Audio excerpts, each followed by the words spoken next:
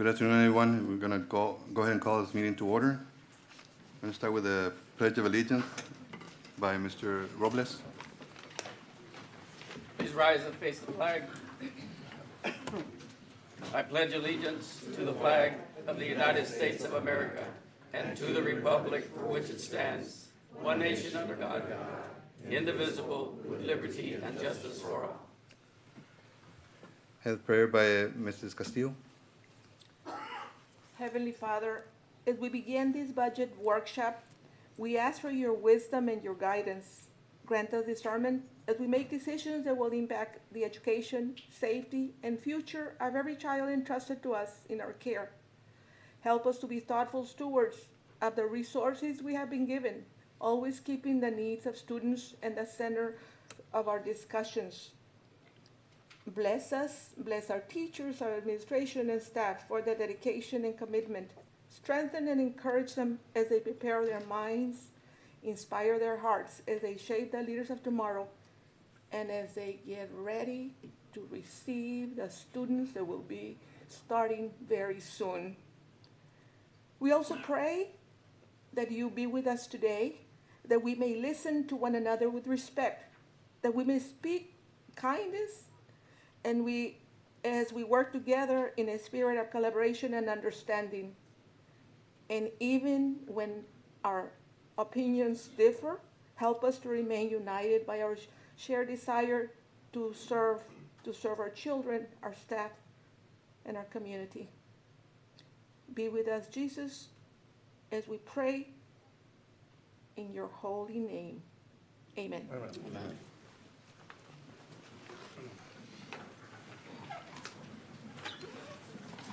Okay, we're moving on to public comments. Legal, do we have any? Yes, Mr. Board President, there are 7 signups tonight. Before I begin to call them up, I'll just briefly read a reminder about the public comment section of this meeting. The PSJ Board of Trustees welcome members of the community to speak on agenda items that will be voted on during the meeting. Members who sign up before the 5 p.m. deadline will be asked to speak in the order the form was received. If individuals signed up but are not present when their name is called, the submission will be voided. The PSJ School Board permits each person to speak within an established 3-minute window. Please remember, only items on the agenda may be addressed by the individual speaking before the board. Individuals intending to speak on items not on the agenda will be directed to the superintendent or designee. As part of the process, specific factual information or recitation of existing policy may be used in response to inquiries presented, but keep in mind the board will not deliberate or enter into dialogue with members of the public during this portion of the meeting. If a member of the public causes disruption by his or her words or actions during the meeting and continues to do so after at least one warning, the presiding officer may request assistance from law enforcement officials for the individual to be removed from the meeting. The first person signed up is Christina Young.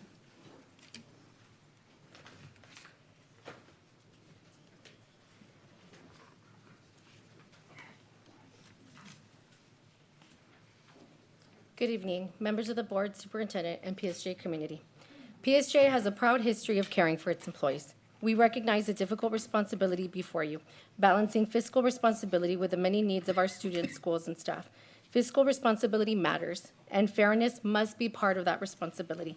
For several years, PSJ AFT has advocated for all employees, but a big concern continues to be our hourly employees: custodians, secretaries, paraprofessionals, security personnel, bus drivers, and other essential staff. Today, I ask once again that employees earning the least receive a higher percentage increase than those already earning considerably more, especially with 6-figure salaries. We recently posted charts online showing what a 3% raise means for hourly employees. 3% for someone earning $18 or $20 is not comparable to 3% for someone earning over $100,000. These percentages may look equal on paper, but the dollars and their impact on a family's ability to care for groceries, housing, transportation, and medical care are not equal. A uniform percentage may be mathematically equal, but it is not equitable. It widens pay disparities and leaves our lowest paid employees further behind.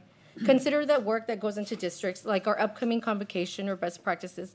Long before anyone enters the building, office staff coordinates logistics, custodians prepare facilities, security personnel secure the venues, and countless employees work behind the scenes.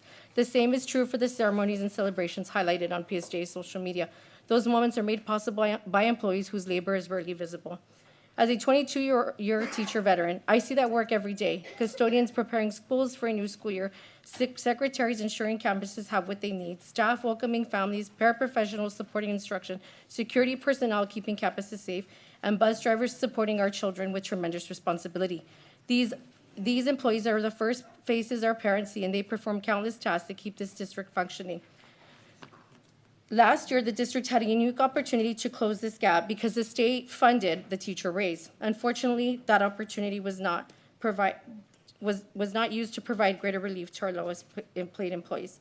Our request is clear. Do not approve the same percentage increase for every employee. Provide a higher percentage raise for hourly and lower paid staff. A targeted or tiered approach is more responsible, meaningful, and more equitable. We also raised concerns about compensation for veteran educators. PSJ leads the valley in pay for first-year teachers. That is true, and it is worth recognizing. But as I've shared in past data, discrepancies appear by years 3 and 4. Some veteran educators now share concerns that they earn salaries comparable to colleagues with far and fewer years of experience. Experience should not become less valuable simply because an employee has remained loyal to this district. We raise these concerns now so you have time to examine these options before finalizing the budget. Once the budget is set, inequities become harder to correct. Compensation is not our only concern. Things like student UIL meal allotments for extracurricular and district activities must also be addressed. Sponsor stipend staffing and other professional concerns are also noted. In previous years, concerns like these were discussed with teacher organizations before the final proposed budget was presented. Under the current administration, meaningful employee input has become increasingly difficult. Established channels have been weakened or eliminated. Employee input is not an inconvenience. It is a valuable source of information from those working directly with students and families. Consultation does not weaken leadership. It strengthens decisions. Tonight, we ask you to make 3 commitments. Provide a higher percentage raise for hourly and lower paid employees. Consider a tiered increase for veteran educators to address salary compression. And restore meaningful consultation with employee organizations before budgets are finalized. Our hourly employees do not need another speech thanking them with a 50-cent compensation says otherwise. They need action. Our veteran educators do not need praise while their salaries remain compressed. They need meaningful recognition. And our employees do not need to be invited to conversations after decisions are made. They deserve a voice while those decisions are still being shaped. We ask this board to be both physically responsible and morally responsible. A fair compensation plan is an investment in the employee retention, campus stability, student safety, and the long-term strength of our PSJ family. Thank you. Ms. Maria Quintanilla.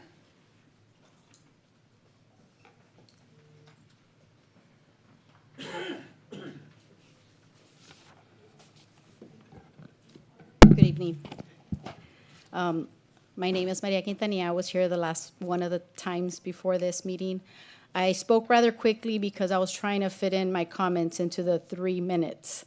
In fact, it has become an interesting exercise in determining how much information can realistically be communicated and retained in such a short amount of time.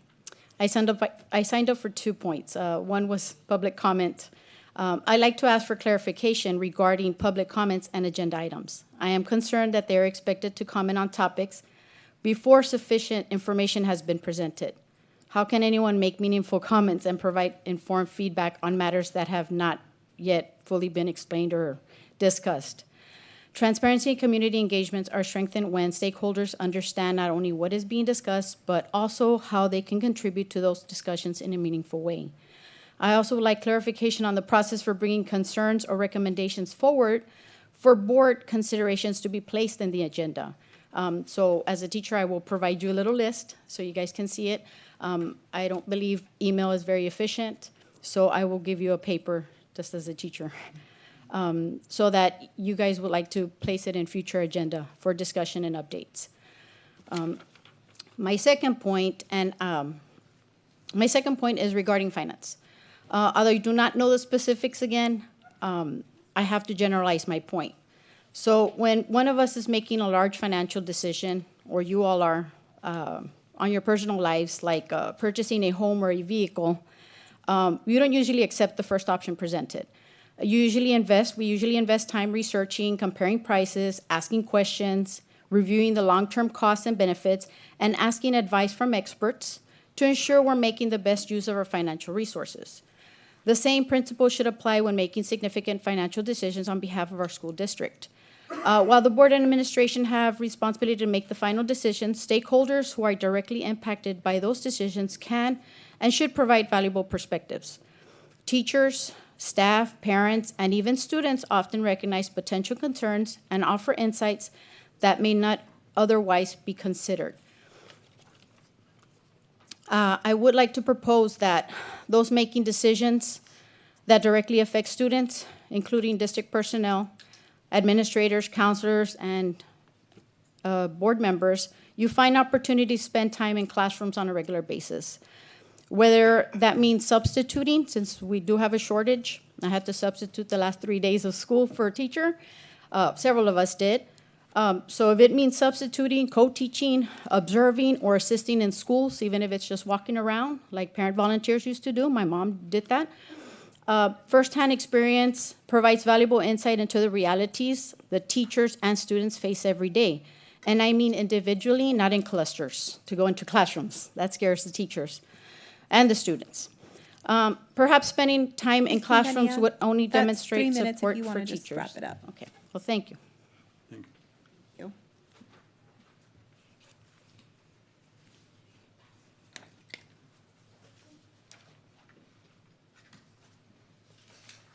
The next person signed up is Tammy Badai.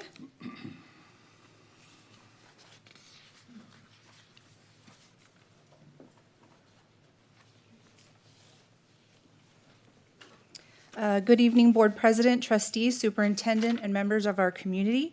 I would like to take a moment to recognize the strong financial position our district is in as we prepare for the upcoming school year.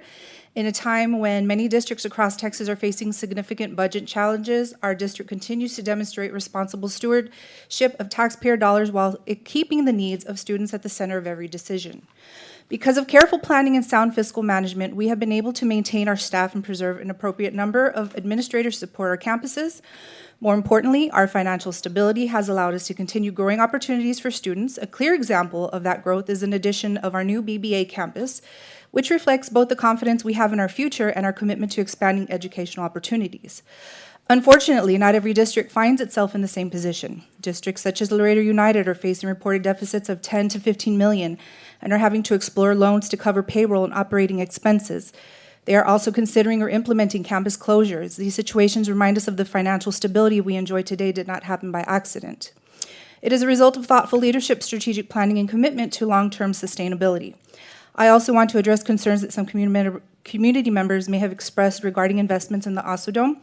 It is important to understand that these repairs are not simply maintenance projects. The vision of the Osodome is much larger. It is being developed as a hub for cultural experiences which will enrich our community and create new opportunities for our students. In addition, the district has signed a memorandum of understanding with the Texas A&M that will allow students to pursue associate's degrees in filmmaking and theater. These partnerships expand pathways for students and connects them with the high-demand creative industry while helping them earn college credentials at an earlier age. Another area in our district has excelled is the Teacher Incentive Allotment Program. Our teachers have received more than $35 million through TA allotments. The impact of these funds extends beyond the classroom. Teachers have shared stories of being able to purchase vehicles for their children heading to college, taking family vacations they never thought would be possible, and achieve financial goals that once seemed out of reach.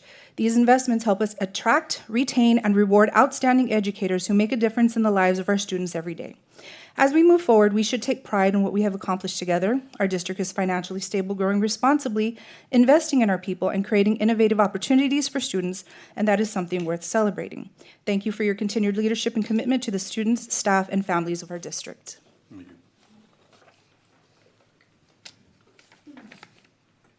Ms. Christy Ross.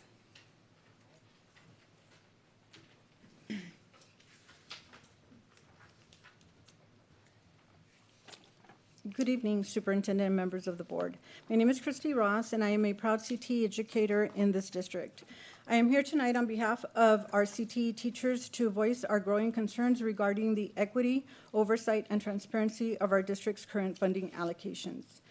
While we are dedicated to providing our students with high-quality career pathways, our classrooms are facing severe operational neglect. Simple routine requests for basic operational items like dry erase markers, erasers, and project supplies regularly go unread or unanswered. Maybe our budgets are frozen or, because our budgets are frozen or inaccessible, our teachers are routinely paying out of pocket for daily necessities to keep classrooms running. Amid stringent pay, it is unfair and unsustainable to ask educators to personally subsidize public school classrooms. The strain on our department extends far beyond a lack of whiteboard markers. Under current administration, a noticeable shift in administrative priorities have left our staff isolated. Historically, our staff and directors attended annual collaborative professional developments to ensure programmatic compliance. Today, our educators are no longer receiving adequate administrative monitoring or coordination during our out-of-town student trips. The lack of oversight creates massive operational vulnerabilities and unnecessary safety risks for our students and staff alike. Our primary question tonight is one of funding equity. While the traditional CTE classrooms struggle to secure the bare essentials, we see massive investments, structural renovations, and high-tech equipment developed at the collegiate campus. Even the administrative titles have shifted from CTE coordinators to early college coordinators, leaving our traditional career pathways without a dedicated advocate. We fully support our collegiate students, but it cannot come at the expense of our core technical education pathway. We urge the board to launch a transparent review of their budget allocations. We ask for a clear explanation of where CTE funds are being utilized, an immediate reestablishment of communication channels, and a commitment to ensure that every career pathway in this district is fully funded, safely supervised, and valued. Our CTE students deserve classroom equipped for success, and our teachers deserve the basic tools to do their jobs without financial burden. Thank you for your time and your attention in this critical matter. Thank you. Vittorio Puente.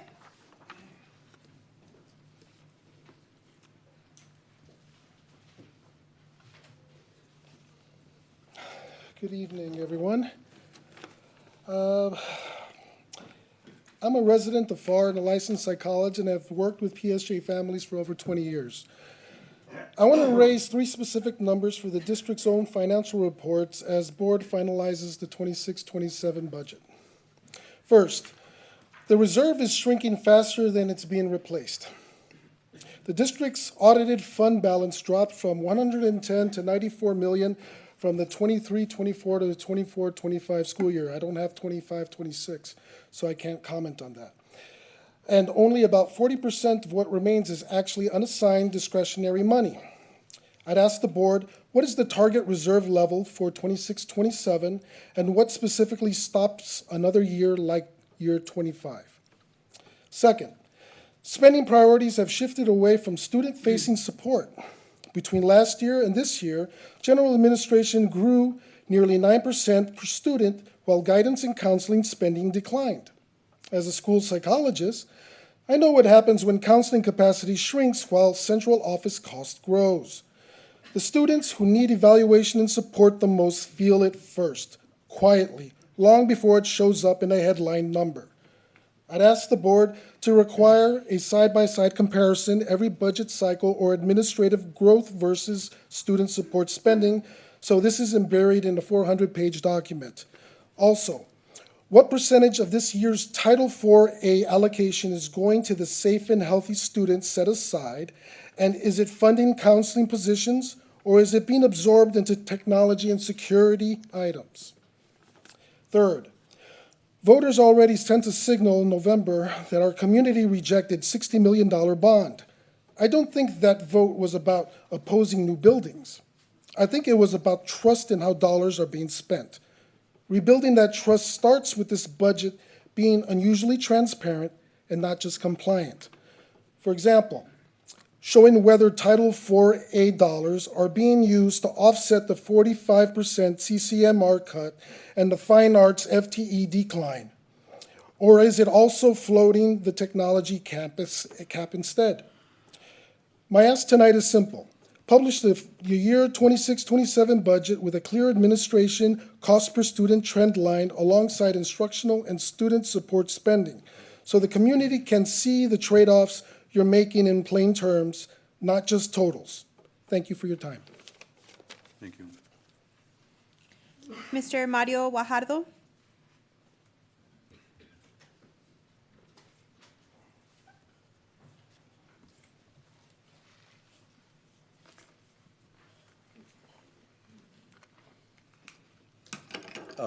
Good evening, Mr. President, Dr. Elias, and members of the board.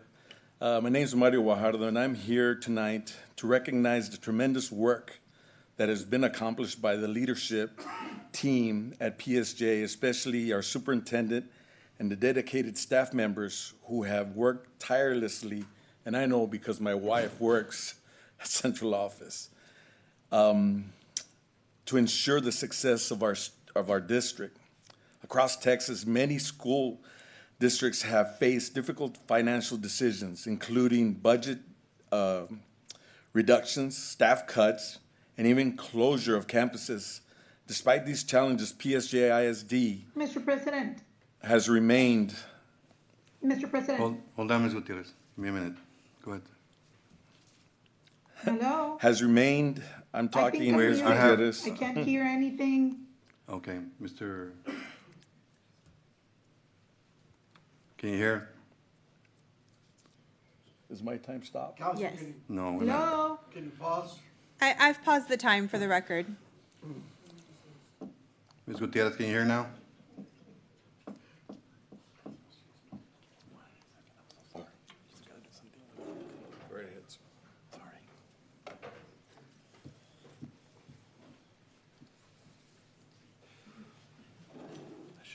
Can you hear now, Ms. Gutierrez?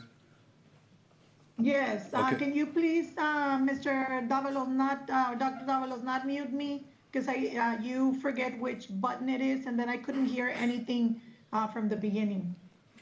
Okay, we're having public comments right now. Okay, go ahead and continue, Mr. Guajardo.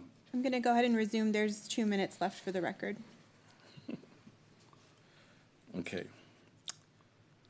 The district continues to invest in the academics, technology, and safety, fine arts, athletics, career and technology education, special education programs, while also supporting the teachers and staff members who make opportunities possible. These investments are helping our students succeed both inside and outside the classroom. Strong financial leadership is about much more than the numbers on a spreadsheet. It is about ensuring that every dollar contributed to student achievement supports educators, strengthens our schools, and builds trust within the community. We have 82% of our staff getting the TIA. That's a great accomplishment. We also got renewed for the TIA. We also have free health insurance. We also have our clinics. I've been working for PSJ for 36 years, and every year I have gotten a raise. What other district can say that? Not too many. We are not closing campuses. We're not getting rid of staff. Now, staff is retiring, but Dr. Elias and his staff here do a great job of moving people around to where the need is being met. I want to thank the Board of Trustees, the district administration, the finance department, campus leaders, teachers, and staff members for their commitment to excellence and their dedication to serving the students and families of PSJ ISD. The success of the district is measured not only by the resources it receives, but by what those resources are managed. PSJ ISD continues to show that responsible leadership and commitment to students can go hand in hand. Thank you for your time and your continued service to our community, but more importantly, our students and staff. Thank you. Thank you, Mr. Guajardo. Our last person signed up is Cristela Guzman.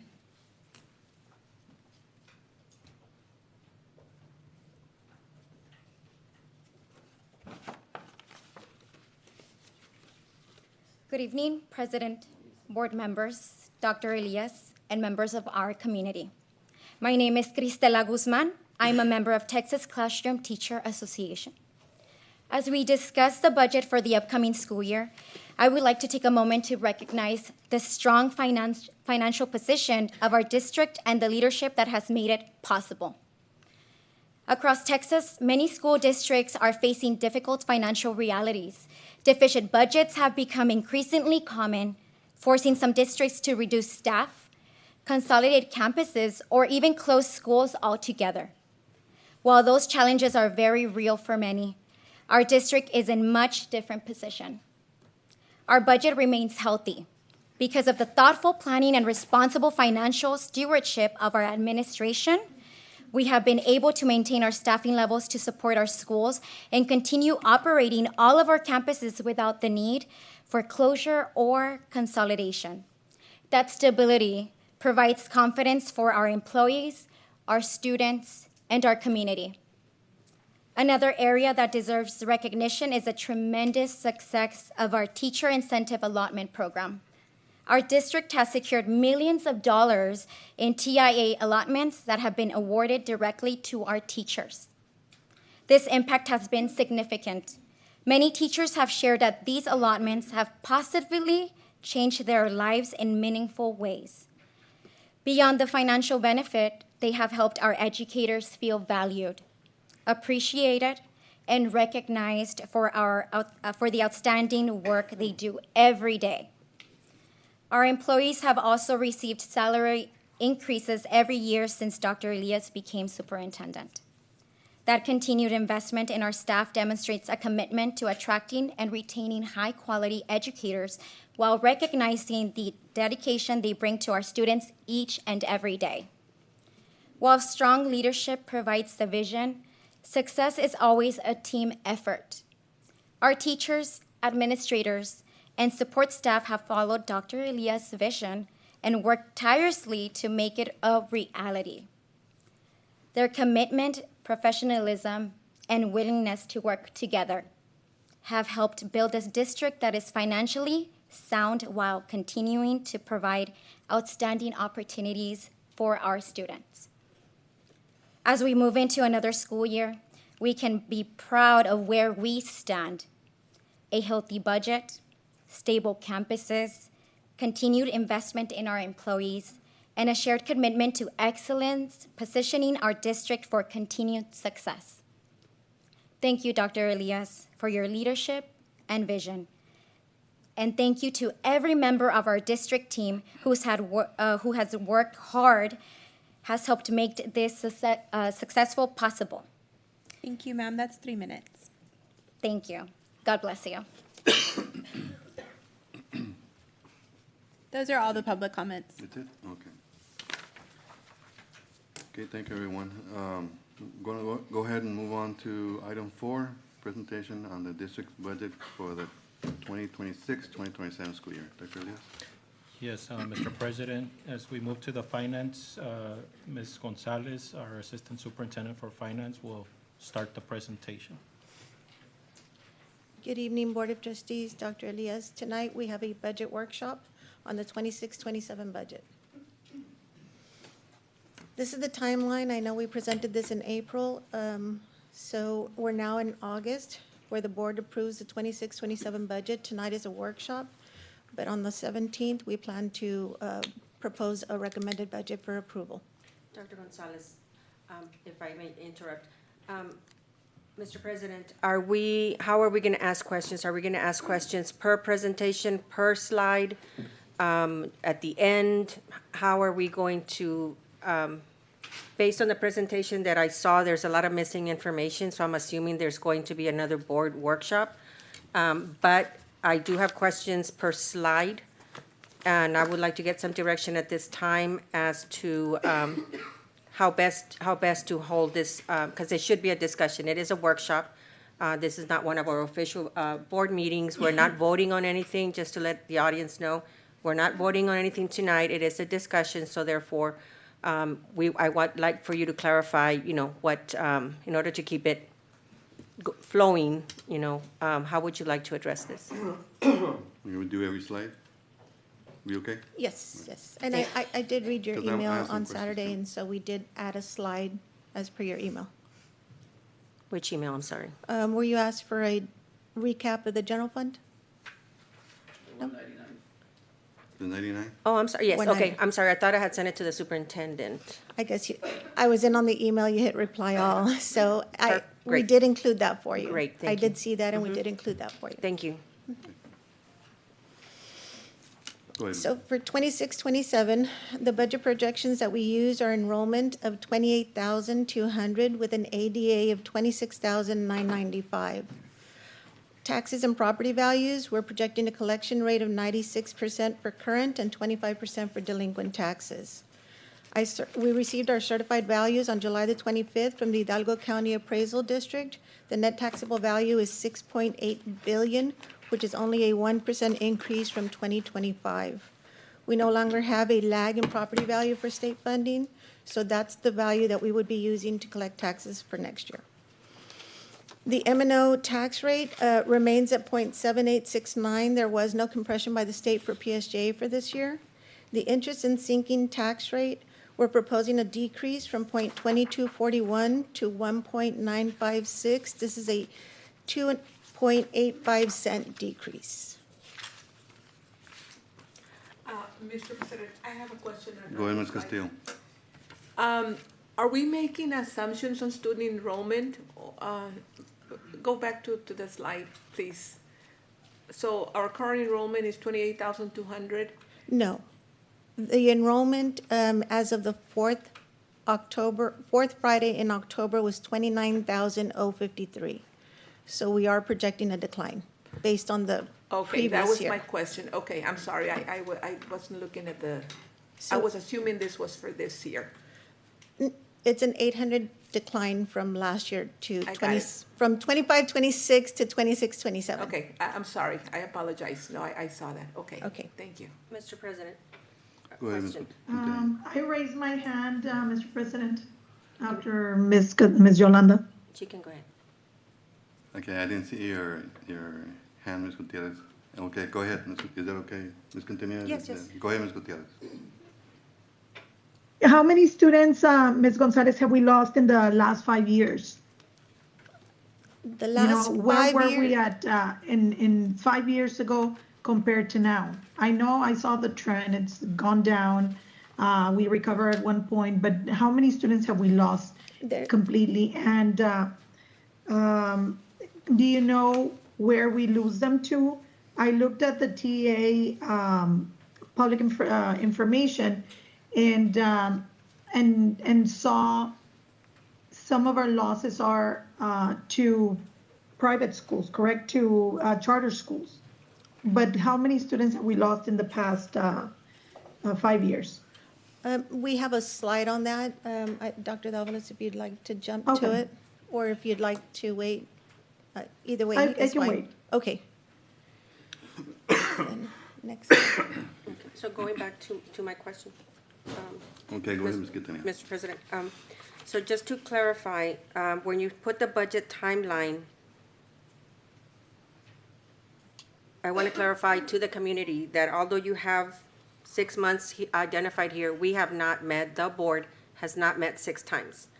The only time we met was the last workshop, which was a 1-hour workshop in which it was a very general presentation and it did not have any budget, it didn't have any numbers to it. So I want to clarify for transparency as well, because I know this is part of the audit. And I want to make sure that it's on the record that we, and I want our staff and employees and everybody, all our students, parents affected, that we have not met 6 times and that this information, I know I heard some of the people speaking how our budget is so great, unless they had a peek at this year's budget, because I don't even know what the budget is. So I don't know where all these people are getting this information from, or how, if it was shared with them but not shared with the board. So I want to clarify that what you are presenting was sent to us just like this as a presentation, and you're going to add some new information that I have not seen either. So I want to clarify, because if ever this becomes audited or part of an audit, to show that the school board needs to be very involved in the budget, but we have not met 6 times. And I want to make sure that this is also made aware to the TA, Financial Integrity Division, that this in fact is not an accurate representation of the times that the board has met. So just want to, I'm hoping there will be more budget workshop meetings because it is very important, it's very critical. Some people have mentioned what other districts are going through, and I'm so happy that we have not gone through that, but it's not to say that we shouldn't be cautious. So I just wanted to say that, thank you. You may proceed, Becky. Right, so you are correct. There is a requirement that the board be informed of the property values that we received in April, and that is the workshop that we held. That's correct, yes. Legal. I And Ms. have Ms. Gutierrez that want to speak again. Does she still have time? Yes, Ms. Gonzalez. So Hold on, Ms. I Gutierrez. know Before that Ms. we're Gutierrez- around the corner on deciding Ms. Gutierrez. on voting on the Ms. budget. Gutierrez, Gutierrez, hold on, the Ms. board Gutierrez. president had asked a question before we move on. It's because you already spoke, so I'm just asking how much time you have left. Just hold on. Well, this is a budget workshop. Mr. Board President, to Mr. answer your Rodriguez. question, this is a board workshop, and Okay. so per the board, it's up to you to set Okay. how you're going Go ahead, to Ms. run this meeting, but if you want to allow more time, that's. Thank you. Okay, go ahead, Ms. Gutierrez. Yes, so this, just for clarification, the 2-minute limitation, let's call it that, does not apply. So Ms. Gonzalez, I have a question. We're right around the corner from voting on the budget, and as Ms. Quintanilla mentioned, we have not been aware of, the details, and we're not yet informed on the changes. And I know you're gonna do a presentation, but I didn't see on the presentation some of the stuff that I would like to see. And so are we having another workshop in the next few weeks, or how is this gonna work? I know that that we're supposed to vote by, before September.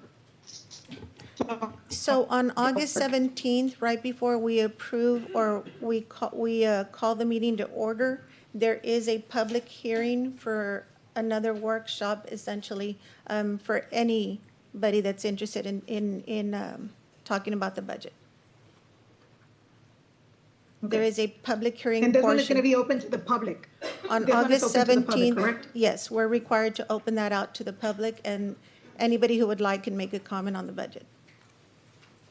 Thank you, Ms. Gonzalez. And then we have the board meeting on the 24th. No, the public hearing on the budget is right before the board meeting that same night. My calendar said that we had a meeting on August 24th. Estela, was that correct? It's on their calendar. So it's the first time I hear that we're meeting on August 17th. Yeah, me too. And then the question is, you just said right before, is it at the same time as the school board meeting? Because that does not give us or give the public any time to give some input. So it should be, as required, having that meeting on August 17 and then a meeting after, a week or whatever. Or are they back to back? They're back to back. We have the public hearing first for anybody, because we have to post the budget in the newspaper, and that makes anybody within Hidalgo County that would like to come and talk about what we posted in the newspaper to come to the public hearing. Then we close the public hearing and we start the board meeting.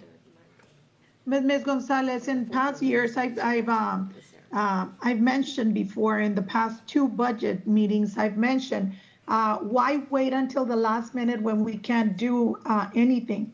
If we know that we have to post in the newspaper, that we have to wait, and then what is wrong with having a transparent, open meeting for the public so they can have input, and then you have time to consider it? When you have meetings back to back, there's no time for any decision-making or any changes because it's already going to be approved. So by default, it's a presentation or a public workshop that is not going to lead anywhere, because what you're presenting is going to be voted on right away. So I would, Dr. Lias, humbly ask that we consider having a public workshop as is required, and then give time for consideration for the public and the board's input to be considered for any changes that may be necessary, and not, as we've done in other years, have the presentation and then right away make a decision. So I would appreciate if you consider that, Dr. Elias. So we're not allowed to change the date after we publish in the newspaper. That I know of, all school districts have the public hearing right before they pass the budget, which is, yes, separate from budget workshops. Tonight is a budget workshop, which we're seeking feedback. But the one that happens on August the 17th, we are not allowed to change what we published in the newspaper to a different date. But we can change the board meeting. But you No. are allowed to change the board meeting to a separate date. It hasn't been put on, has it been published on the website? I can check on that with legal, but in the 30 years I've been here, we've had the public hearing at the beginning, and then we pass the budget later that night. Just because it's the same old, But it we've defeats always the done that. purpose. You know, can it It be done defeats the correctly? purpose of having that public workshop. I can check with our attorneys on that part, but we've never held a public hearing separate from passing the budget.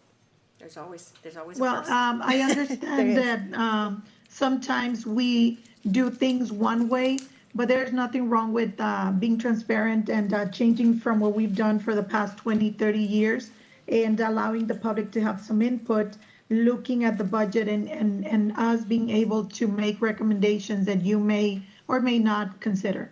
We can check with our Thank you. attorneys. Like I said, our interpretation of the law was always the public hearing first, and then later on, when we post in the newspaper, which is not having to do with tonight. Tonight wasn't posted in the newspaper, but once we post, my understanding is we have to pass that night. But we will check on that for you. Thank you. Thank you. Ms. Gutierrez, Ms. Quintanilla, if I can have your cooperation is to speak only one at a time, not both at the same time, please. Will do, Mr. Thank you. President. Thank you, Ms. Gutierrez. Will do. Thank you. Go ahead, Mr. Villegas. Thank you for the anticipated preliminary numbers that you're going to give us, Ms. Gonzalez. I appreciate that. I think that we're allowing the public to see our discussion tonight. This is a preliminary budget hearing. We don't know exactly where the numbers are going to fall, but I'm hearing so many good things about where they possibly might fall. My primary concern is that whatever the budget renders to us has to do with us being able to remain a stable district with no cuts, no laying of staff, no campuses closed, and having a balanced budget. The numbers we're going to negotiate, I'm sure, like we've done at other board meetings before in prior years, because I know that we've recommended some numbers, or our superintendent has recommended numbers to us, and we've negotiated a different number and we've got a different outcome. So it's not that we're not being transparent with anybody. We still haven't heard what the superintendent is going to present to us or what you're going to present to us. And until we do that, we can't put the cart ahead of the horse. Let's just go ahead and wait till those numbers come out, and we can go ahead and call the superintendent and say, I've got a problem with this, and see if we can move some numbers around, and if we can, and if the budget allows it, then that's the time for us to do it. So I'll wait for the superintendent to give us some numbers.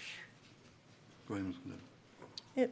Our budget challenges are not any different than any other district. We're all struggling with inflation, underfunded basic allotment, which is not kept up with inflation.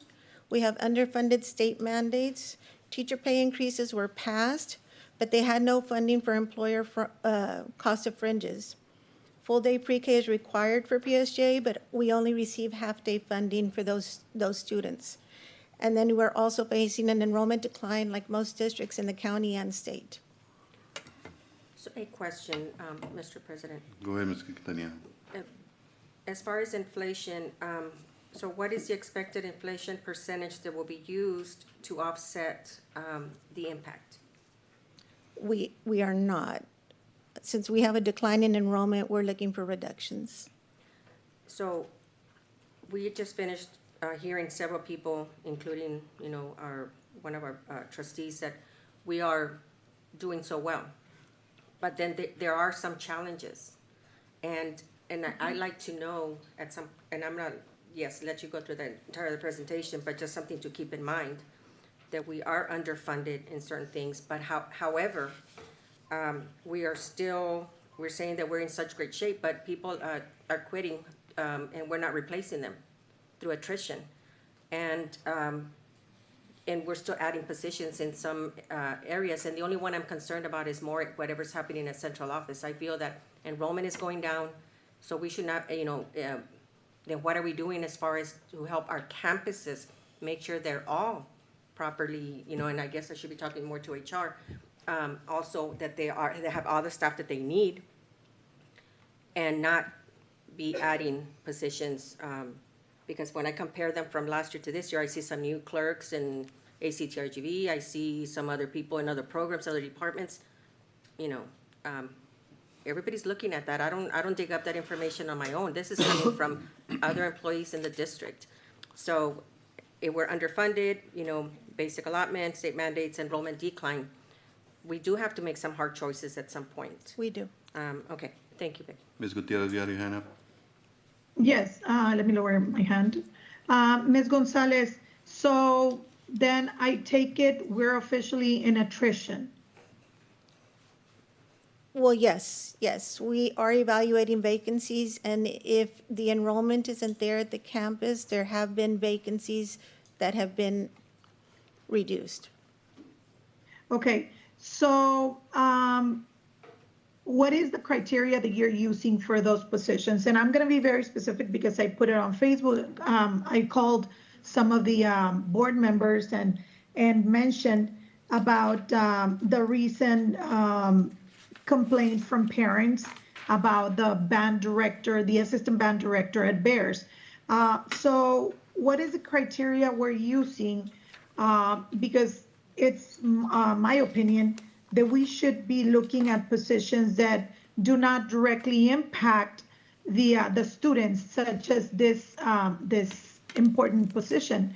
Now, it was resolved by taking somebody from a different school and using them part-time for both PSJ Bears and North, which then further makes the problem bigger, because now we have two schools that are affected. So do you have a plan or what is it that you're using for those positions? Because I can think of several that we should start at, such as donations that we make that, I've argued for a long time, we're not revenue making entity. We don't make any revenue. We get our budget, and yet we're still making donations. We have the retire rehires, and with all due respect, those positions are sometimes waited on by our staff for a long time, and then people retire and they come back. Expenses such as going from an insurance company getting a 2% their cut, their whatever it's called, to going to a 4%. I have a list, the preferred substitutes, which I don't know if we still have some of those, but what is it that you're using to determine which positions? I think going based on enrollment can be a little bit tricky, because we have schools that, and I'm not going to mention names because it's public record, and we know which schools have more. In the middle schools, for example, we have 2. In the high schools, we have 2 that have almost twice as many, and so do we have in elementary, as many students as the others. So how is it that you choose based on what, to reduce this or to go through attrition? Do you have a plan that you can provide to us and tell us specifically? I don't think attendance, or not attendance, but enrollment is a very good way of, cutting out positions. At the campus, yes, it is enrollment. You may see some inequities from one campus to another because we are doing it through attrition. So there may be a campus that has less students but more staff, but it's because their teachers aren't retiring. So there could be some inequities because we're only targeting vacancies. But enrollment at the campuses is what's used, yes. Well, and that's what I'm talking about. Let's just, for argument's sake, say that in one school, in 1 year, that all of these 10 teachers, friends, started teaching at the same time, so they all retire at the same time. You know, teaching positions, the band position, the assistant director, all those are crucial. Why don't we start in positions at the top, which get paid more, you know, and do not directly affect our students? That is what I'm questioning. If we go by the people that retire, then we may end up in trouble with the operations. To give you another example, we have some of our staff, and okay, I said shout out to the ladies ladies and gentlemen from the child nutrition program. They say we never shout out to them, but anyways, we have staff in grounds who are every year they get added more and more because somebody retired, because somebody was moved, and they get those duties assigned to them because other duties is assigned, and then we're not hiring for those positions that are crucial. We have staff and maintenance that are doing the work of 2 or 3 people, and they're literally leaving to other districts because they can't deal with the addition of duties.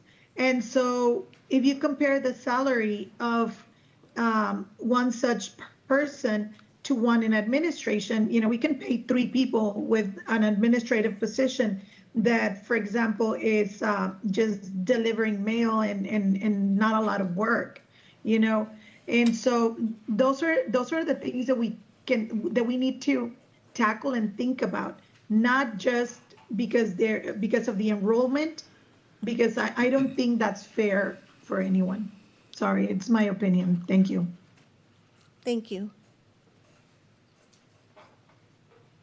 Go ahead. So on this slide, we have our 26-27 proposed budget, and we are currently balanced with 449,215,000 as revenues and 449,215,000 in expenditures.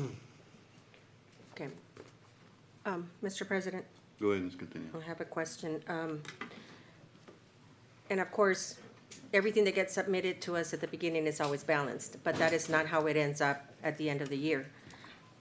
So for example, if the slide can come back, please, because in fact, I want to take a picture of that too. Even last year, our total budget ended up being 470 plus million, right? We had originally budgeted 451.8 million. So I noticed that we're budgeting $1 million less, which is great, but what assurances, and I have the last 2 years audits here, then we've made the same mistake 2 years in a row, you know, expending more than our revenues. And that is something that I would like everybody to know and keep in mind, that when we approve this budget, just because it's presented to us balanced doesn't mean that it stays that way. So based on the local revenue and the 58 million, what exactly did you take into account? Is it based on the enrollment, the ADA that you shared earlier? No, the 5,700s are local revenue. Those are taxes, penalty and interest, and interest income from investments. Okay, and the state revenue? The state revenue is enrollment and ADA. But just to go back on the 451 million, when we started the 451 million, we only budgeted 30 million for TIA.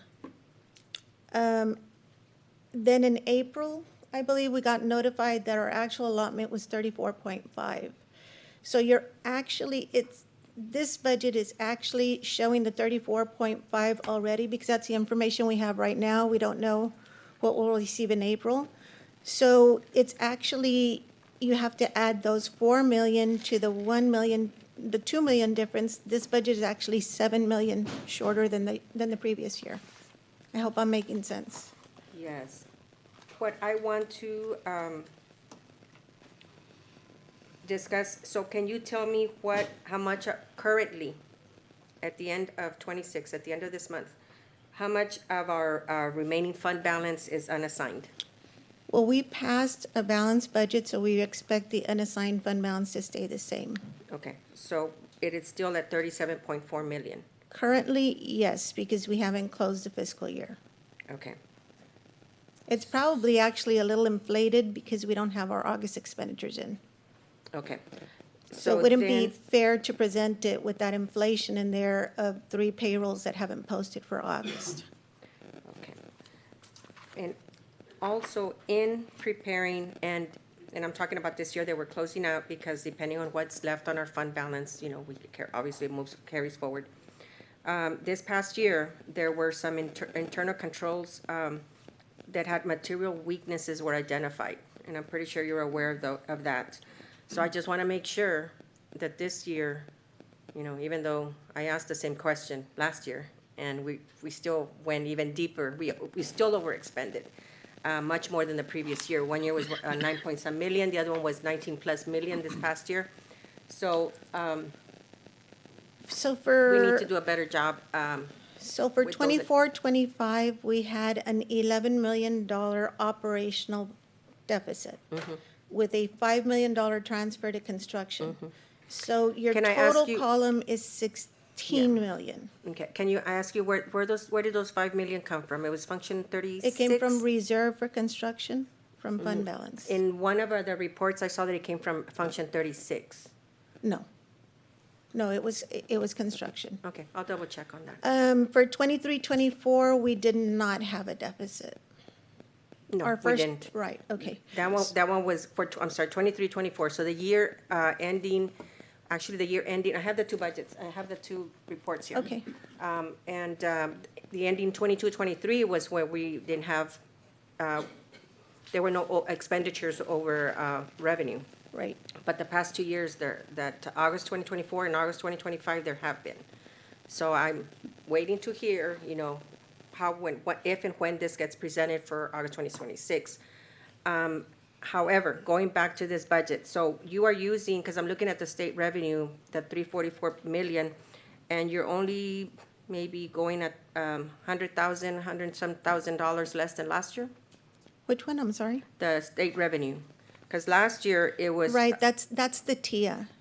That The TIA 344 million. Right, so last year we built the budget on 30 million because that's what we knew we would receive in TIA.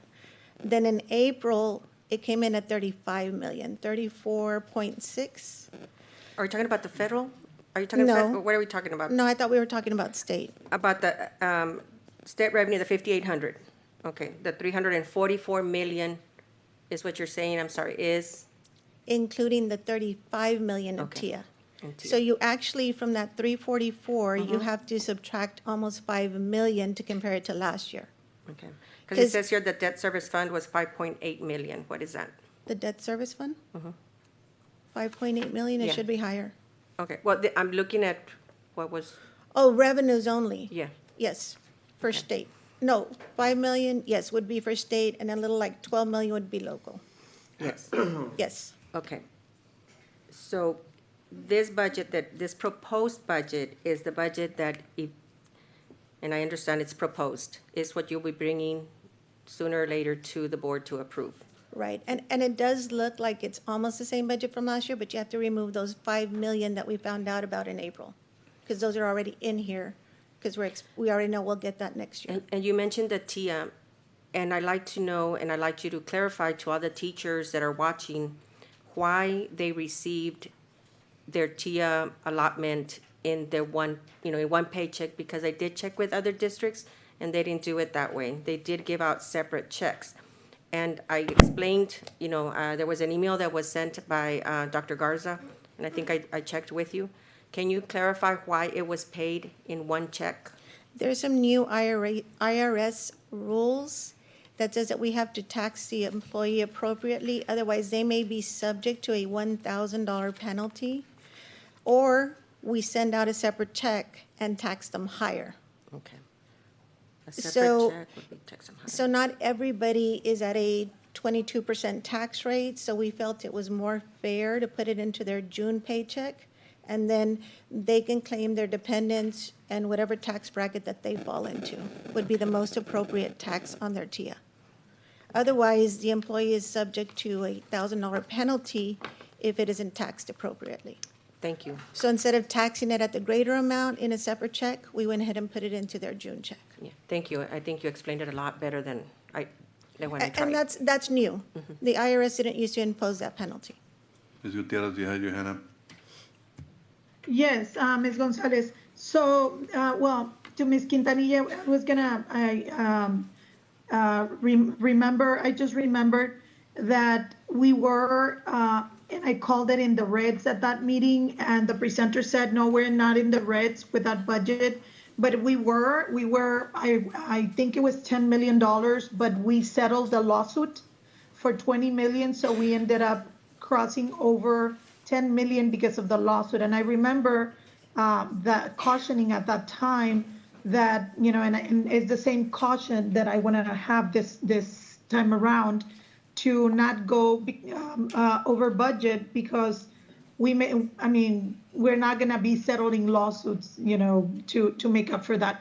But also what I really wanted to say, Ms. Gonzalez, is I looked up Texas Education Code, and the attorney is there, 44.004, and it states that the Board of Trustees at the meeting called for that purpose shall adopt a budget to cover all expenditures for the school district for the next succeeding fiscal year. Any taxpayer of the district may be present and participate in the meeting, but it does not require that the public hearing be at the same time or the same day as the school board meeting where we will vote on it. And in the past, for clarification, and I remember having this conversation with Mr. Villegas before this new board was here. We get to have input quickly on increasing the 3% or the 2.5% to a 3% at the last minute, you know, but it's really an understanding that it's with the superintendent, you know, somewhat. But what I'm talking about this year is, and based on the fact that we're going through attrition and that we may see positions closed that are crucial, I think it would be in everyone's best interest if we had, you know, the meetings separately, even if it's by a day or two. I know that the one on the 17th, if you publish the law, according to what I found, requires 30-day, that you publish it 30 days in advance. So I get that you can move that one. But the one for us, for the school board, and that's section 44.004, it does not require that we vote at the same time. Thank you. Go ahead. Okay, we'll check with our attorneys on that. Mr. President. Go ahead, Ms. Castillo. This question is for you, Dr. Elias. I see that we are spending 244,000 million, 981,702. And my question is, and rightly so, I see that the bulk of our money of budget is under instructional. My question is, are we looking at programs? Are we focusing on those? Are we still paying for programs that are not giving us results? Do you meet with your EOs and your principals to ensure that those programs that are not giving us results, that we don't continue paying for them? Expenditures 11, instructional is salaries. Okay, so it's not instructional It would materials. fall under like resources or other Okay, areas. so it'll be somewhere Those are else. salaries, those are teachers, and about 85% of our budget is salaries, and that falls under instructional, so it would be teachers, it would be. Okay, so that's for salaries. Yes, correct. Now, you have it elsewhere where we have instructional materials? Yes. Okay. Okay.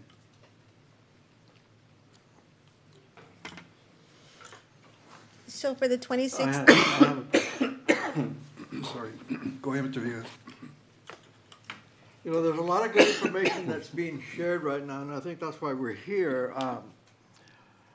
Becky, you're giving us the information that we need to make sure that we come back with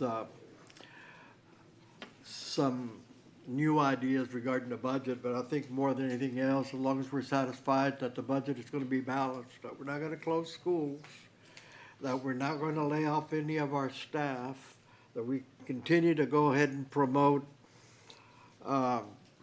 better opportunities for all our staff, whether it's at the maintenance level, transportation, and we're certainly going to look at that. And certainly for our TIA, I'm proud of the fact that we're probably still number two at least, I think maybe behind Dallas, if I'm not wrong, Dr. Elias, or maybe number three in staff development through TIA.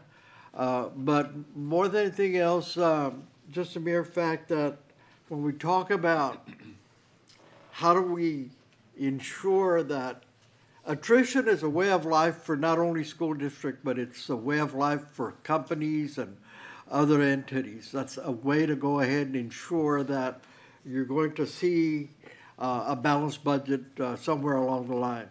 Fortunately, here at PSJA, we don't have a high turnover rate, and that's something that we've got to be proud of. But secondly, you know, as far as that's concerned, we've got the superintendent, because I did have this conversation with him not too long ago. I said, one of my main concern is, say, for example, one example, classroom sizes. You know, just to have one teacher having 35 teachers versus another teacher having 15, there's a difference there. So start looking at those numbers and make it more, to where it's more equitable throughout the district, that teachers feel like they're in the ballgame with the number of students that they're teaching. But all of that is his responsibility, and he comes back with us and says, well, you know what, I'm looking at enrollment numbers. We don't have them here, but I've got solutions. For example, what was discussed a little while ago regarding the band situation at Bears. Well, we looked at a situation where, but I've got a band member that can cover both some needs at North and also some needs at PSJ High. That's his job. That's what he's doing. That's what he's taking care of. The bottom line is we're not going to be laying off staff. We're not going to be closing down campuses. Staff should feel secure about that, and knowing that they can come back next year or every day wake up in the morning knowing I've got a job. And I've got a good one at PSJA. So I think all of that's coming to fruition here, and the bottom line is going to be what's going to satisfy Carlos Villegas. It's going to be, what satisfies me is we're okay, we're healthy, we're maintaining TEA requirements from what I understand, Dr. Elias, as far as what they expect us to hold in our piggy bank for any emergency or whatever. So what else do we want? I think we continue to be the envy of all of the districts, and I'm extremely proud of us and the board for having that kind of foresight. So I just want to commend you, Dr. Elias. Just keep on doing the work that you're doing. I think you're doing an outstanding job. Thank you. I'm not familiar with the assistant band director situation, but in general, yes, we do have teachers travel from campus to campus, and that's not unusual. I'm glad you brought that out for me, Becky, because I was trying to get to that. Right. Sometimes they go from the high school to the middle school. Sometimes they go from the high school to collegiate. We have a whole campus named Early Start, and their teachers do nothing but travel from one daycare to another. And I think, Dr. Noyola, you probably do the same thing in realigning some of the campuses as far as your liaison staff is concerned to meet the needs that are surfacing from one year to another. Is that correct? Yes. Okay. Yeah, so I'm not familiar with that particular situation, but in general, our teachers do travel. Not every teacher, but we do have teachers that travel. I'm aware of that, but thank you for bringing it up. Thank you. Mr. President, Hold on, Um, Continue, hold on, Ms. Gutierrez had her hand up. Oh. Go ahead, Ms. Gutierrez. Yes, so thankfully, we all have a voice. It's not only one board member, and thankfully, some of us are here to look out for the kids. And Ms. Gonzalez, the situation is one of the assistant band directors went on to get a promotion, a well-deserved promotion, and that position was closed. After much advocating by the parents, they moved one of the assistant band directors from North to be part-time both at Bears and at North, which is going to be stressful given the amount of children or the number of children that they serve. But nevertheless, what I wanted to say, can you go back to one of the previous, there you go. So special education, do we have special education here? They will be presenting, first, we're going to start with local revenues on the next slide, and then we're going to move on to But we state revenues. have guidance. Yeah, we have guidance and counseling. Is that where the diagnosticians fall under? And campus counselors, yes. Okay, so something that I want to bring up to you that I would love for you to consider. In the past 20 years, and I wrote my notes, in the past 20 years, the position of diagnostician has not been evaluated. They have asked every year to go from a PS3 to a P4. They supervise staff that make more than they do and have been evaluated in prior years to higher levels than or classification, not levels, classifications than they are. And so in 20 years, more than 20 years, they haven't been reevaluated. They're not competitive. If you look at the other school districts, and I have those numbers, I'm not going to bore you with it. I can send them to you. Or you can look them up. They're below the region on their salaries.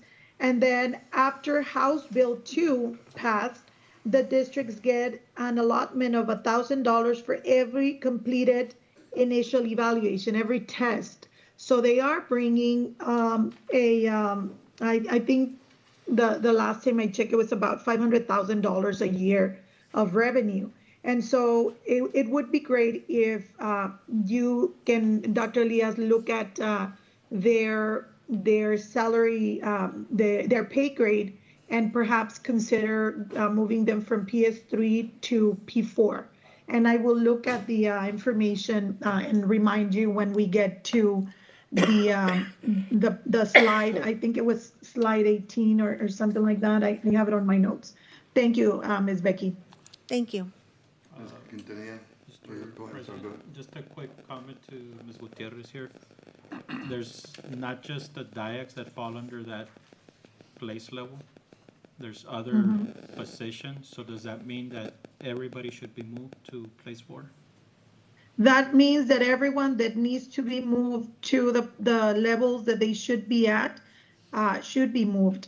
And what about especially other positions? Should we move them well, also? how about if they were moved up recently? And that's exactly what they're saying. There are others that are at their levels, but the diagnosticians supervise them. So if they were moved recently in the past 20 years, why not consider moving the pay grade for these ones and look at the other ones when they moved? Because you may have a situation where the others that you're referring to have been moved in the past 5 years.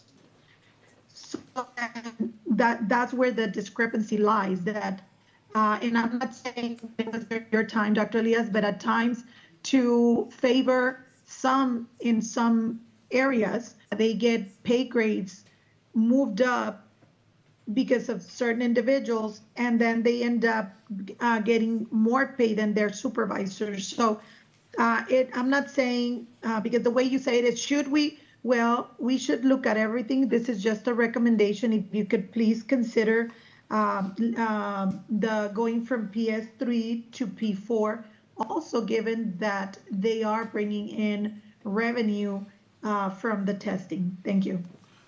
I wanted to. President, just real quick, my comment is, one is we got to look very carefully because we mentioned favor, and my way of looking at it is fairness. So we got to look at those two words. Fairness to me is there's counselors that fall under that same level. There's a lot of other positions. So when is it fair to say we just give everybody the way we give everybody the raise? Or do we favor, the way the word was used, certain areas, and then we're not being fair to every employee across the district? I Well, wanted let to. me, Hold on, I'm Ms. glad that Gutierrez. you mentioned that. Hold on, Um, Ms. Gutierrez, I have the floor. Let me, Hold yeah, on, let Ms. me Gutierrez. answer to that. I mentioned that in the past, they favored position. I didn't say that I wanted to favor anybody, but I did say that in the past, some positions were favored because of relatives being in some positions. And when we talk about fairness, may I remind you that there are some TA scrutiny on nepotism. So when we talk about fairness, I, for one, and I know some of the other members, have reported to TA and the authorities when we view that fairness is not being followed. And so again, I'm gonna ask to consider, you don't have to do it. The staff is watching. And then, yes, if it's fair for the counselors then to move a pay grade, and whoever needs to be moved, and we need to do, instead of attrition, look at the overinflated top that we have, then so be it, Dr. Elias. And that'll make it fair. So, Mr. President, if we have an overinflated top, we invited all our principals here, we invited all our directors. That's not the Our top. executive That's not officers and the our top. assistant Gutierrez. superintendents. So at this point, That's not Mr. the top. President, which area would we want to cut? Do we want to cut the administration? Because this is the administration, and they're the ones that have put the district at the top. They're the ones that are working with the teachers in the classroom, and they're the ones that work with the teachers very closely, from coordinators, strategists. So if we cut, does that mean that we lose That's not our the top. A? The top Or, we're talking about, Mr. for President, do we example, lose our A your that we are assistants. preliminary Okay, I'm looking gonna at? go ahead and just stop, okay? Now, what I was gonna say was that you have to take in consideration, before we make any promotions or any raises or anything like that, we have to take in consideration the ADA, the funding that we get. We're projected to be losing some more students, so we're gonna be losing more money. So, Mr. Noyola, I want to tell you that, because I asked you already to give me a report at every board meeting, starting at tomorrow, right? And so we can look at how we're gonna be doing as far as being stable fund. And that was the reason why I asked, because Balance. we can't be saying we're gonna be promoting these people, all these people over here, but we can't do that because depending on the ADA, we don't have the money, we're not gonna be able to do that. We're still, right now, we're trying to keep everybody employed. And then that's a lot of work on Dr. Elias. But we do not want to let anybody go, so that's gonna be a challenge come next year. So I'm not trying to scare anybody, but just, that's the fact that all the school districts are losing students. Some already are in trouble. But I just want to, we really have to take this in consideration before we do any promotions or any raises or whatever. We have to make sure that we do have the funding for it, and we are gonna be in stable position. So that's the comment I wanted to make. So, Mr. President? Go ahead, Miss. Yes, so it was a recommendation. I'm not saying that we do it. I recommend it because they haven't been raised in 20 years. And, but I find it funny that every time there's a recommendation and it's proposed to cut at the top, principals are not at the top, the coordinators, all those are not at the top. And our true PSJ family knows what I'm talking about. And so it's just a recommendation. Nobody has to get defensive. At the end of the day, people are watching. If it happens, it happens. If it doesn't, it's because we can justify that we don't have the money. But it doesn't hurt to remind us who is doing what and not being compensated at the same level as others.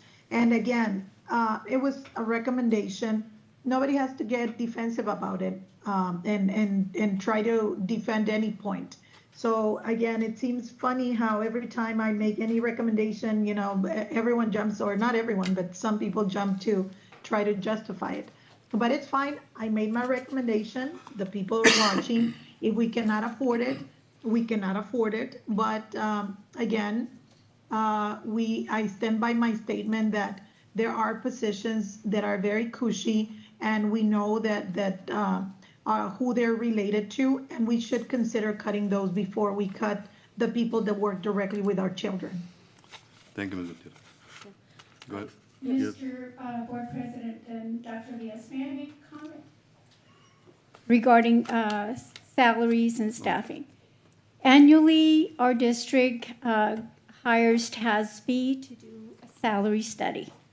And that salary study will compare all the positions to comparable districts, as far as enrollment and so forth. And then it compares it to market. So the salaries and the grouping of our staff are based on very similar districts. So it's not something that we do. It's a study that TASB has been doing for years, and they help us put together that salary guide. So it's not a matter of us moving staff into different pay grades. It's based on TASB's recommendations. Thank you. Mr. President. Ms. Gutierrez, Ms. Quintanilla, Okay. you've been next. Go ahead. So, one, I would like to see that study that you mentioned, and I think the rest of the board should see it as well, number one.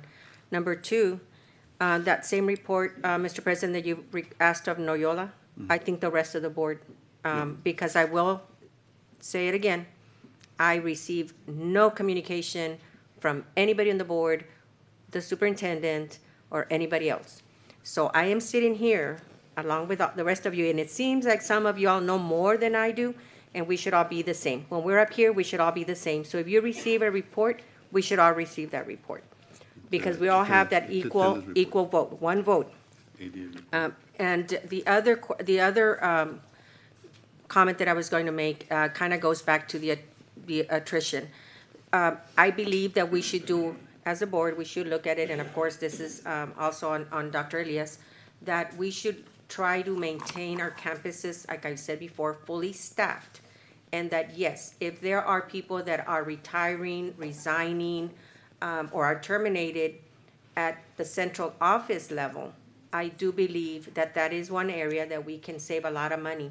I also believe that the Retire Rehire program was made to help our campuses, not central office.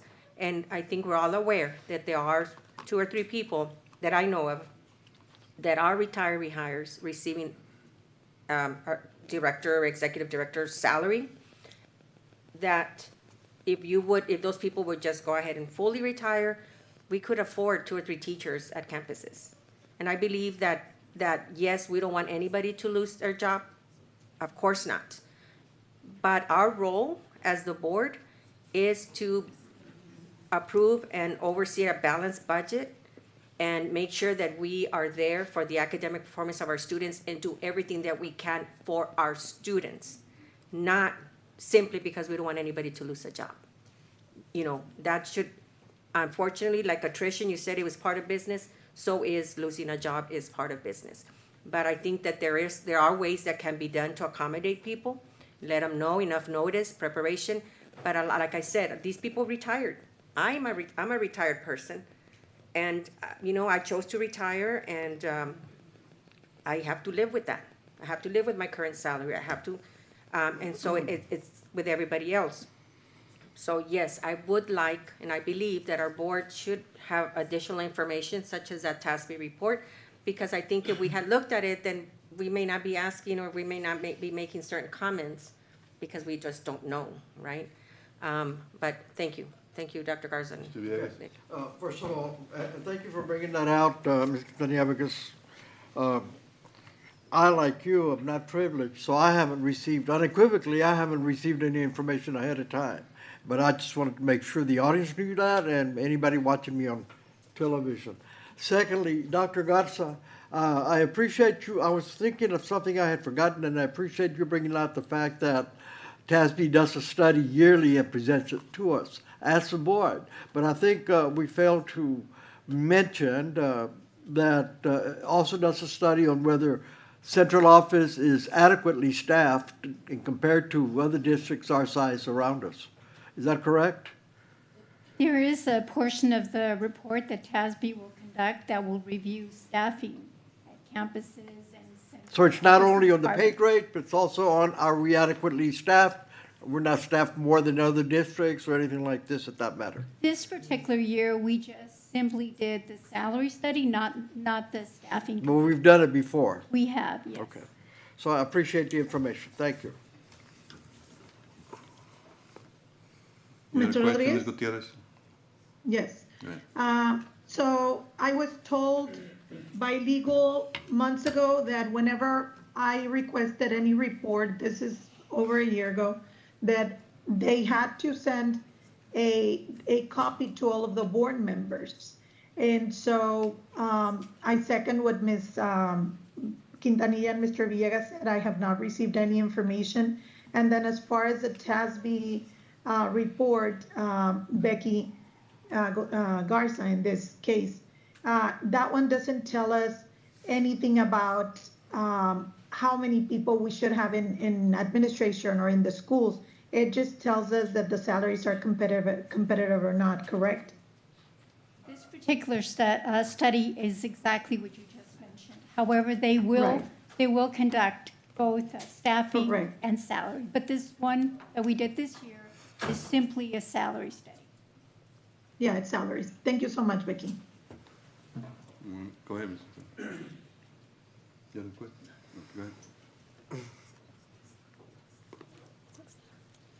So we're going to go over the 26, 27 revenues, and we're going to start with the percentage of each category of revenue and how they're generated. So like we spoke earlier, our local revenues are 16% of our total revenues, and those are generated mainly by taxes and interest income. Our state revenues, which is 76% of our total revenues, are driven by enrollment, mainly state compensatory, and ADA, which drives special education, state bilingual, and career and technology. Our federal revenues are 8% of our total revenues, and the majority of those are entitlements, Title I, Title II, Title III, Title IV, and IDEA Part B. That should be a B, not an A, sorry about that. And IDEA Part B preschool. We also have competitive grants, but we do not use those for balancing budgets since they're not entitlements. We're not guaranteed that we'll get those from one year to the next. So with our local revenues, our property value, we talked about this earlier. In 2025, our total net taxable was $6.7 billion. We're moving up to $6.86 billion, which is only a 1% increase for our taxes. Our tax rate history since HB 3, which started in 2019, as you can see, we started at $1.17 per hundred of taxable value, and we're down to 0.7869. And like I had mentioned earlier, we are not getting our rate compressed by the state this year, so it's going to remain 0.7869 for the new school year. When you combine this, that's the M&O side, the maintenance and operation side. When you combine next year with the INH rate, and we're proposing a 2 pennies, 0.285 lower for next year, our tax rate will decrease from $1.011 to less than $1 at 0.9825. Now, I just want to mention that this is after your homestead exemption of $140,000. So this is what we have to post in the newspaper, which we will be posting. And you can tell that we are going from, we're proposing a 1.011 down to 0.9825. The local revenue per student is $2,495, and the state revenue per student is $12,208. Mr. President. Go ahead. Just a quick comment, and Ms. Gonzalez. This is, and yet, thank you for going back to that screen, because any savings to the community in their property tax based on the school district tax is a huge savings, especially during these times. Not many districts are able to do what we're doing here today. So the community needs to learn and know that PSJA is one of those districts that's even looking out, not just for our students or our staff, but we're even looking out for our community out there, and we're lowering their tax, the PSJA tax rate. Yes, yes, we are. Thank you. So with our property tax rate not increasing, and we have a minimal increase in property values, we're taking a conservative approach of flat tax revenues for 26-27. Other general fund revenues. We have Pedro Contreras here to present his child nutrition budget. Mr. President, Go ahead, Ms. Continue. before you move on, Becky, I am, okay, so there's an extra slide. Could you go back, Dr. Davalos? There was that one, and then there was the one that was black with the blue, and then this one, but then I have another slide here that was, added, that showed the enrollment decline factors. Could you go over that? I don't know if it's part of the presentation here, but it was part of our packet. We reorganized some of the slides so that It'll be. yeah, yeah, Okay, so just that wanted it to make flowed a little better, yeah. Okay, So- I have questions, so then I'll hold off on that. Right now, we're starting with the local revenues, and then we're gonna jump into child nutrition, because child nutrition is not, well, their budget is driven also by enrollment, because less students is less meals. But it's not generated by the state template of ADA and enrollment. So we're gonna start with Pedro Contreras to present his child nutrition budget. Okay.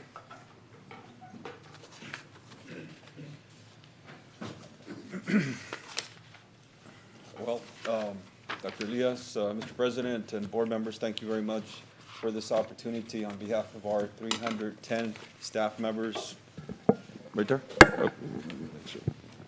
On behalf of our 310 staff members, we're very happy, pleased, and blessed to have this opportunity to provide meals, not just breakfast, lunch, but supper.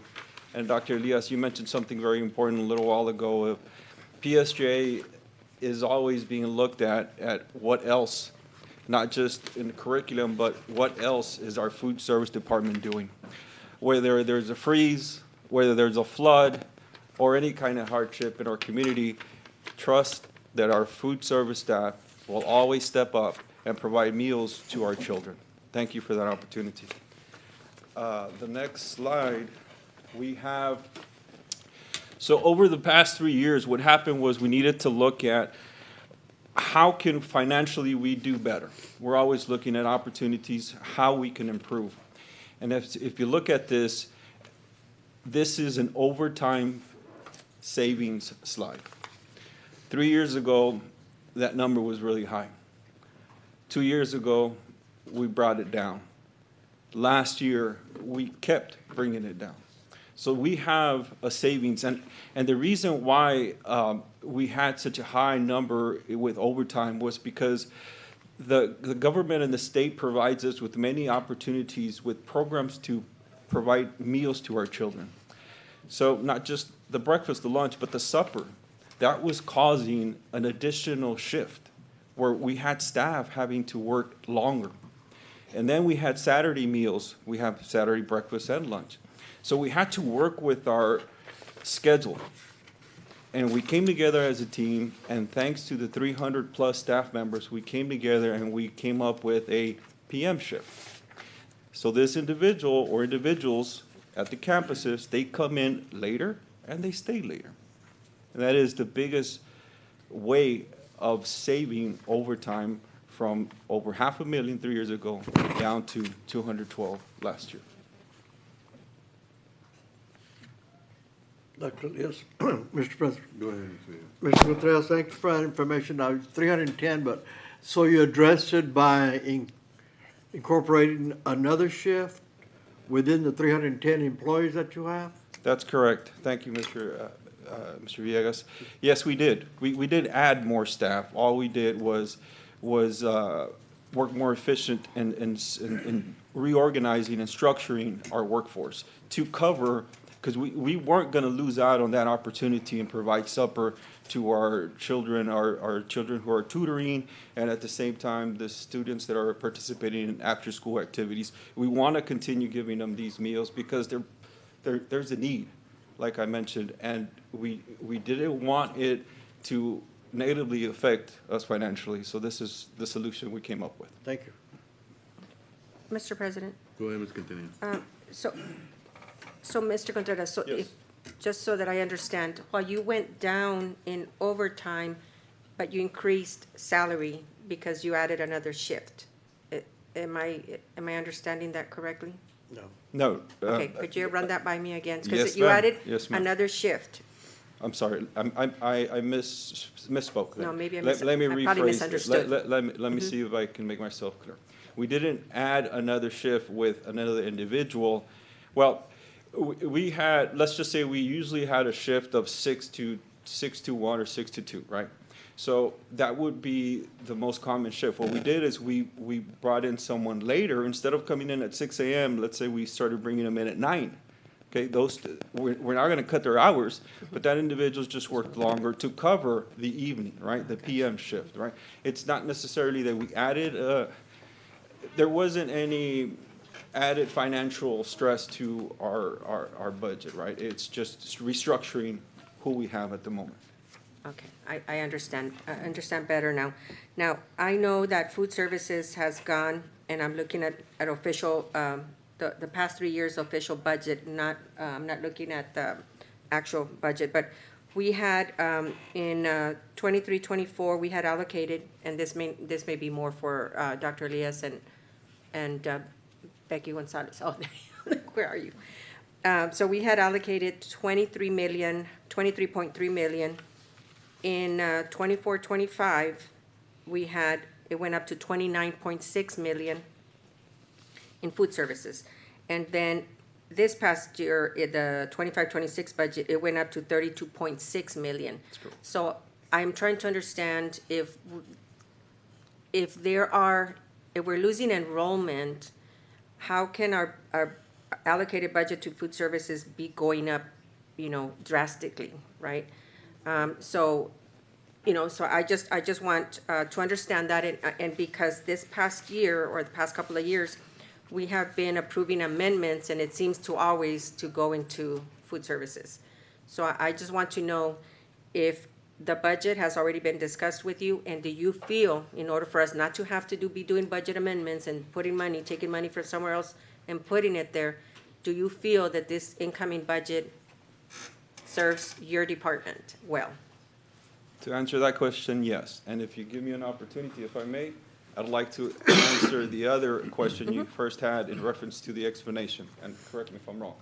But through a lot of mentoring by Mr. Gonzalez and Dr. Elias and his cabinet during these meetings, we came up with a program that you're going to see where we focus on savings, overtime, right, payroll. We focus on inventory management, and we focus on increasing participation. So these 3 areas allowed us to increase the revenue and at the same time lower our expenditures. Now, historically, what we've been doing is whatever we end up with a program year, let's say 3 years ago was 29 million, that is the base that we start for next school year budget. But because our staff had done such a great job and the guidance of the leadership we have here, this is a positive thing, a really good thing. We actually, yes, we made an investment in spending more for our children, but the turnaround in what we got back was a higher revenue. Was that correct? Okay. So going back to the shifts, so you say you have people coming in the morning, 6 to, they put in They're 8 hours? Am I understanding that correctly? So what we do in food services, we have multiple contracts, okay? We have a 4-hour contract for staff, a line server. We have a 6-hour contract. We have a cashier with a 6-hour contract. We have a manager with 7 or 7.5, depending. That doesn't limit them to only those hours, right? So that gave us the flexibility to do this, where a 4-hour line server or a 6-hour will work 8 hours without tapping into overtime, because it's still within the 8 hour, although they were only contracted for 4 hours or 6 hours. Did that make sense, or did I? I think so. So do any of these employees have to go home during the middle of their shift and come back? And if they Normally, do- that's not the case. No? No, because they do have to take time off, right? Usually 30 minutes or an hour. They do have their lunch, but no. Okay, so when they have when you say it's a 4-hour line person, they do the 4 hours and then they're gone? If that's the need we have. Okay. But again, I'd like to explain that we took that opportunity to extend and give them a little bit more work and have them cover the supper at the end. So they're working 6 hours or they're working more. We do the best we can to work with our staff. So what you're saying is that we didn't need to pay overtime because they were not a full-time employee. They were part-time employees, and you were able to reschedule them and give them more hours, and yet without having to pay overtime because they were not a full-time employee. This is a result. So they are part-time employees. And we have to be really, if I may, careful with that. It's not a part-time employee where they're not receiving benefits. They have a contract, but the contract is for 4 hours. It almost seems sometimes that it's a part-time because of the hours that they're contracted, right? But no, it's full-time employee. But, Mr. President, Go ahead. but at the same time, an 8-hour employee just starts later in the morning and can work later in the evening. Of course, yes, sir. That's correct. Okay, Thank you. moving on. And, Mr. President, just a quick comment, because I know he's gonna touch on the next screen probably, but the way CNP works is based on the point of sale, and we call it point of sale because it's the minute that that student picks up a lunch and the cashier inputs his ID, then that is considered a point of sale. So we've gone in our students, the amount of students eating lunch, eating breakfast, it's increased by drastically. We went probably from, which is your next slide, you'll show those numbers. and Yes. I don't want to steal your thunder, No, but you're that right. is considered the point of sale. So of course, our expenditures are gonna grow because now we're having to carry more inventory for more food to feed X amount of more students. Because of our good attendance. We have more Correct. kids eating. More attendance, and then they've done so many different menus, different ways of feeding the students that are, and he's gonna show it, our point of sale for each student grabbing a lunch has increased drastically throughout the district. Again, And this is only possible, Dr. Diaz, with you all support, but mainly with the support of all the principals back here and Correct. supporting staff, Yeah. because they are the They are the ones key. who have allowed us to deliver a different way.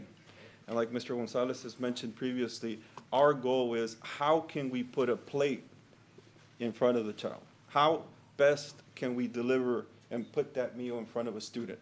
And this took some time, but thanks to everybody's support here, we got it done.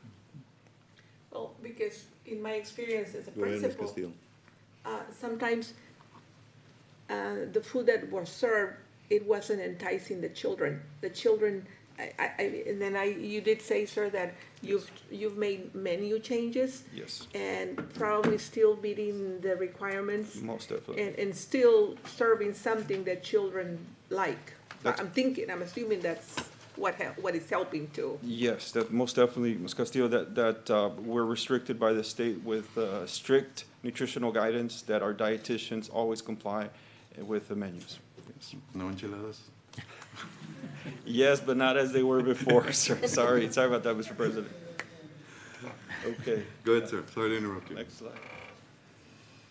Okay, so we talked about overtime, right? That's one way of saving in payroll, and this is the other way we're able to save in payroll, which was very interesting because I think Coach Guajardo came up here and said, I've been here 30 years and I've received a raise every year. Well, luckily, I've been here 25 years and I've received a raise every year as well.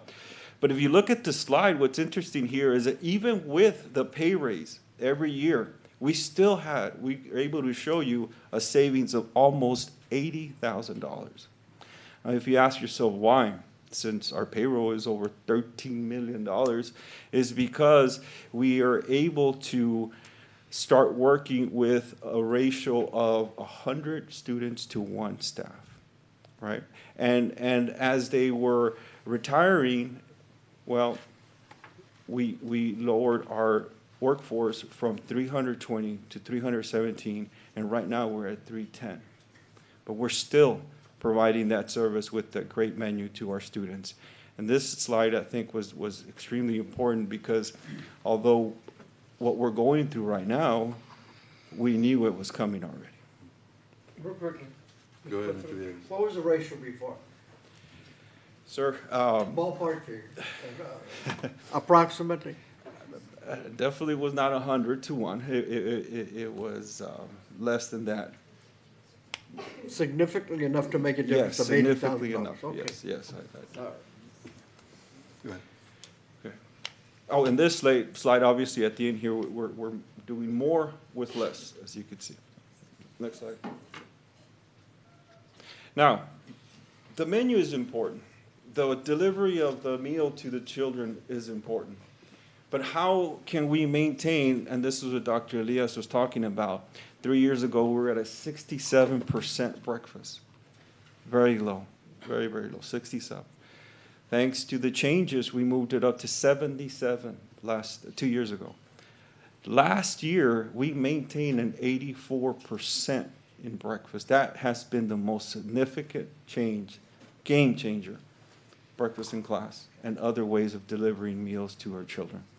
Lunch, we've maintained 80 or better. If we continue doing this with the popular menu items and being able to place that food in front of our students, and not to mention engaging students, Mr. Robles, you were at PSG North and you saw how successful that event was. We've already planned right now, next school year, if you look at the left, our current upcoming list of events and how we're going to engage the student, we have it planned out already. The whole year, from September 8th through May 7th. Can I Yes, just yes. make a comment? Did you do a survey or something on the students to find out what exactly they wanted on their menu? Yes, we do have menu tasting tests, right? We've been at Collegiate High School before, and that was the purpose, one of the purposes of the Farm to School event at the PSG North High School. And a lot of these different events are with that purpose as well. Yes, sir, Mr. President. And I don't want to let out if it's a highly kept secret, but those special things you're going to serve maybe once a month. We're working on it, sir. All right. Definitely. Thank you, Mr. You're going to be going. Well, I went to the farm to school. So if you look at this slide, sir, Mr. President, Dr. Elias, the first picture there is how Saturdays, when the community was in need of some financial struggles, we had these sites open to provide breakfast and lunch to children. The Farm to Market campus event was at PSG North, and the rest of the pictures, as you could see, and then we have sharing basket at every campus, thanks to our high schools and elementaries and middle schools. All of our campuses, they're always willing to help us. Our custodial staff are willing to help us to make sure that our children are fed and fed well, because we know that a child who receives that nutritional meal will be better prepared to learn. And I think the pictures themselves say it all. I have Ms. Gutierrez has a question. Go ahead, Ms. Gutierrez. Good evening, Mr. Contreras. How are you? Good, yes, ma'am. I have a question. And before I start asking, I have two main questions. And it's in no way an attack before you get, defenders thinking that I'm attacking. But Let me ask you, you mentioned the 67%, you went from 67% to 84% on breakfast, and then 80% you've maintained lunch. I'm just curious, how are we tracking these numbers? And the reason I ask you is, and I think we've had this conversation in the past, about 3 years ago, perhaps, before 2022, it was before your aunt came in on the board, but I remember having this conversation at the time. When I was a teacher, we got the breakfast delivered, for example, and it was mostly sugar. Remember, it was muffins, and it was sweet bread, but it was every day. And we talked about, when you came on board to this position that you hold right now, about serving more protein or various and healthier versions. But the reason I ask about the percentage, how are we tracking that the kids are eating the meals and it's not just being delivered and then thrown away? Or because and the reason I ask is because the meals, when the children get them, by law, help me understand and clarify to me if I'm wrong, they're supposed to pick up every item on the food line, correct?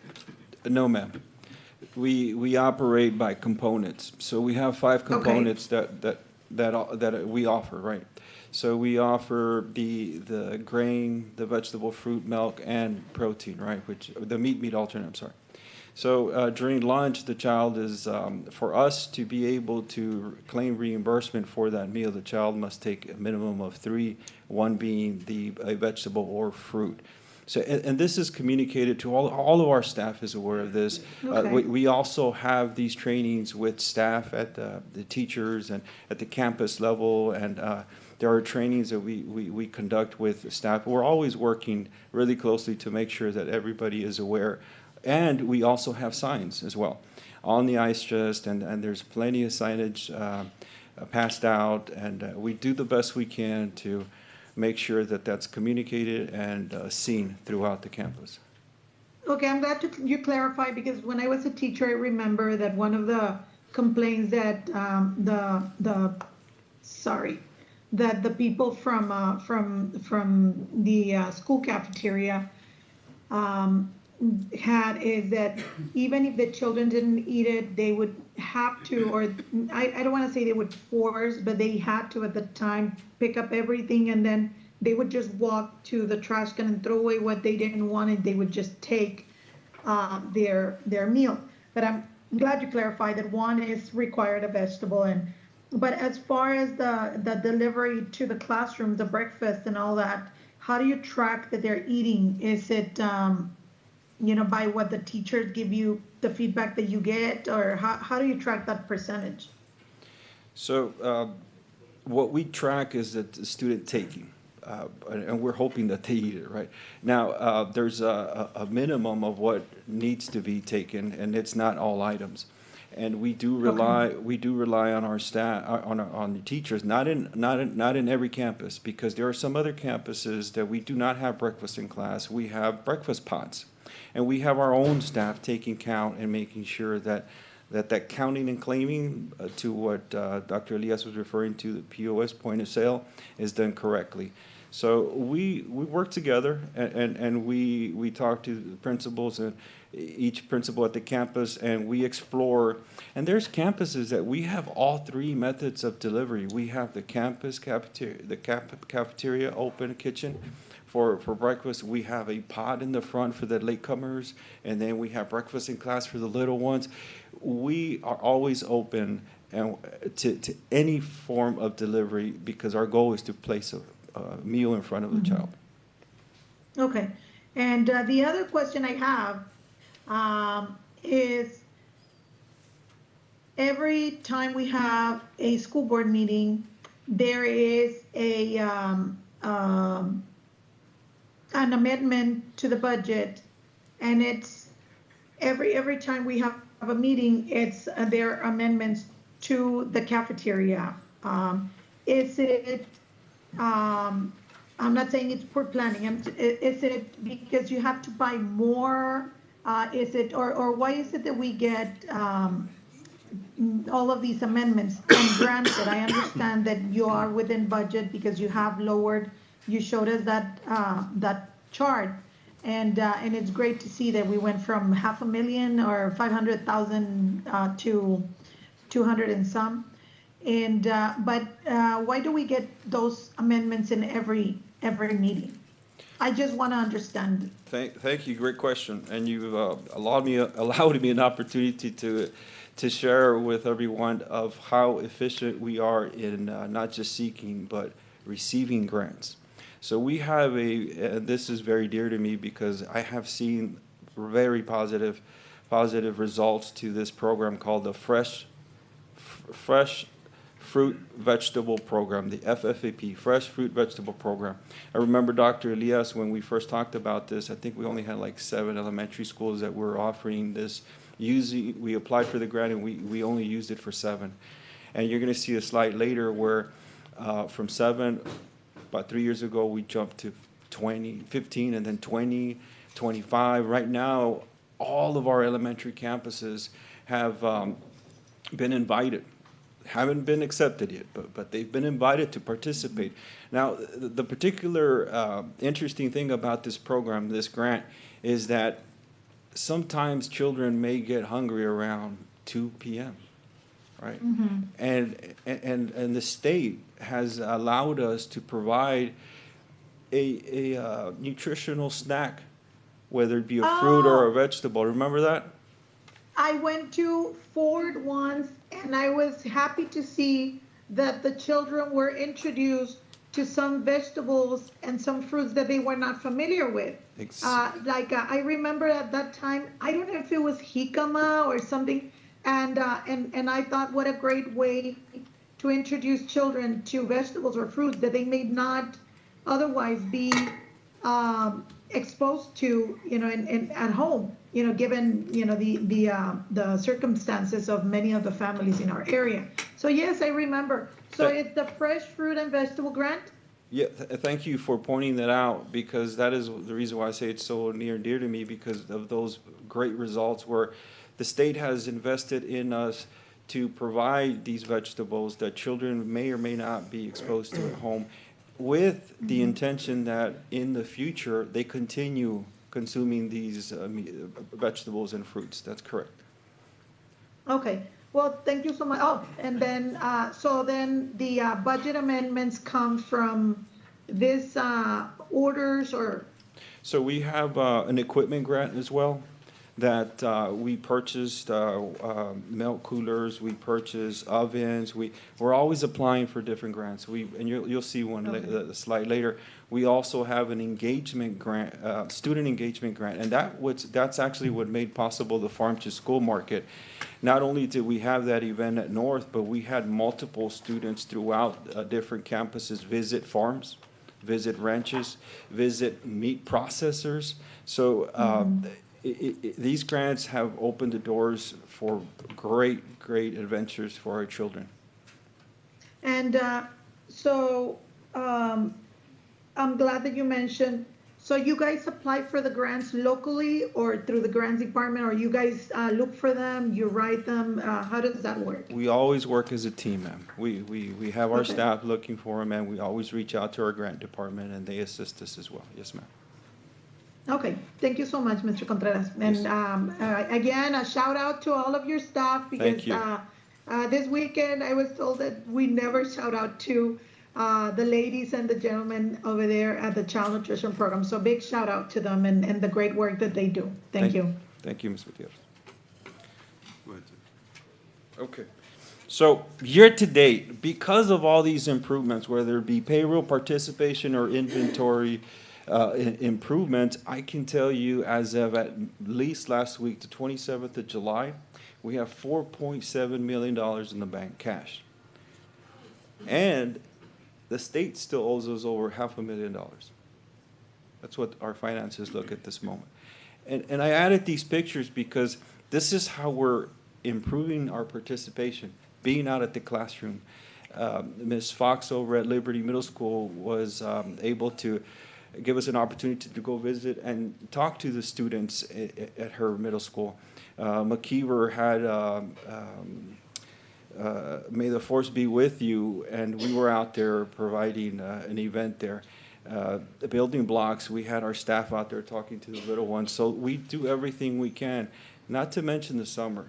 If you look at those kids enjoying those watermelons, we're always looking for ways to encourage and increase our participation through engagement. Next slide, please. Now, of course, profit and loss, right? So if you look at this, at the end of this year, we're projecting hoping to 2 million, right? Obviously, 3 years ago, we weren't in a good position. Last year, we're in a very good position, $1.1 million. This year, currently year to date, we're at 1.4. We haven't finished the year, and we're hoping that we'll end up with a profit of $2 million.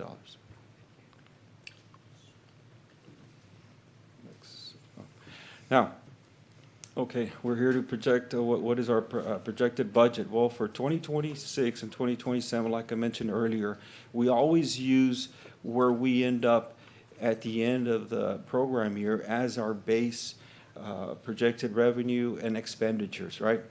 But I can assure you that we're committed to stay focused and use these three very effective tools that have allowed us to be successful, which is increased participation, payroll efficiency, and inventory management.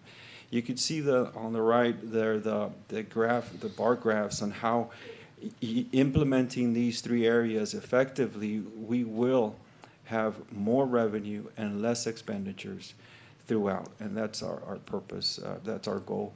Inventory management, thanks to leadership, Dr. Elias and Mr. Gonzalez, who helped us purchase and bring in a new software. And this is definitely going to help us in this area. And we're going to continue with 100 students per staff member, which has been very effective with us. And as you saw the pictures, student engagement is the key to higher participation. This is our team. Now, we've been going through some real challenging audits. Our department consistently gets audited because of all the programs we run, right? But we have the Farm Fresh Engagement Grant. We were awarded the FFVP grant. We received, like I mentioned, 25 schools, now 28 invited to participate.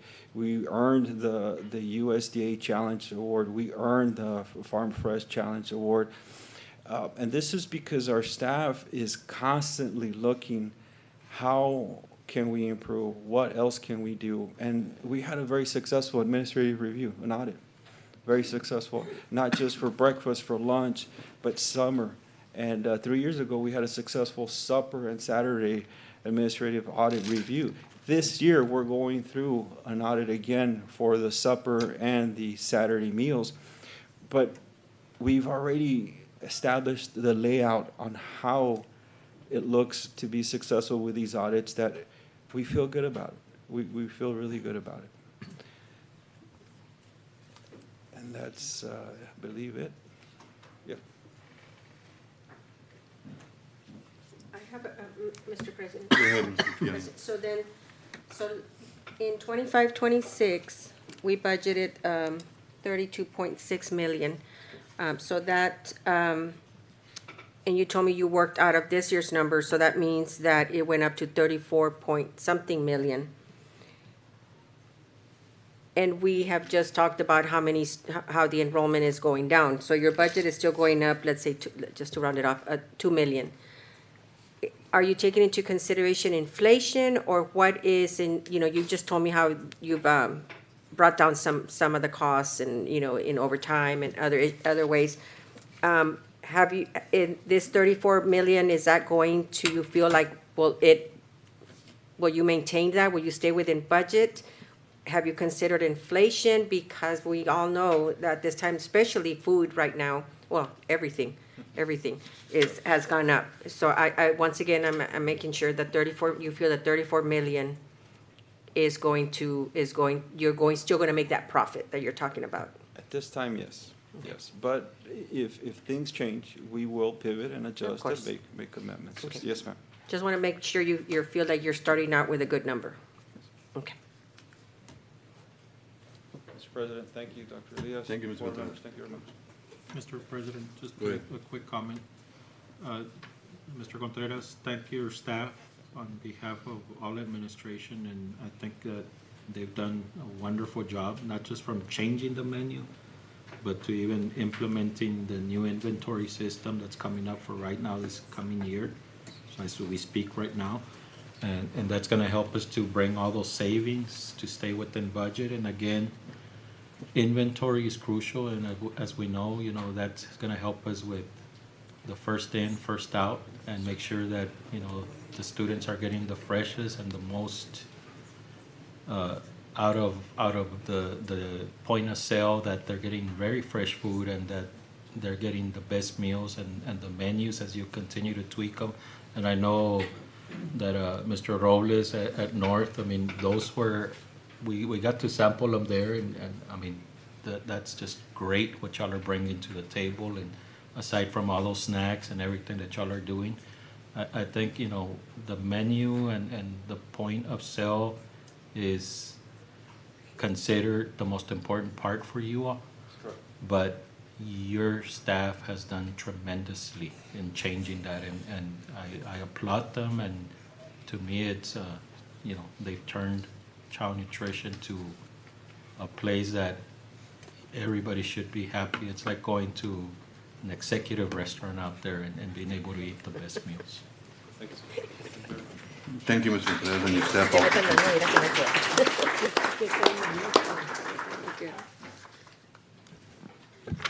So the next category of revenues is state revenues.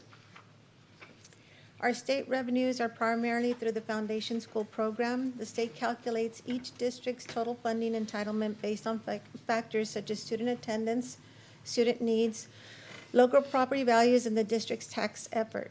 After we collect our property taxes, the state generally provides the remaining amount that they feel we need to meet our entitlement.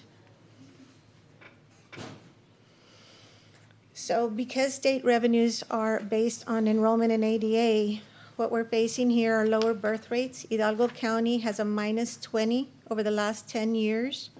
Homeschool for Hidalgo County is at 3,156 students. And the vouchers, the applications for the students to use them at private schools, we were informed that PSJ has 84 students that have applied for that voucher system. We're kind of happy with that number because we have a neighboring district that has 143 students applying and another neighboring district that has 178 students applying. This is the Hidalgo County enrollment trend. As you can tell, it's a very steep decline for enrollment for every school district in Hidalgo County. Mr. President. Go ahead. I have a question regarding the decline factors. And I think the lower birth rates is a factor.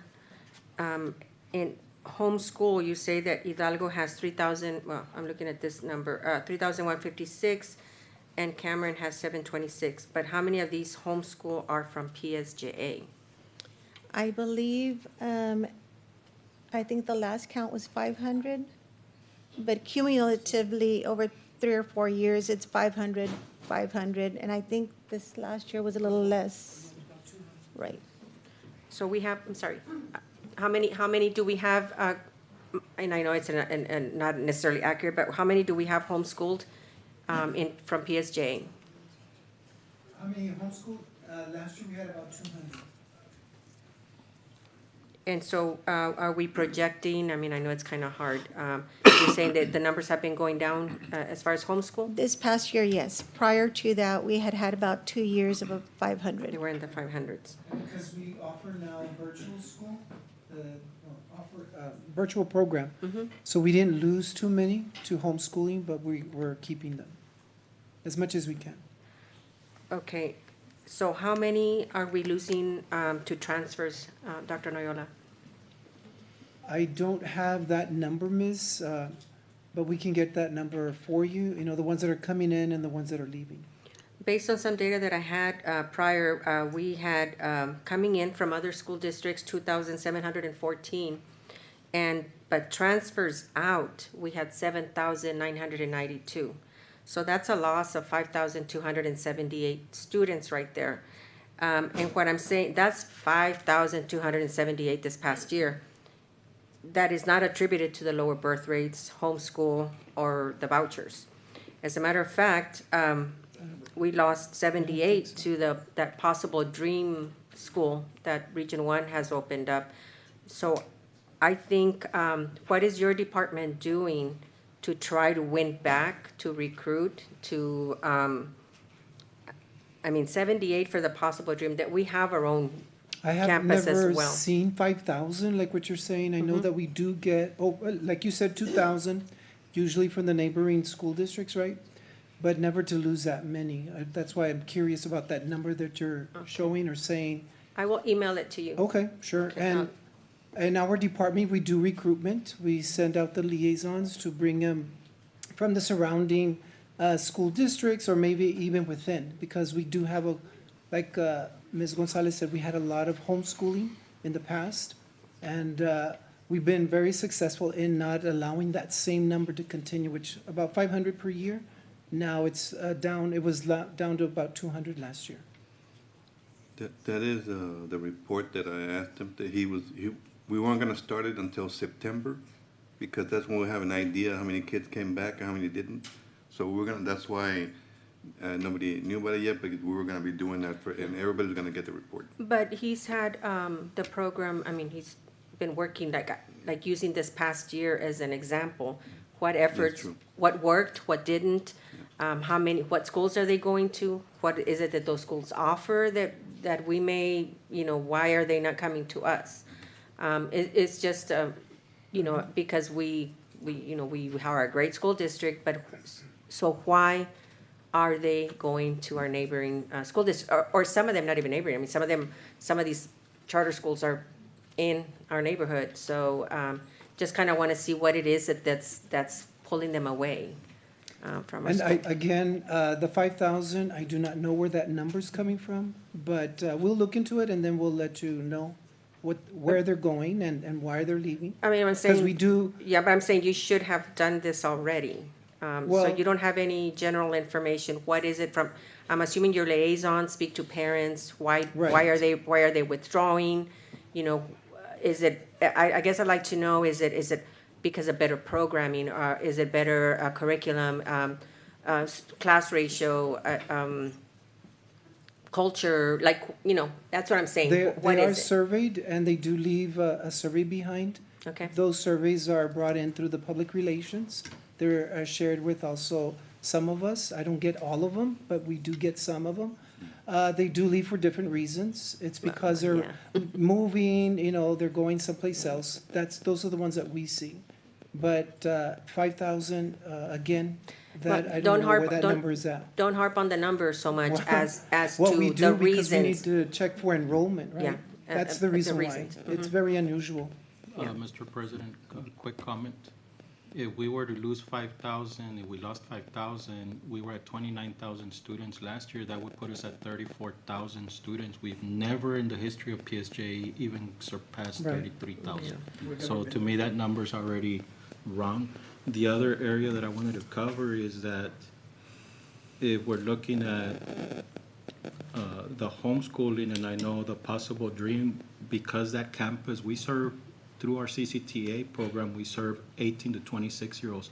The possible dream serves, and that's an agreement that I have with, of course, the person in charge of the possible dream, where they take the students that are 26 to 50-year-olds. Mhm. So there could be PSJA students, but they're 26 to 50. We're taking the 18 to 26-year-olds. I'm sorry, could you explain that, what agreement and with who? With the main person that runs the possible dream. Dr. King. Is that whose name you don't want to mention? Okay, so what agreement, I'm sorry, Darcy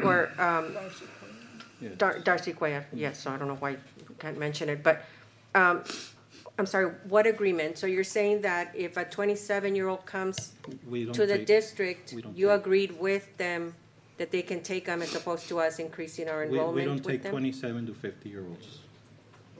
They But do. did we do it one time? Never. I Never in the remember history. seeing some 30-year-old, If they do want, we do accept them, but we're not accepting 27 to 50-year-olds just to say that we're open to it. so we are just referring, so this is an agreement that you reached. Was this an agreement that was Yes, brought to the because- board? I don't remember seeing any type of agreement.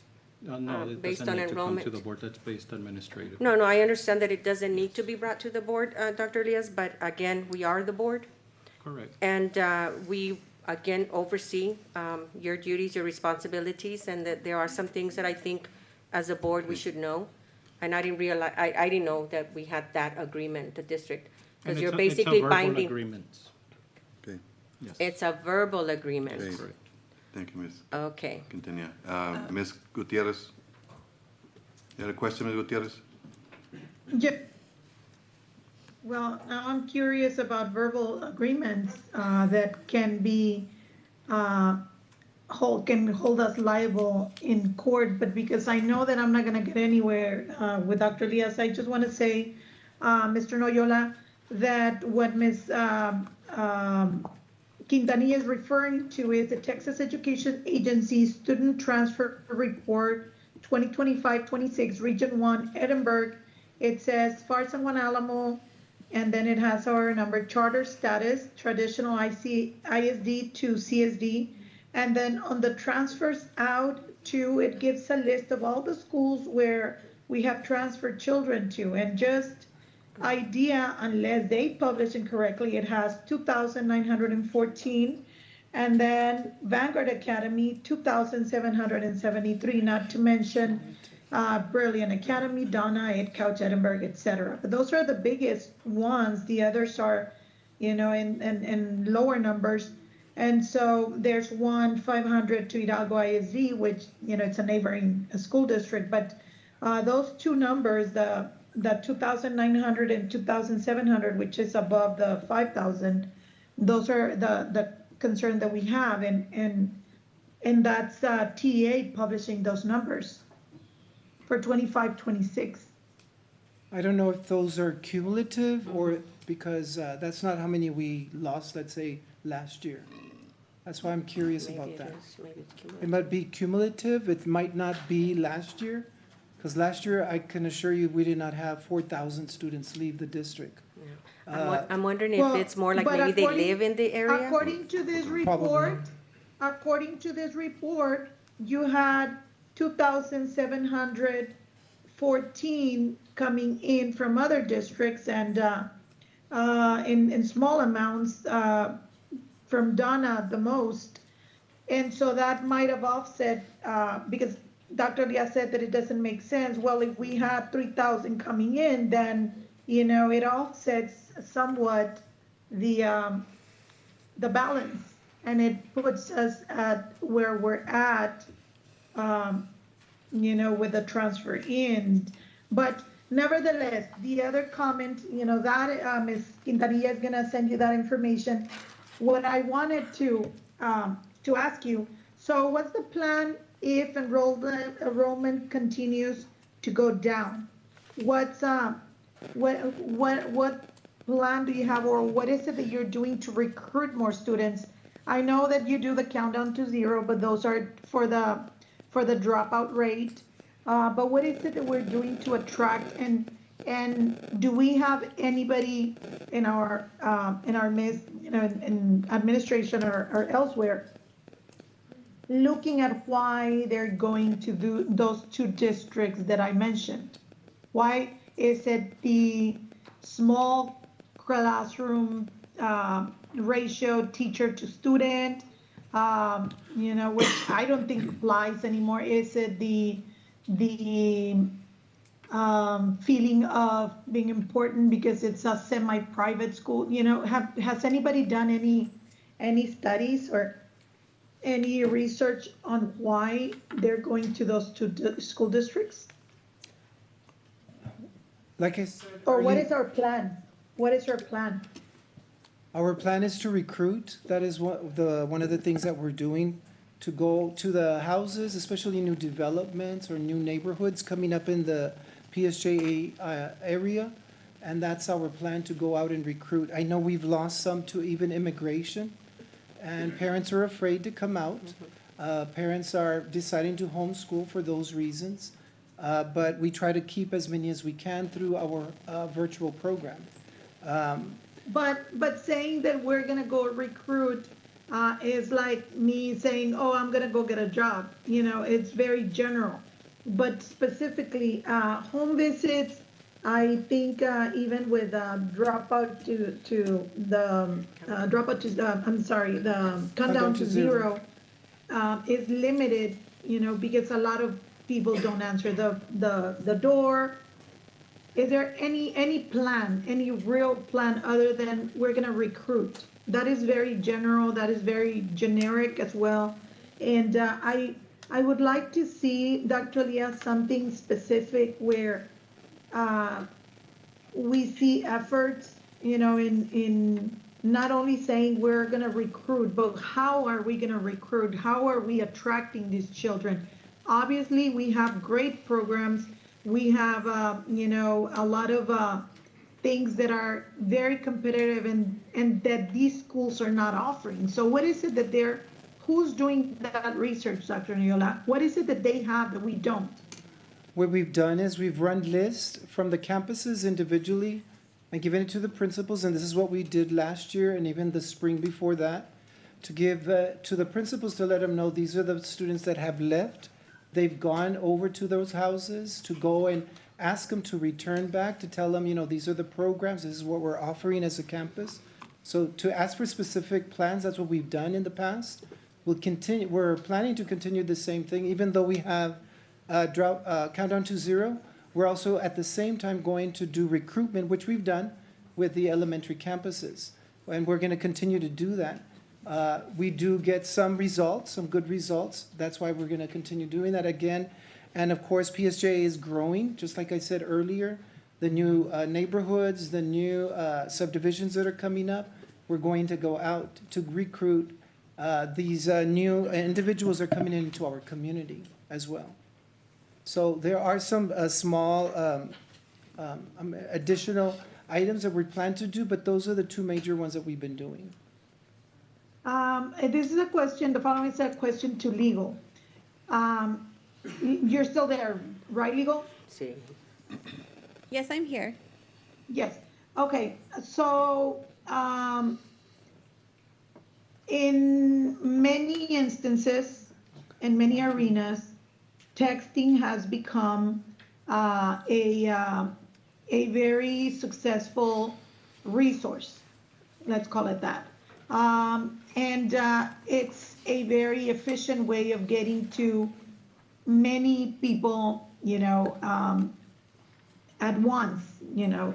And so is it legal to send once a year, you know, a text highlighting with a video highlighting, you know, our the great things that we have or specifics that we think could cater to those, to the needs or to the wishes of those that are leaving? Is it legal to send a mass text within the educational realm? I know that we do in emergency situations and Amber Alerts, you know, things of that nature. But would it be allowed, maybe, you know, at the beginning of the year, sending out, and I don't mean at the beginning, but probably end of year, summer, highlighting some of the things that, making a list of the things that we offer that charters cannot compete with, and perhaps texting it to all of the families and, you know, let's say the Rio Grande Valley, right? Let's go big or go home. It's the cost is very minimal. It's 0.06 cents or 0.10 cents for graphics and videos. So is it allowed? I mean, the families have the option of opting out. So, but that's the question I have for you, legal. I think that's a really big question. I think if the district is interested in pursuing a text program for marketing purposes is what this sounds like. That's absolutely something that we could explore with administration to see what the legal parameters on that would be. I know that the district already employs its own text system to communicate with parents, and that has been vetted through legal. But if you're talking about for persons who are not enrolled or who haven't expressly provided their information to the district for that purpose, that would have to be something that we'd look into based on the program that the district would want to employ. Because there may be, thank you, legal, Mr. Noyola, because there may be out there families who are looking for specific program, project, class, factor that we may have and may be a fit, but they don't know we offer it. I know. So just an idea, and that's what I'm talking about when I'm talking about a plan, specifics, this type of program, this specific, project. But thank you, and if you can, put something together. I just want to mention that I know that our public relations does have a marketing efforts, and it's very aggressive. Not only that, they have liaisons that go on a weekly basis to different houses. They go to different areas of the PSJ area. They have billboards, they have commercials, they have placed ads in different magazines where they make a study to make sure where are these persons usually going to for dental appointments, different type of appointments. So it's all over. They're trying to saturate it as much as they can, and they do it targeted. It's not just, to venture and let's see who is out there and who'll listen, but they're making those studies. That's through the public relations.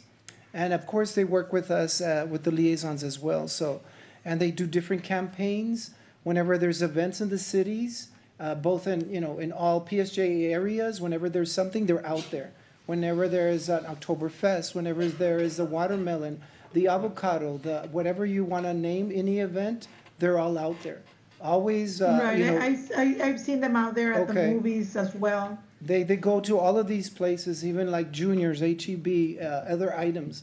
So it's not that we don't have a plan. But only in our area, right? Only in our area, because again, that's what we try to keep the people in our area. But there is a plan. It's both, within the liaisons, within recruitment, within, the public relations. So we work together to have a detailed plan. Thank you for that. You're welcome. Mr. Noyola, Dr. Noyola, sorry. Yes, no problem. Mr. President, just, I want to commend you for, because I had thought about our students that may risk deportation or their families are, having immigration issues. For the fact that, we could do the homeschooling and the virtual program. How is this, I know that we have a lot of our principals here. How is this being shared with them? I mean, are you having meetings with the principals? Is it something that's coming through the EOs, or are you directly meeting with them? Because I didn't know that, and now it's like, I feel like, oh wow, it's something that I can put out there for those families, because some of them may or may not have Facebook. I know we have a very, very strong presence on Facebook and social media, but not everybody, especially some of our parents, may not be. So how are we, and I know we have our liaisons and they're going here and there. What else can we do? I guess, what could we do as board members, as the community, those present here? What can we do to help you? Share the message. Right, and we do learn stories, I'm going to say stories, in which both parents were deported, and now the students are left alone. And sometimes even, let's say a high school student is kind of in charge of them, but they can't. So they decide to go back with their parents. So those are some of the stories that we hear. Of course, we don't publicize those, but those are some of the things that do happen. Sometimes they stay with uncles, grandma, but then grandma says, I can't afford you anymore, and you go back. And so we try to keep them, are they staying with the aunt? Can we get you through virtual programs? Can we get you somehow to stay? So that's what the liaisons do. That's what they're best at. You know, they look at the social emotional stage of the student, trying to accommodate them with either food, clothing, or anything else. And we work with them. I'm going to say that because they come and ask me and tell us. So we do have really good connections with the food bank. And I love it that they're here in the community, and we just call them up and say, you know what, these students are this, they need clothing or they need food. And they said, just come on over, just tell us the time and we'll get it for them. So it's a struggle, but we're doing the best that we can, especially with these students because they're left alone. All of a sudden they're picked up. Parents, we have the parental involvement program. The parental involvement, we hear it as well from them. The parents don't want to go. They don't want to go to the sites sometimes, or even the schools, because they're afraid they might be picked up. They tell them, you know, if you're going to drive me or if they're driving, please make a complete stop. Because if not, if they stop us, then we can be picked up. Because they're going to ask, are you all U.S. citizens? So those are some of the things that I can tell you that do happen. Not every single day, but they're afraid. And it's not something that's going to go away right now, but it's something that we're fighting against to keep them in school, to keep them enrolled. But we try to accommodate them as much as we can. And the liaisons, I mean, they know that's their job, that's what they like, and they love to help the students, the parents, the families. And I know that we're going to be going over some of the other federal funding that may impact our homeless and our Right. other at-risk, okay. so Exactly. I'll And hold there, some of our sometimes questions. we can help them through unaccompanied youth. Yeah. And that's how we grab them and help them out. Yeah. So we definitely don't want to lose any students, and we do everything we can to recruit them. The enrollment decline is statewide, so there's a component that we can't control, which in our opinion is probably lower birth rates, because it's not just in Hidalgo County that school districts are declining in enrollment, it's statewide. And obviously, we're not competing with a school district in North Texas. Go ahead, Ms. Gutierrez. Yes, I'm sorry, Mr. Rodriguez. I forgot at the beginning, I had it on my notes, and I wanted to request from you, if you're so inclined to call for a minute of silence for the great loss of Mr. Gilpas. He was a longtime educator from our school district, him and his wife. They're beloved members of our community and our school district. They both gave their lifetimes, their lives, professional lives, and their lifetimes to education.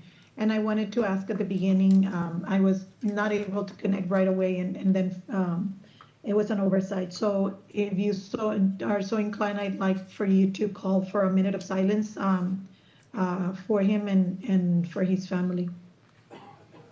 We do that, Leo. That's at your discretion, Mr. Board President. If you'd like to keep moving with the meeting, you have the option to do that. If you'd like to acknowledge that at a future meeting or at the end of this meeting, all of those are your options. Okay, I'm suggesting is at the end of the meeting. Everybody okay with that? Okay, we're going to do it at the end of the meeting, Ms. Gutierrez. I think we were on the next slide. Go ahead. So, as you saw on the previous slide, it's a steep decline at the county. We have not been declining as quickly as the county. Last year was one of the first years that we saw a significant decline. The prior year, we did see about 400. Last year, we saw closer to 600, and now with the vouchers that families have been allowed to apply for and were approved, we're projecting 28,200. I know that right now our registrations are about 28,400, but not every student that registers shows up for school. So we're using a number that's lower than our registrations, and we decided on 28,200, which is an 850 decline from last year. It's a projection, but hopefully it's a conservative one, and we end up with more students than that. Our enrollment and ADA trends, as you can see, our enrollment line is trending downward. 26 was 29,053 enrollment. Our estimated ADA is 27,546. For next year, we're projecting an enrollment of 28,200 with 26,995 ADA. If you look at that black line, our ADA compared to our enrollment has been very steady. We've done everything we can to maximize that attendance. This is the one that we spoke about, Trustee Quintanilla, the gap between the allotment that the state gives us and what it costs us to run what we used to use 5,833 in 2017. If you project that out to 2026, those items, fuel, paper, pens, they would now cost us 7,857. The state pays us 6,215. So the gap between the inflation and what the state is funding us is about 1,642 per student. Mr. President, can I make a quick comment to that slide? If we look at our ADA, and we're looking at 26,995.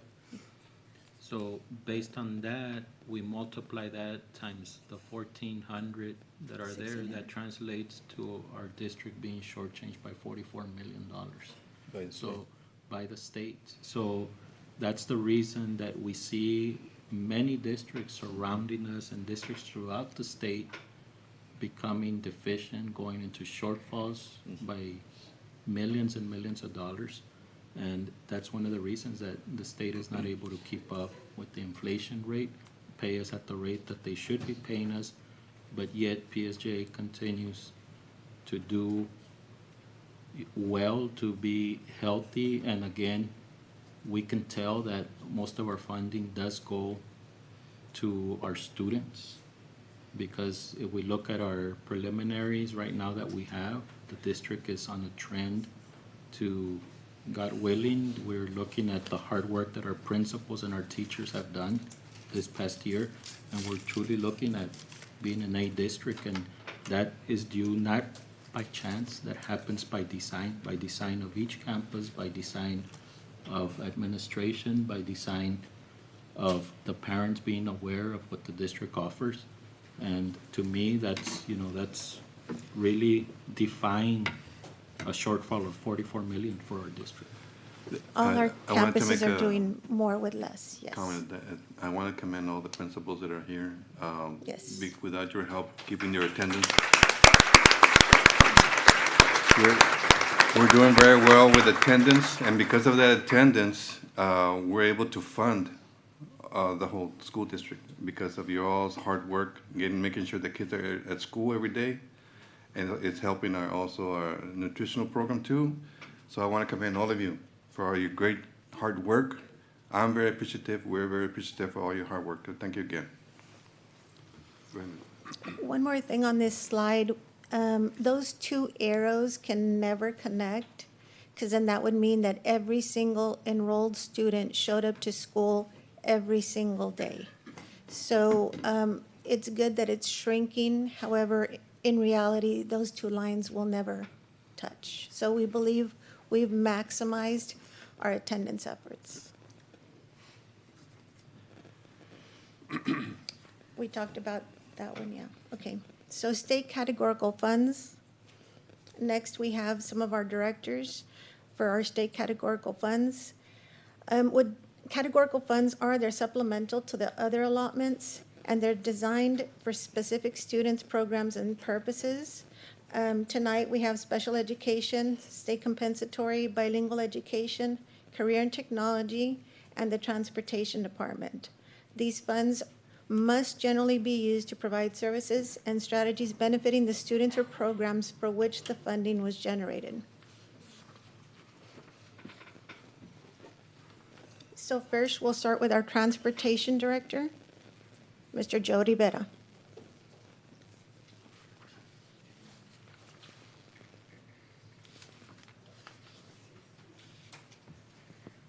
gonna say good afternoon, board, but it's good evening, board, and President and Dr. Elias. I'm gonna share some information with you this afternoon or this evening. And this is information that, well, the first part of this information you probably already know. We have the best employees in the valley, in the state, let's just put it that way. And thanks to their efforts, once again, PSJA is top 100 fleet, honorable mention. We didn't break the 100, but we got close. And that's something that we're really proud of because it's nationwide. So it's not local, it's not state, it's nationwide. So thanks to the efforts of our employees, we managed to once again be nominated, or not nominated, honorable mention. PSJA Transportation transports approximately 5,000 students per day with our regular routes. In addition, we run over 70 routes throughout the day. Dual enrollment, CTE, fine arts, tutoring, athletics. All of these programs run through transportation. To ensure that we transport students after athletic practices and band practices, this ensures all students that want to participate can attend practice without transportation difficulties. We also ensure students that are outside of our district boundaries and wish to attend PSJA campuses get transportation through our transportation hubs.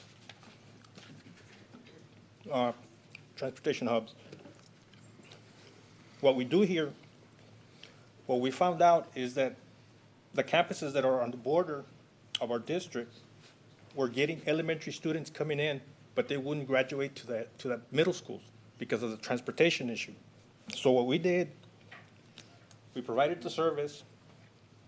You keep bringing your student to the elementary, and we will take them to the middle school for you. So that gives the parents the option to continue to bring in their students to the elementary level, and we transport them to the middle school. I'm a little nervous, and I ask your forgiveness for that. Next page. Or any questions? Maybe if we start the questions, I'm actually the one asking for questions. Okay. It'll help me relax a little bit. I got a question by the superintendent. Let's go back on the slide, please. Got a question from the superintendent. Yes, sir. And it's not a question, it's more of a comment, because I know that y'all have worked with these hubs, and it helps with the increase as we continue to talk about student retention and enrollment to increase. If we have where, let's say at Carmen Anaya, and it's a brother and sister, but the brother's going to 6th grade, and now he's got to move to Escalante, but yet the parents come and drop them both off at Carmen Anaya. Now that student gets on a bus and now goes to Escalante. So that saves the parent. One is in their transportation, and two, we're retaining students. So that is something that your staff is doing. Correct. I appreciate it. Thank you. That's exactly what we figured out, that the elementary campuses were close enough so that the parents would cross the road and take them from another district. But once they hit the middle schools, they were so far off that it wasn't worth it, so they were going back to their own district. So we now provide that transportation to the middle schools if needed, and we bring them back. And if they participate in after-school activities, we also take care of that for them. I got a question from Mr. Robles, and Mrs. Gutierrez, you're next. No, I'm just gonna comment, don't be nervous. I was nervous when I went to your office to ask you for a special, help when I was a CT coordinator, so don't be nervous. It just took too long. I sat there for about 2 hours and thought about it. Why couldn't I go first? Why didn't Mr. Contreras get to go first? Mr. Contreras and I talked about it all afternoon, and we prepared and we got it in ready. Yeah, I know. And I sat there for 2 hours and just marinated in it. Go ahead, Ms. Gutierrez. You're able to align your thoughts, though. Yes, I aligned them too well. Started hyperventilating here. Mr. Rivera, I got a question from Ms. Gutierrez. Mr. Rivera, good evening. Good evening, Dr. Gutierrez. First of all, thank you so much for keeping our kids safe, for making sure that they make it to every practice, every class, all of that. Shout out to all of the bus drivers, todos de Díaz Ordaz. It's a department that is very close to my heart. And so I want to ask you something in relation to budget. Have you received all of the buses that we had ordered? Yes, the buses that have been ordered and paid for have arrived. We have all Okay, our so buses, yes. Okay, I'm not gonna ask you what else do you need because we already know your needs. Hopefully in the future we can accommodate those, but don't be nervous. Transportation is another department, you know, just like all the others, but transportation is one that I'm very proud of because they're the backbone, the true backbone. If you didn't get our kids to the schools, you know, there would not be classes. So thank you so much, Mr. Rivera. I haven't seen you in a while, but rest assured that I appreciate all of the great work that you guys do tremendously. Well, let me tell you a secret, Ms. Gutierrez. This is the first time I've ever stood up here. So keep that under your hat. Go ahead. Mr. Rivera, go ahead and continue with the presentation. Yes, sir. Oh, so then next time you'll be. I'll be better. A veteran at it. Thank you, Ms. Gutierrez. Thank you. Nice talking to you. Yes, ma'am. Next, if there's no other questions on the hubs, transportation employees are provided with continuing education and preparedness classes. We are ready and keeping up with the changes and challenges. We do have in-house certified trainers in CPR, first aid, stop the bleed, and conflict resolution. So our bus drivers, I've always said to the bus drivers, we're not gonna be bystanders. You know, if in case there's an emergency, in case there's something that needs to be done, our bus drivers will not be just standing by, you know, twiddling their thumbs. They will jump into action. Of course, I've never heard anybody say, we have an emergency, call the bus drivers. You know, that's not their job. But in case we are ever in a situation where it's required of us to jump into action, we have the training for our bus drivers. We also have the real world scenarios. We do hands-on. Everything that we do is hands-on because if you're just in the classroom without putting it to action, well, you know, that's 50% of the work. So we put in 100% of the work. We do the classroom and we also do the hands-on and real-world situations. Of course, we have our in-house mechanic shop, and these guys really get into it. Sometimes they have to take apart an engine and put it back together, and that's the important part. They can take it apart, but the beautiful thing is they can put it back together, so that's a plus. We save some money there. We keep it in-house and do most of our maintenance in-house. Next slide. This is an in-house report that I use to keep track of how we're doing year to year. That's a lot of information there. It's in your packet, so if you want to later just look at it and go through it. But bottom line, I'll bottom line it for you, which is the next slide. We've ran more CTE miles with more students, and we get an allotment of $7.15 per mile. So this is an all-time high. And we generated $70,953. We billed extracurricular $1.7 million, and state reimbursement is $1.2885 million, for a total revenue of $2.98185 million. Any questions on how we make the money there? No. Extracurricular activities is big. Mr. President? Go ahead, Ms. Quintana.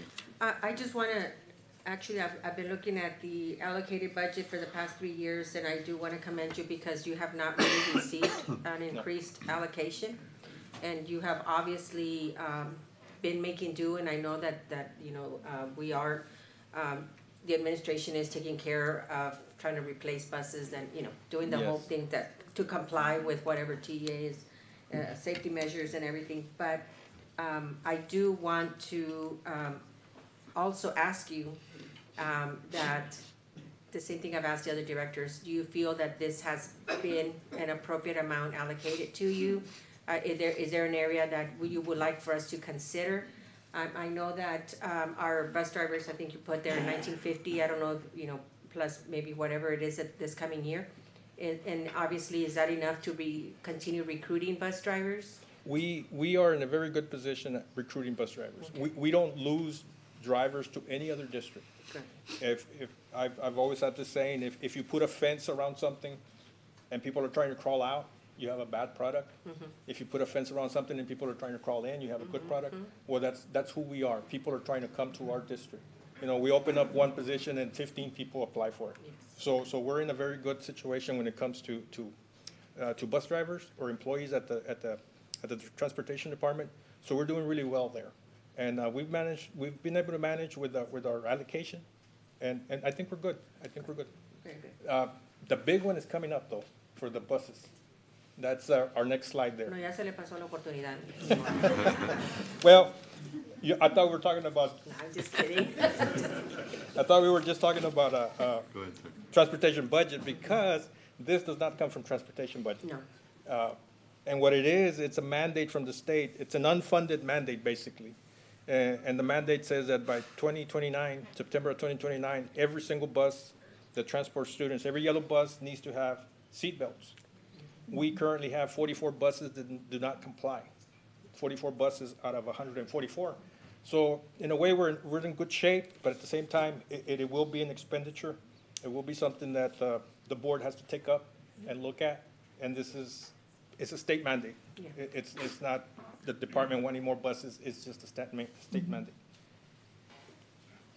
So you feel that by 2029, we should be in compliance? If we follow the plan, which is stated there, 10 buses this coming year, 15 and 15, we should be good. What would be the consequences if we do not meet? If we do not meet, every bus that does not have those seatbelts basically becomes illegal. We cannot use them. Now, we can manage 2 or 3 buses. You know, if we were to all of a sudden not have 2 or 3 buses, we'll manage. We'll double the routes or do something. But if we're missing 20, 30 buses, that's an impossibility. Yeah. For sure, the service will suffer. Yes. I just want It's to the bring that cost point of up the because press it's gonna be, boxes, 1.5 million. I just wanted to bring that information up because we have to do it, because then we're really gonna have a hard time transporting our students if we do not. Yes, meet- definitely. As you well know, that we transport about 5,000 students just in our regular routes, plus everything else that we do during the day. So there is not a set of buses just sitting there not being used. We use every single bus that's in our yard. We have buses that are 15, 20 years old. We use those buses. We cannibalize some buses to fix other buses, and we keep them going. By the time they end up at the auction, they're really just for metal. They're gonna sell them for metal because that's nothing else left in them. We've squeezed everything we could out of those buses. So that's what transportation is about, being as efficient as possible, but never compromising the safety of the students, the safety of the passengers. And our employees do a great job of that, for sure. Ms. Gutierrez, I didn't mean to interrupt. Do you have a question? Okay, go ahead. Mr. Rodriguez. Go ahead. Go ahead, Ms. No, Gutierrez. I don't. Oh, okay. All right, go ahead. Yeah. Okay, moving on. I guess I'm done? Yes. Mr. President, Go ahead, Ms. Castillo. I do want to commend you, sir, Mr. Rivera. Oh, I'm sorry. Obviously, it begins at the top, and I think that it really makes me happy to hear you say that you have one opening and you have 15 applicants. And I think that you've established a very positive culture of collaboration and teamwork from the presentation you made.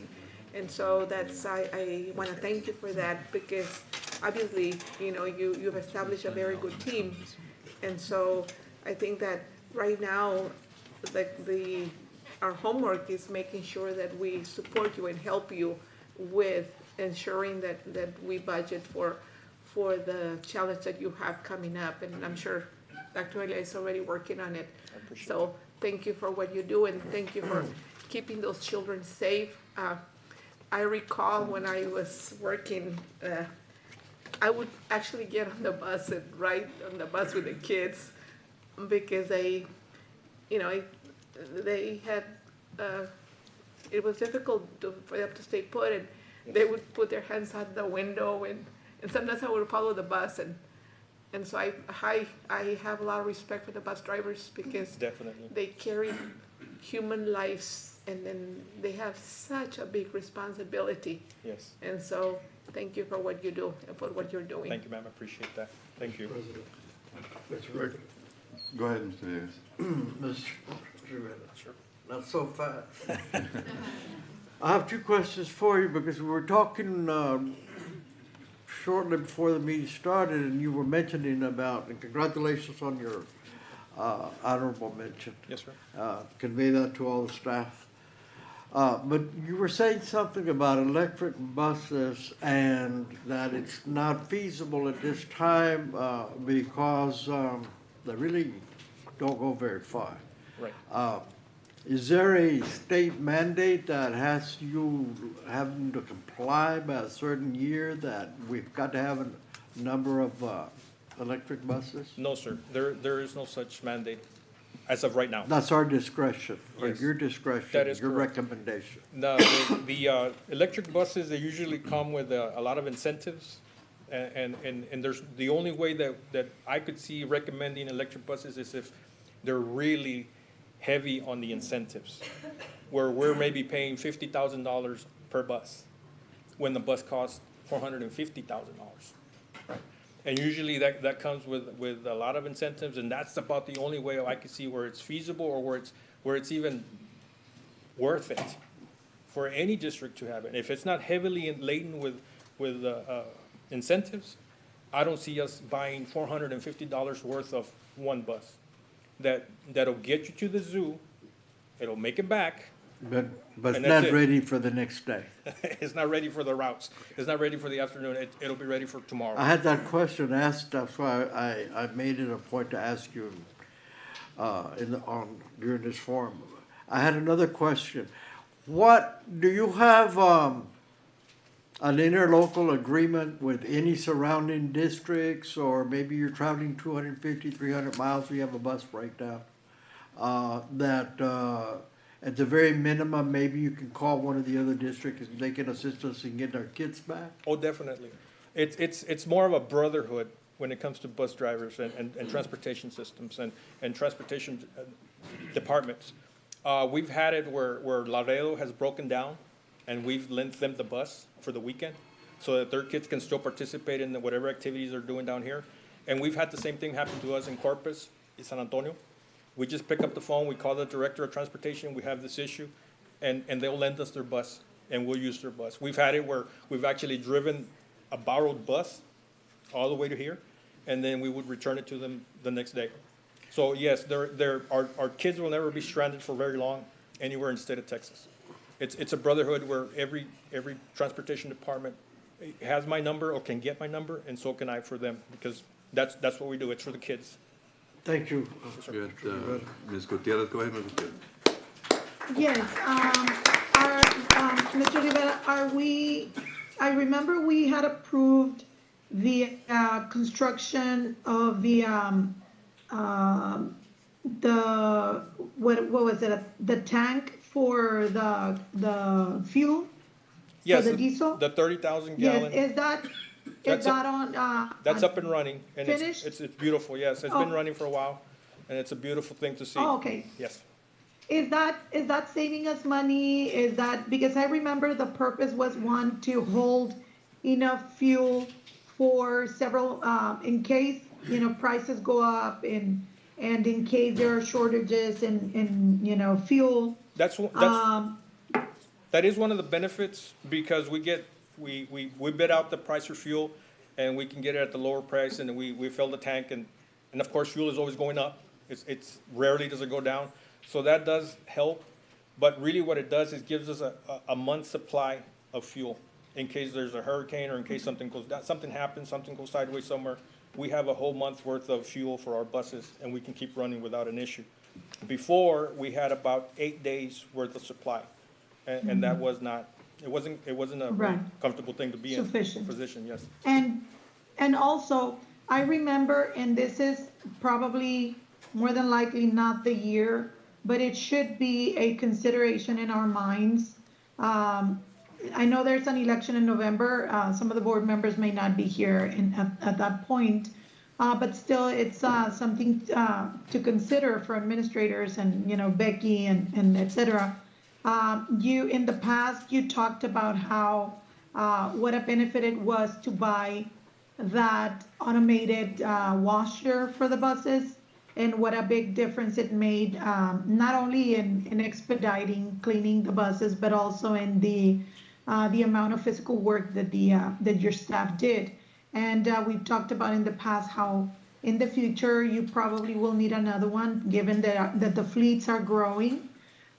We've talked about, and I'm just mentioning them so that those board members that will be here still after November will consider about having a kind of like a parts room or an area where you buy in advance a lot of the parts that you constantly use, given that, for example, the bands, and the spark plugs and many of those parts that sometimes you have to order, that you can have them already, and then if you buy in bulk, you can get a better price. And also a cover for the buses, correct? Or an area, shaded area for the buses and for the staff, correct? Definitely, there are some improvements that could be made at the bus barn. Well, this is the time to say them, Mr. Rivera, just so that we can have him in our minds. Well, you could just write me a blank check and we'll figure it out later. A blank check would work also. Right, we never know if we make a list of the things that you need. No, definitely. And for a bond or something. I've submitted all of my needs and my needs and wants for transportation department through Mr. Gonzalez. So he has a list of our needs and wants. And of course, we're gonna go through it for our needs first, and then we would of course go to the wants. But all of this material that we get is once again for our drivers and our staff to be able to represent PSJA the way PSJA needs to be represented. Because our buses, when they're out there, they're nice and shiny, and they're supposed to be washed and shiny, and that's the way they are. I've had phone calls from people, just random people calling me up and telling me that the buses look so nice and they're so washed, and that our neighbors they're not, and they're dirty, they're muddy, and all kinds of stuff. So as soon as it rains, the day after, I'm always on my guys, hey, let's get these buses turned around, let's get them washed, because we need to represent PSJA on the road as best we can, and that's what we do. And that brings me to another question. You do, because I have pushed this for or I have requested to consider doing random drug testing for everyone in every employee in the district, and it's something that it's a possibility in the future, all the time. And so your bus drivers get, how does that work? They get drug tested only when there are incidents, or you follow Texas DOT's mandates of drug testing anybody that's driving? There are three ways that our employees get drug tested. One is pre-employment. Every year they get tested before they turn in their physical every year. Also, we need to, by state mandate, we need to test 60% of our fleet randomly. So we have an outside vendor, an independent vendor that comes in, and they'll just all of a sudden appear on the door and say, here, we need to test these people. Right. And we do it. And that's by Texas DOT? Yes, it's a DOT drug and alcohol test for any CDL holder. And so that's one. And of course, when there's an incident, if there's an accident, the accidents, we don't do DOT. We do a drug and alcohol, but not DOT. But every time there's an incident or an accident on our buses, we do perform a drug and alcohol screening. Yes. So there's three ways of doing that: the pre-employment, the random, and then if there's an incident. Okay. Thank you so much, Mr. Rivera. Keep it up, and thank you. Next, I don't know if to look up here or to look at the screen where they're talking. So I'll get it down better. One more thing before I let you go. Yes, sir. It doesn't matter. You have my phone whenever you need anything. Thank you, Ms. Gutierrez. One more thing, sir. Yes, sir. I just wanted to make sure that I recognized all your staff. I haven't forgotten the time that we were all flooded, and your bus drivers were working late at night, trying to get the kids back home from the schools and so on. So I want to commend all your staff for that. So thank you for that. Thank you. I'll let him know that you mentioned that too. Yes, sir. Yes, sir. Go ahead. Thank you, Mr. Rivas. Thank you.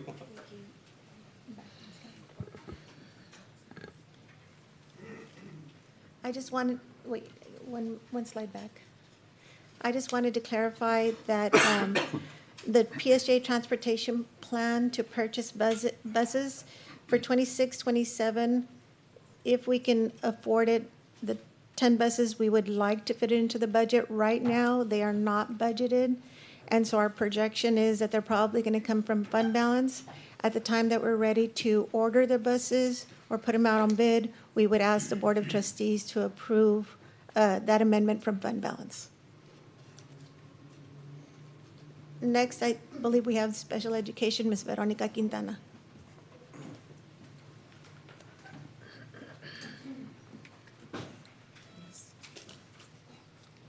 Good evening, Board President, Dr. Elias, members of the board. I just want to begin by prefacing, right, that our special education budget reflects our district's commitment to ensuring that every student receives the individualized support, services, and opportunities that are necessary to achieve academic success, independence, and meaningful post-secondary outcomes. So this presentation is going to highlight how our resources align with the student needs, the regulatory requirements, and the district priorities while maintaining a focus on fiscal responsibility. So the budget for special education consists of different components, and primarily our main cost, the bulk of the budget is payroll for personnel, employee benefits, professional and contracted services, supplies and materials, instructional resources and technology, travel and staff development, capital outlay, which is equipment, indirect cost, and administrative support.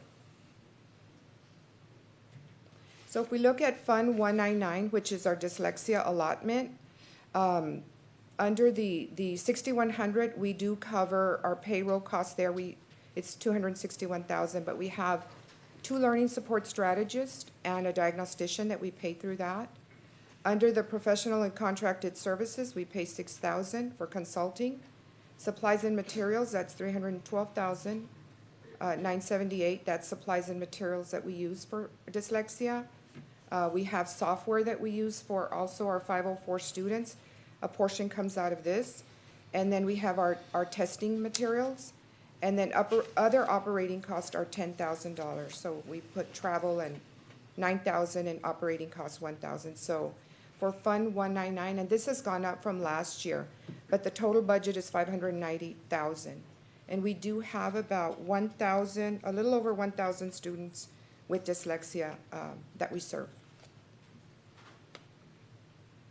If we look at Fund 162, so here we have 6,100, again, there's payroll costs there. And I think this was maybe cut off, but we do pay all of those indicated there through this account. And that is $30,436,825. But,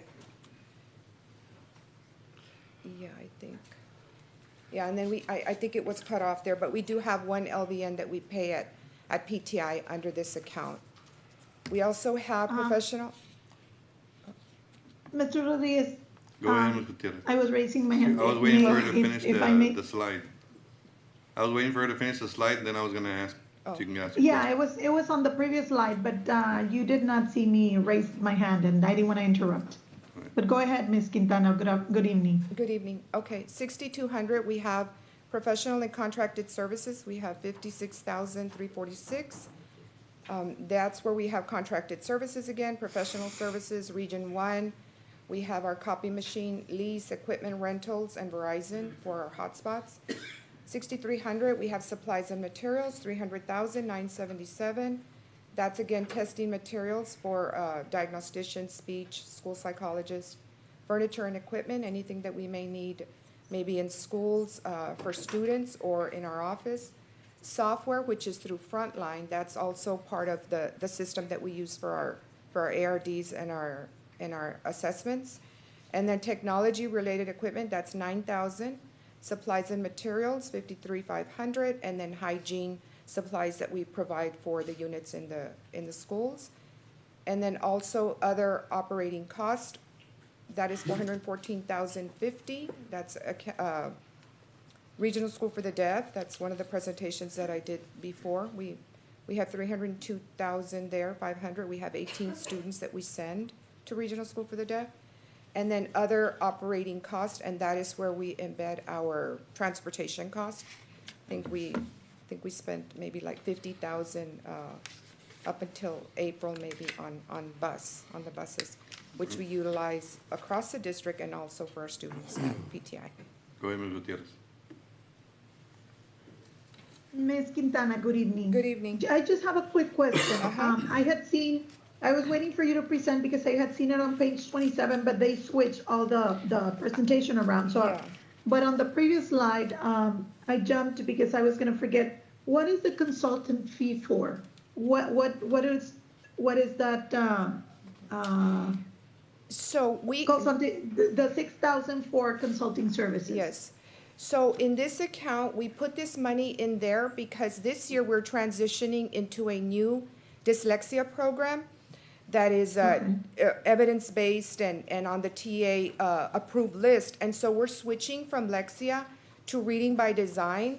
And there was a grant or an account that Iris's department helped us pay initially for training for a group of teachers. We had 3 groups of teachers, and so we knew that there was going to be new teachers or some teachers that we might have missed. And we're contracting with Region 1 because they are promoting the program, and there's a lot of surrounding districts that are switching to Reading by Design.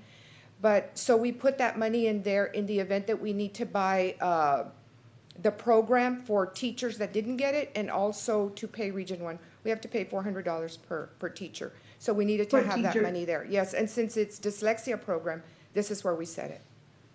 So the 6,000, give or take, depending on how many Yes, depending on how many participate, teachers, goes we needed to have money in there to pay for that. Goes to Region 1. Yes. Okay, and Dr. Elias, could you, in the next few days, provide us with a list of all the consultants that we have in the district? That would be greatly appreciated. Thank you, Ms. Quintana. You're welcome. Go ahead.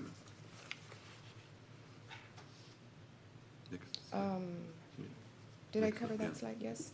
So I think this slide was not supposed to be in there. I know I'm going to come back again for the other account, but I just want to thank you all right for your support of special ed, and these budget expenses reflect our commitment to providing the services, the resource, and the opportunities for our students. They, while they need to succeed, right, ensuring responsible stewardship of the district, state, and federal funds. And through these investments, we're ensuring that every student has the support that they need to reach their full potential, right? The other thing that I wanted to say, and we were talking about, and I don't want to forget to say it, but we were talking about losing enrollment. Under special education, every year, and I kind of look back, we've increased student count for special education anywhere from 300 to 500 within the last 5 years. So I think this is a perfect time to thank principals, because they're enrolling students that are transferring into their schools and opening the doors to these students. So we did grow this year about 400 students from last year. And it's not just referrals, but it's parents coming in indicating that PSJ is doing great things for students with special needs. They're their little angels, right? They want the best services. We have the best teachers, and our principals are welcoming. And I want to publicly thank them and recognizing them, right, for allowing our students to enroll and to be part of PSJA. So our enrollment is going up, and you're going to see that our budget is going up a little bit, but also because we cannot compromise services that our students need. Thank you. Go ahead, Ms. Gutierrez. Ms. Quintana, again, Yes.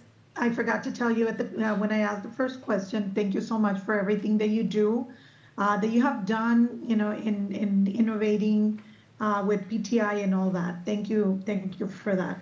I have a question from a parent that I just got. It says, how due process hearings in special ed are processed, and are independent lawyers hired, or how does that work? So, currently, we got a request for a due process, and we don't get those very often, and that's why it's so important, right? Parents will seek compensation or reach out to attorneys when we fail to provide, right? Fail to provide services, failure to identify. And so, you know, we have a situation where they file due process, they have an attorney, whether it be an advocate or an attorney that they pay, they can go different routes. And it's really simple to get onto the TA website and find that information on the process and how to do it. But we try to recommend mediation before we go into due process, and that's what we're doing with one specific case, to look at that. But we also have, you know, our attorneys, Andy and Leslie, you know, that help us out with this. We coordinate with them, and we identify what is it that the parent is requesting.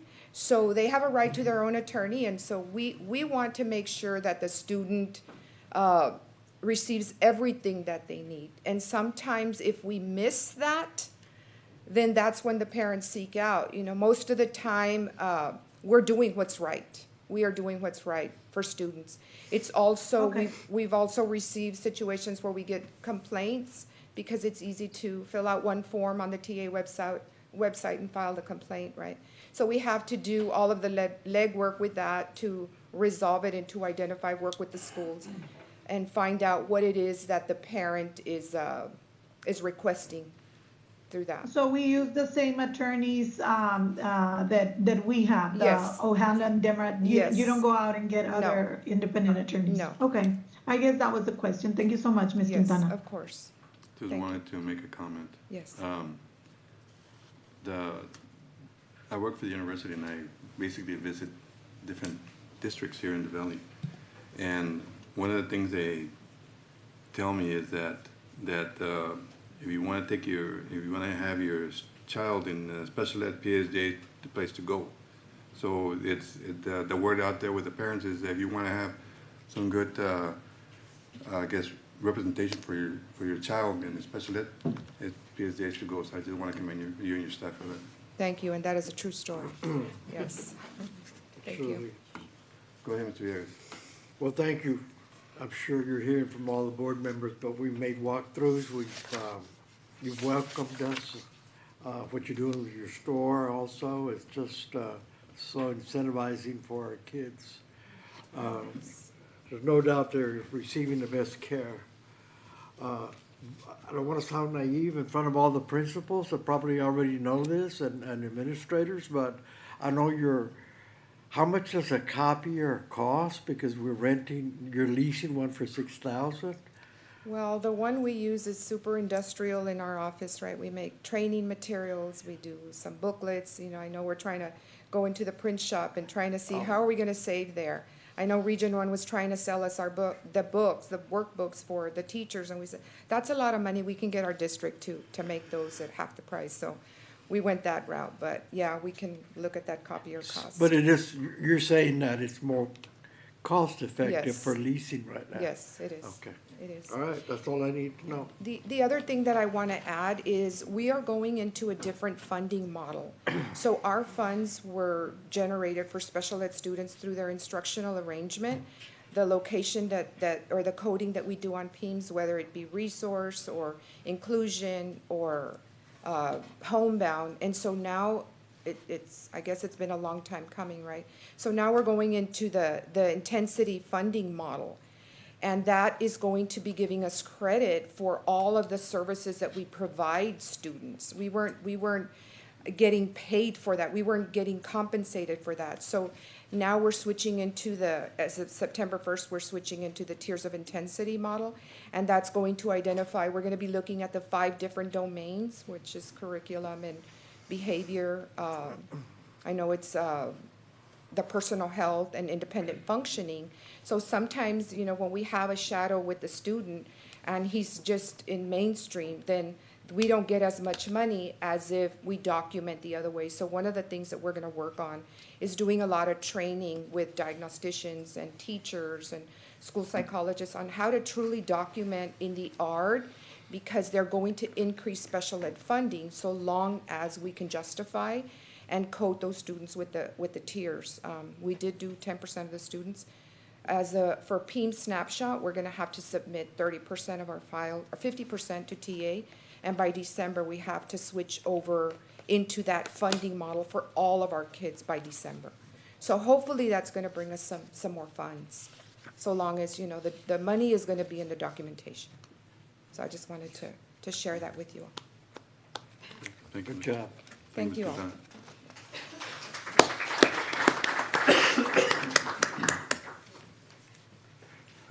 So next, we have another state budget, which is Olivia Martinez for the bilingual department. Good evening, Board President, Dr. Elias, members of the board.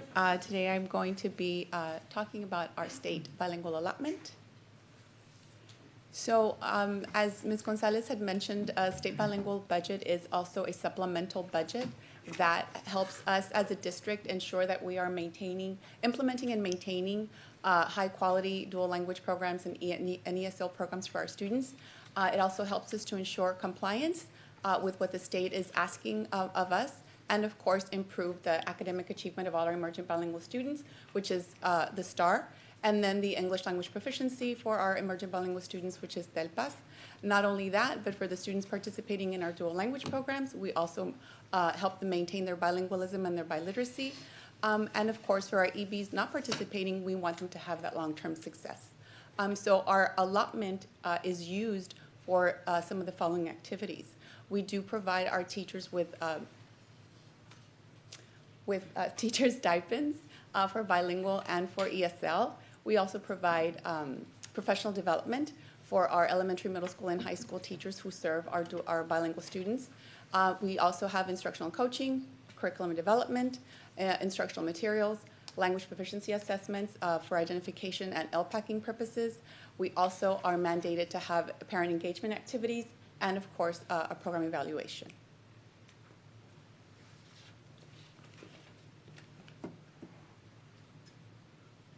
Thank you. Good job.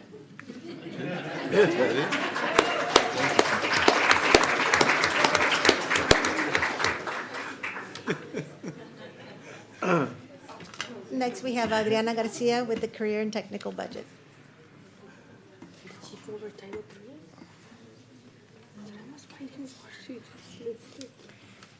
Good evening, Mr. Board President Rodriguez, Dr. Elias, and members of the board. I'm going to be reviewing the CTE budget, moving on for next school year. For our local funding, which is our state funding account 164, keeping in mind that these CTE funds are dedicated to prepare students to be college and career ready.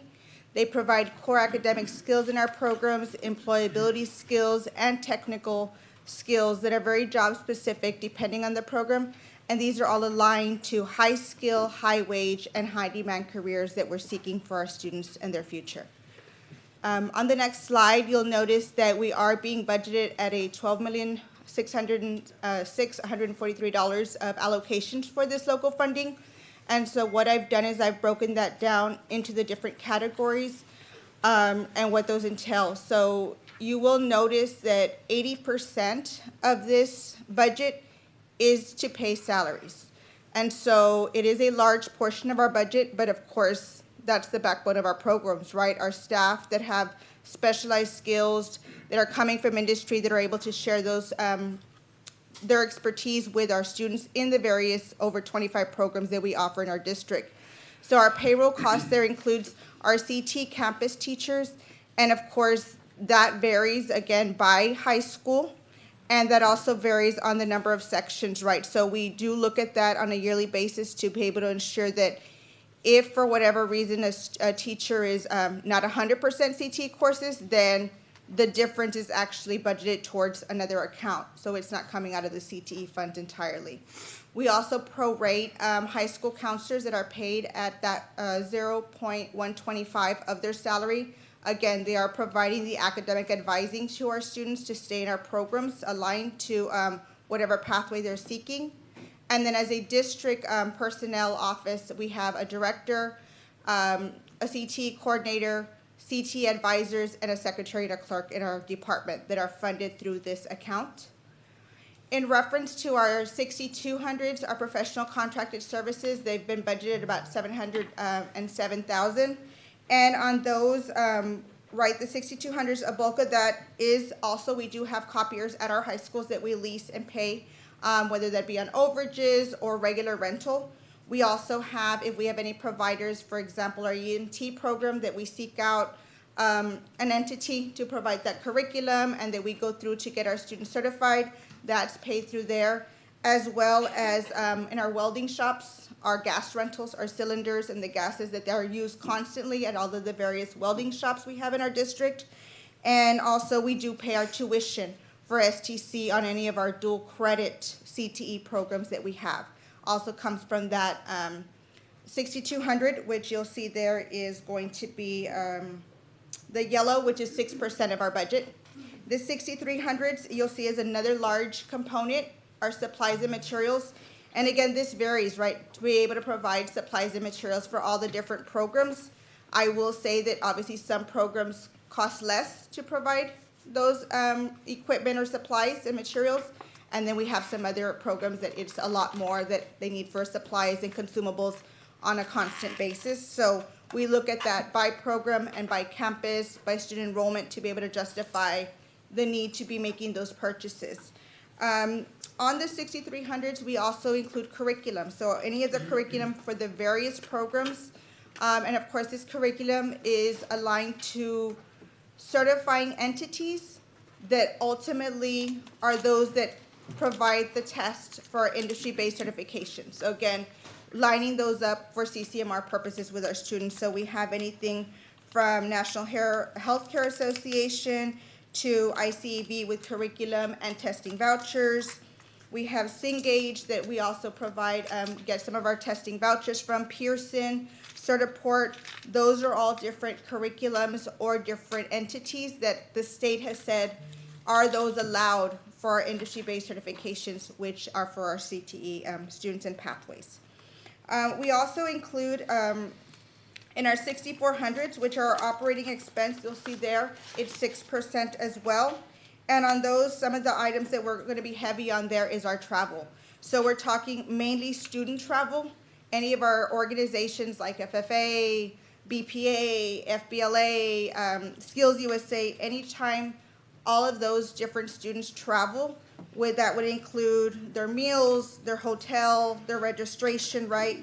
All of that is coming from that 6,400 operating expenses accounts, and as well as our transportation, as Mr. Rivera mentioned, right?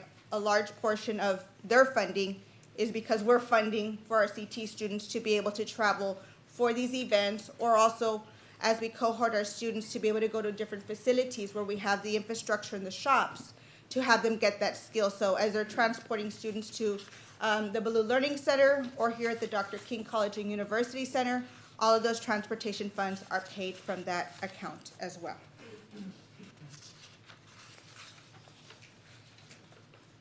And this concludes for the 164 on the state, and then I'll have more slides on our federal funding that we receive as well. Thank you. Mr. President, Yeah, go ahead, Ms. Catania. what is your enrollment looking like for this coming year? So we are pending scheduling because we have been monitoring tallies, and so as the schedulers are being run, we've got a couple of schools that are still pending this week.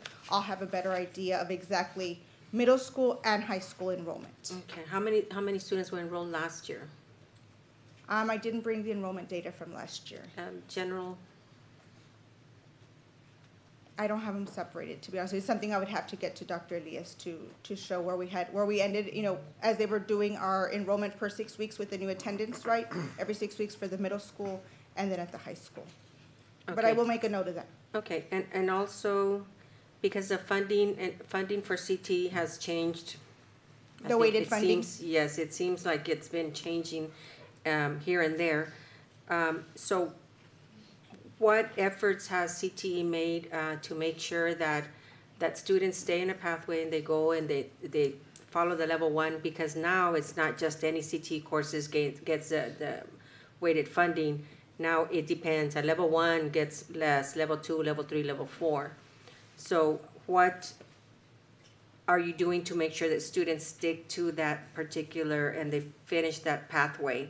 So I will say that what we've done is, right, the state does put out the programs of study for each of the different pathways.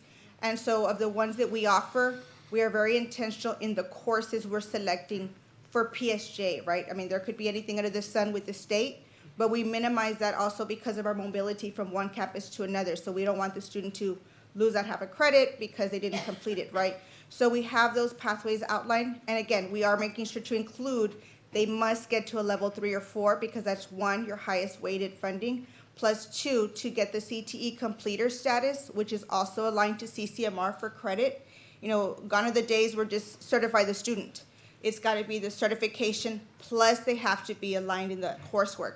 And with our CT advisors, that is one of their main roles. They are the ones tracking the students. They're the ones helping us with the recruitment. They are the ones ensuring that, again, the student stays in the pathway. So it's almost become to where English 1 goes to English 2, you know, principles of arts, audio, video goes to graphic design 1. You know what I mean? So we have that alignment, and we don't like to offer, unfortunately, as many options as coursework, but it still fulfills the pathway, and again, it aligns to a certification that's approved for CCMR through the A through F accountability. So the recruitment is looking different. Again, we are making sure that we are, if we're going into the audio video classroom, that we're providing them what's the next step, what are they going to see. And in a lot of cases, our teachers are standalones in their campus, like they are the program. So it's about them not only building, but maintaining their pathway and building that pipeline for themselves. We've also included at the middle school, again, still with CT courses, some exploration, because we have to make sure that when that endorsement signing takes place in 8th grade, that we don't have a lot of wiggle room in the next 4 years after that for them to adjust. Again, it's to benefit the student because we know the more years they spend in the same pathway, they'll get more in-depth knowledge and skills. And so that's, again, making them more marketable when they graduate, plus better prepared for certifications. Plus, they're able to stack things in their credentials. Like, you know, if I've got an advanced sophomore that gets one certification, they stay in the pathway, guess what, their junior year, they can add on a different certification. And their senior year, they can add on a different certification. So they can walk away with more stackable credentials to help them be more marketable in the workplace or in the workforce in the future. What courses are being offered at the middle school? We currently have, it varies by middle school, but we do have Principles of Information Technology, Principles of Business Marketing and Finance. We'll be starting Principles of Law next school year. We've got Principles of Architecture. Trying to think. I think that might be all the various ones at the high schools. And we are very intentional to when we're looking at the coursework, that it's something that they can continue at the high school. We don't want it to be a dead-end path for them at the middle schools. So these courses, I think in order for them to generate funding at the middle school level, have to be at the high school, which is why you're offering the principles? Correct. They are principal courses. To generate the funding, it's only allowed for 7th and 8th graders. And yes, they have to be awarding high school credit. So the curriculum doesn't change. What we've advised our teachers, and when we do, like, for example, professional development, we have them with that same course program teachers, and then they're just working together with the strategies and activities that kind of tailor to a more middle school student, but still covering, again, that TEKN curriculum for the high school credit that they're receiving on a transcript like anybody else. Okay. I would like to receive, Dr. Elias, the enrollment for this past year and then the projected enrollment. And I know that the beginning of the school year, it's crazy. But just how many students? But yes, Yeah. we're already doing some of that pre-work with the advisors, you know, as well. Okay. Thank you. Thank you. I think in anticipation for getting some increased enrollment, I think this course is gonna be attracting some students that, because some of this course is not offered at the other campuses, the other districts. So we might be getting a little influx of some students because of those courses. I can tell you, sir, we get those phone calls that saying, you know, I've got a student here, a parent here, that they want to come from Donna. They want to make sure what can they get into because you have more options than other districts. Or I have a student that wants, the family says, we're moving to McAllen. I said, okay, I'll adjust my list, or, you know, we'll look at that student. And then less than a day later, they're like, nope, put him back on the list. McAllen said they couldn't accommodate him for the program he wants. He's going to stay at PSJ. And That's so good. those are things that are highlighted for our programs. Great. Ms. Gutierrez has a question. Yes, this one was for bilingual director, Ms. Olivia. Do you have any, you don't have any questions? for Yes, her? is she there? It's because I can't see, so. Okay. Is she there? She's coming. Yes, ma'am, good evening. Yes, good evening, Olivia. So the question I have is, in 2022, we asked to have an evaluation of the dual language program, right? And so at the time, one of the part of the conversation was to continue to have evaluations, so the independent evaluations, so that we could follow up on the deficiencies from the original one from 2022, and see if any of those deficiencies had been corrected and how the program has grown, you know, all of that. Have you done any such evaluation? Have you considered doing that? Are you working with any agency? What is the status on that? So we have done, ever since the 2022 evaluation, they also gave us some things that we should look into in-house, and that's what we have been doing. We have our action plan for support, and so through that action plan for support, we have our own internal evaluation. And so from there, we have been making our improvements under the leadership of Dr. Elias and Dr. Marquez. We have had professional development for our principals almost on a yearly basis to ensure that they have an understanding of dual language at the elementary, middle school, and high school, and the expected outcomes. So all of that has pretty much been in-house. Okay. Have you seen, or can you, Dr. Elias, can you ask your staff, Ms. Olivia, to provide us with a report, or at the time the conversation was comparing the scores, comparing the outcomes for these students that are in dual language, which is pretty much almost everyone, right? And comparing how, you know, if they're improving, if there is any resistance from teachers, you know, in implementing, you know. So if you could ask your staff, Dr. Elias, to prepare a report. I'm writing a list of the reports from the different departments, and that would be appreciated, Olivia. What you're seeing on those reports, if you could share that with us as well. Yes, definitely. We have something coming up. We have to do an evaluation before November 1st, excuse me, a presentation before November 1st, and so you will be getting that hopefully sometime in October. Thank you so much. You're welcome. Have a wonderful evening. Thank you. Okay. Trustee Quintanilla, I don't know her enrollment, but I can tell you that her budgeted FTEs for CTE are in excess of 2,000. FTEs?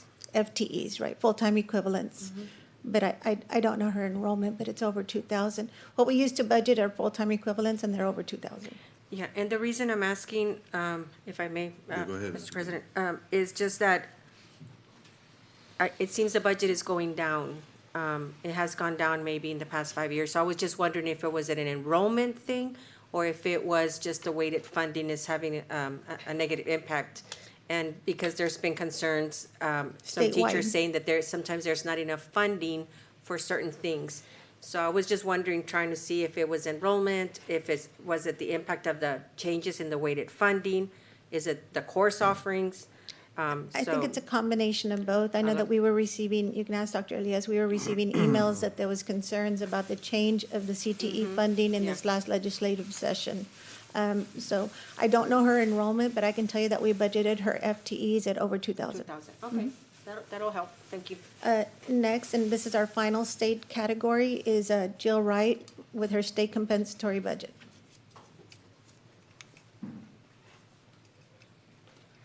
Good evening, Board President, Board members, Dr. Elias. I oversee the state compensatory budget.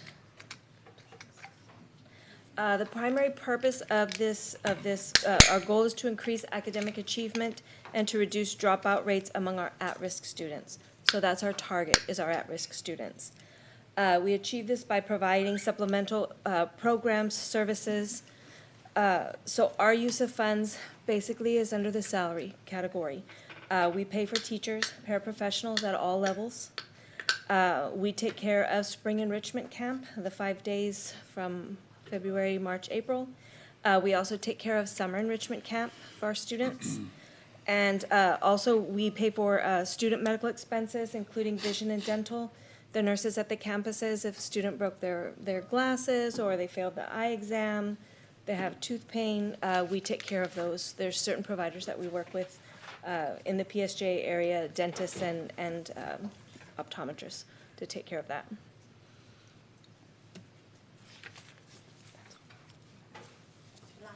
Yes. Any questions? That was it? Thank you. Okay. No. Can you go back to the slide, to one of what the budget was? Okay, Yes. 24 million. We're projected for the 26-27 year to be a little over 24 million. Okay, Thank you. thank you. So next, I know- go ahead. Go ahead, Ms. Gutierrez. Go ahead. Yes. On the summer enrichment camp, is your budget not sufficient? Because, or what's going on? Every year we hear that the principals, the teachers are asked to work the enrichment programs during the summer without pay. So what's the situation there, Ms. Wright? For the enrichment, honestly, my department pays. I get the spreadsheet. I work closely with Dr. Noyola's office. They receive the teachers, I believe I know they know the process a little bit more, but what it is they have the principals receive a list of who's going to be working, and then we work off of that list of teachers. We receive the lesson plans, the timesheets. So I'm not aware of any teachers who are not So getting paid. it would be Mr. Noyola to answer this question then. Yes, we work together with him. Yes, ma'am. Okay, and so what is the situation on those complaints that during the summer, our principals, or is that taken care of and they were paid after all? Because I know that in the past few weeks, well, not few weeks, but few months before we went out on vacation, that was the complaint that, principals and some of the staff didn't want to work the summer because they were not going to be compensated. All teachers that work during the summers and it's also the spring are compensated. The only item that we do ask them to do is to make sure that we have 15 students per one teacher. And if we don't have that ratio, then we have them or ask them to disseminate them into the other, with the other teachers. So anybody that works does get compensated. I don't know why they would say that. We do let them know you don't have, let's say, 15 students to one teacher, because that is the ADSE recommended teacher-student ratio. If they don't hold that, and if they have 10 or 8 students, we do ask them, you need to let that teacher know that, she won't be able to continue, but use those students that are there, disperse them among all the other teachers. So if they do work, they get compensated. If they don't have the numbers, well, that's why we tell them you need to go home, because it won't be cost effective. Yes? And this is a 6 years ago question, repeat question. If you remember, at the time I asked, what happens when a teacher only has 2 students or 1 student? Do you send the child home or do you accommodate them to somebody else's group? We do accommodate them to the other teachers that are there at the campus. So we never send the students home. Okay, so it's just the teacher that does not have the enrollment that will not get, but they don't get to work for free. They just don't get compensated. They don't. They just don't get, they don't work. Right, that is correct. They do not work. We ask them to go home because they don't have Okay. enough students. Okay, that was my question, Ms. Wright. Thank you so much, Thank and you. thank you for everything that you do. Thank you so much. But just to add a little bit. If they did stay, like, let's say 3 hours, 4 hours, whatever time they stay, we do pay them. But then they go home after that. Right. Okay. And how about the principals? The principals do not get paid, miss. The principals are under contract during the spring. During the summer, they're still under the contract, some of them. Okay, so it's within their paid timeframe. Right, because they're under contract.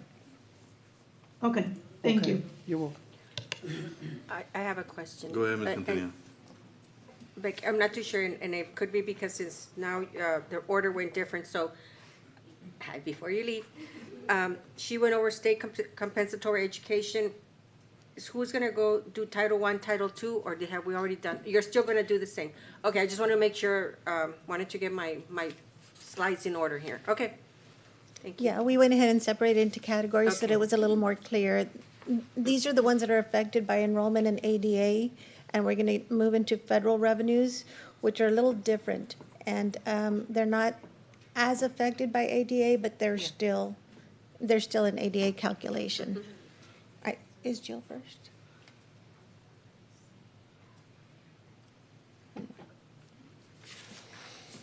So the majority of our federal education funding is provided through entitlement grants, which are formula-driven allocations authorized by Congress and administered by TEA. School districts receive these funds based on factors such as student enrollment, poverty levels, and the populations they serve. These are a little different than local and state because federal entitlements are restricted funds and must be used only for the specific purposes established by each grant. So each grant has a little bit different of what it can be spent on. Next, we will highlight the district's major federal entitlement programs and how these funds support student achievement, specialized services, educator effectiveness, and educational opportunities beyond the district's local and state operating budget. So every one of the directors that you saw that have state funding, they also have federal funding, but it's supplemental to that state funding that they have. So first, we'll start with Jill Wright. She has the majority of the entitlements.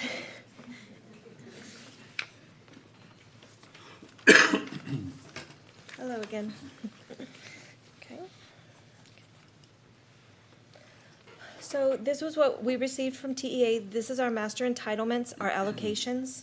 So you can see they have it broken down by all of the title programs, and I'll go through each one very briefly.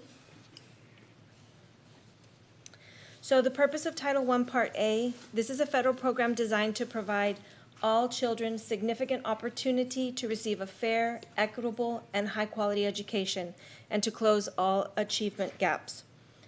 So this is broken down. When we get these funds, we allocate them two different ways. We start with our, I'm going to kind of go backwards, our district-provided services. 30% of our allocation can be called a set-aside. So our district-provided services is our parental engagement program, and it's also our pre-K-3 school program.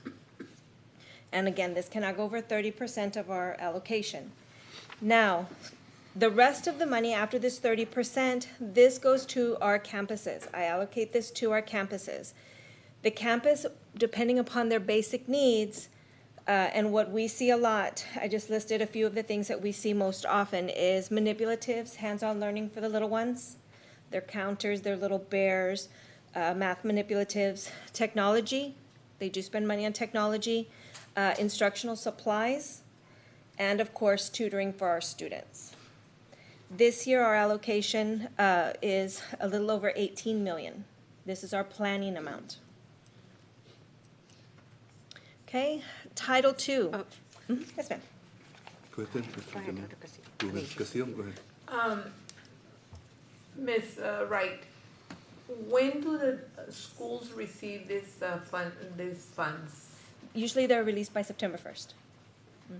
Okay, so after one school starts? As soon as school starts, yes, ma'am. If I remember correctly, I know we used to get monies towards the end of the school year, like maybe March. There is a carryover. So that those happens were the depending ones. upon the spending of the school year. Those funds that are left over are redistributed. if there are funds left over. Sometimes the spending is higher, sometimes it's lower during the year. It just kind of depends on the campus needs.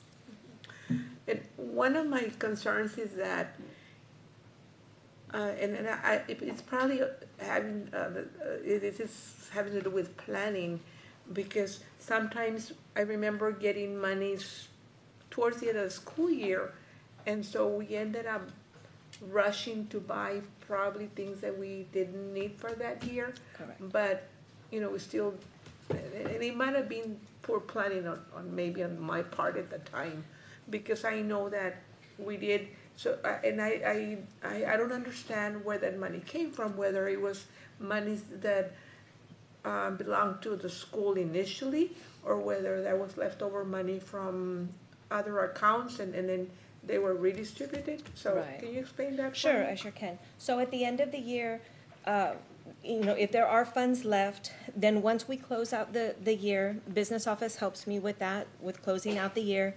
Then after all of that is, all the final drawdowns, everything, TEA has until January. And it's usually January or February, they send us the amount of the carryover. And carryover is considered the amount we had left. So what we do is we redistribute that to the campuses equitably. Because maybe campus A spent all their money and campus B had 50,000 left. Just because you had 50,000 left, you're not gonna get 50,000 back. We distribute it equally to all the campuses. We allocate that fairly. But since TEA, it's usually January or so that they send us that amount, that's unfortunately why the campuses sometimes get it a little bit later. We're not holding on to it. It's when they send it to us. As soon as they send it to us, we get it out to the campuses. Thank you. And I always would wonder, you know, if I received these monies earlier. Exactly. You know, the kids could have taken advantage of probably getting more resources there Exactly. that were needed. Correct. So thank you for Yes. clarifying that for me. Absolutely. Mr. President. Go ahead, Ms. Quintanilla. So, something you just said right now, so these 18 million, 18.2, 30% goes to the parental engagement program and pre-K, so it cannot It's exceed that 30% amount. complete. Cannot Correct. exceed that amount. It cannot exceed, correct. Okay, and then the remainder, let's say 70%, Mhm. is split evenly amongst the campuses? It's allocated, I'll tell you how it's allocated. It's based on their economically disadvantaged students. It's a formula. So it's their enrollment times their percentage of their EcoD students. That gives us a number, and then we allocate to the campuses. So it's not that the bigger schools get more money, it's based on their economically disadvantaged students. And thank you, and I'm glad a lot of principals are here, and I know that I've had concerns, not necessarily the principals, but how some of their Title I funds have gone down, but now they can Correct. connect it to that. Okay. Thank you. Thank you. Sure. So we'll move on to Title II. Title II is all about teacher improvement through professional development. We're increasing student achievement consistent with challenging state academic standards. Everything that we do with our title programs deals with the academic standards. So we want to always be improving the quality and effectiveness of our teachers and all our school leaders. So some of the things that we have done with this funding, we work with HR with the Teach for America program. I believe this year we had 5 teachers that we helped support. It's a 3-year contract. We also pay for the collaborative learning leaders. We pay 50% of the salaries for the elementary and the middle school. The other half does come from their Title I, but we've helped the campus that way. That relieves some of the Title I to make sure that the students have what they need in their instructional materials. We also, it is a requirement that we partner with private nonprofit schools, so we do work with 3 private nonprofit schools. What 3 private, I'm sorry, Mr. We work, President. Go ahead. we work with St. Joseph's Catholic School in Edinburgh, Macedonian Christian Academy in Alamo, and Far Oratory. And this year, our allocation is 1.8 million, a little bit lower than last year. We did lose some funding in our Title II. And how do we partner? What I do is With the every 3 January, I send out a letter to all the private nonprofit, the PMPs in our area. It's a participation letter inviting them to participate in any of our programs. And they either, say, yes, I want to participate, come and visit me, or they send us back a no. Okay. Can I ask a question? Does that? Of course. Their participation, does that, do we get credit for the ADA or we don't? No, I No, don't believe okay. so. Yeah. Okay, and then I just have one more slide. Title IV, Part A. The purpose of this, there's a threefold purpose on this one. It's to provide all our students with a well-rounded education. This can be in the arts, the languages, STEM. The second one is to improve school conditions. This is our safe and healthy students. And then our third one is to improve the use of technology to improve academic outcomes. So the activities that we've done in PSJ to support this Title IV Part A, every year I partner with Mr. Taylor and we send the fifth graders to the Valley Symphony Orchestra. This gives them an opportunity to learn more about the fine arts. We've also partnered, I partner a lot with Mr. Taylor, elementary musical instruments. This helps the music teachers kind of start to build that fine arts with the students so that, we can continue them with middle school and high school into those programs. We fund the summer musical theater camp. We're very proud of that one. We also work with the counseling department with mental health and planning and PD for the summer. I work with Dr. Sainz on that one. We pay for some district level counselors and psychologists, and also the wraparound specialists. So that's how, and right now, for this year, our budget is 1.2 million for the 26-27 school year. Mr. President, Go ahead. I know that some of these have, like, let's say if you're gonna send fifth graders to the Valley Symphony Orchestra, there's amount, whatever that may be. But how do you decide to put what amount, I guess, how do you go about deciding how much should go into counseling and mental health planning and PD? I worked with Virginia Signs, and what she does is she brings in five counselors from each level. So we get a proposal. So we worked on that. We've done this now for a couple of years, but we worked together first to get that proposal to see, what the funding would look like. So that's something, like I said, we've done about 3 years. So. And I know that that's, for me, I know that mental health is becoming, I guess a bigger concern, and that we as a public school district see what we can do. And I don't know, I know Ms. Science is here, but has that amount, the amount that has been allocated to her department for this particular purpose, has that been enough? I believe so. We've done evaluations. We've Okay. asked the counselors to do an evaluation to see, and I know that they kind of turn it around to the other counselors because she picks 5 from each level because, funding's not, Yes. she's not able to bring everybody in. Exactly. So she brings 5 in, but we do an evaluation every year as well. Great, thank you. Okay. Ms. Gutierrez, go ahead. Yes, so Ms. Quintanilla asked, I wanted to know a line item of each of these areas that, that you are gonna allocate this 1.3 million. Sure. And so, how do you decide which ones you're gonna allocate more than others? Like, for example, how do you allocate for Valley Symphony Orchestra? And then do you keep track of how many students benefit? Do you have data on student outcomes or KPIs? What is the situation with these activities? How do you allocate those monies? Yes, we do evaluations for every program that we do.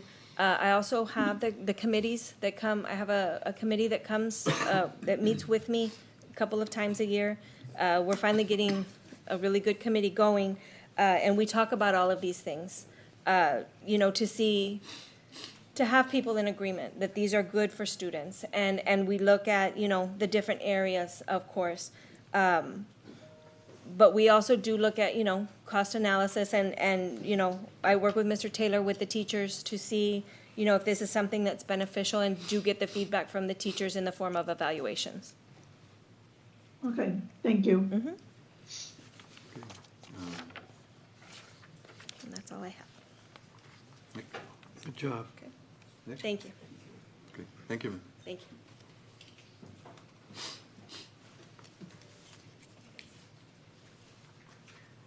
I have one question, one more question, Mr. Rodriguez, Go ahead, Ms. or her. Yes, can you go back one slide, to the one where she was presenting? Let me see. Okay, so, Let me see it. No, it's not on this one. It's a different one. It's because they moved the slides. I apologize. I'll ask the question when we get to that.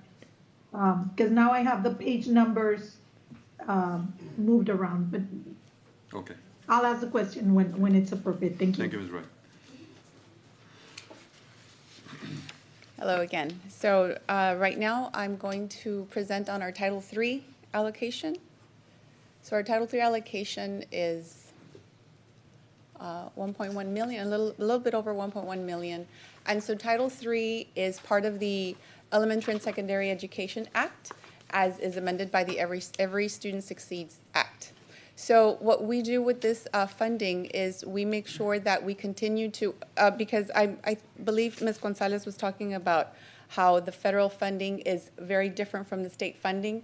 And so Title III is above and beyond any state and even any other federal component. So with Title III, it is specifically for our emerging bilingual students, and it is specifically to help them continue with that English proficiency attainment, that academic achievement, and of course, we also have to promote parental engagement, family engagement, and community engagement.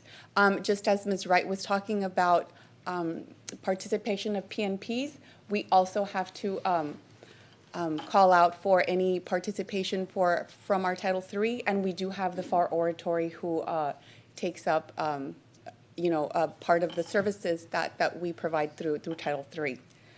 And so that's pretty much it. Any questions?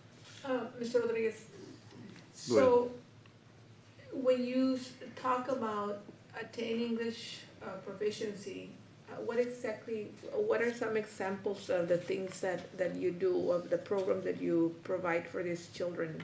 So for example, we support our middle school campuses, and so with that teacher comes specific training on emergent bilingual strategies. And so we also look at where are we challenged when it comes to TELPAS, right? And so if it is part of part of secondary where we need that support, so that's where that PD is focused. So it's through professional development, it's through instructional materials that our teachers may be needing, but again, it's above and beyond. So it's not anything like Summit K-12 or anything like that, because it's above and beyond what is already required by state. So I know that in the past 3 years, you have contracted a couple of ladies to do professional development. So that funding comes from this source? That funding came from State Bilingual. Not from Title III. Okay. But you could use this? Definitely, yes. Mm-hmm. So you're going to continue working with those presenters? We have done a lot of in-house building capacity, so it is going to be through my own department. I see. Mm-hmm. Thank you. I have a question, Mr. Rodriguez. Go ahead, Ms. Gutierrez. Who's presenting? Jill still? Is right? This is Olivia. Miss. Oh, okay. How many emergent bilinguals do we serve? We have over 11,000 students. Okay, and how many migrants? Migrants, I believe we have about 771 as of today, as per Mr. Garcia. Okay, so then. I believe you probably meant immigrants?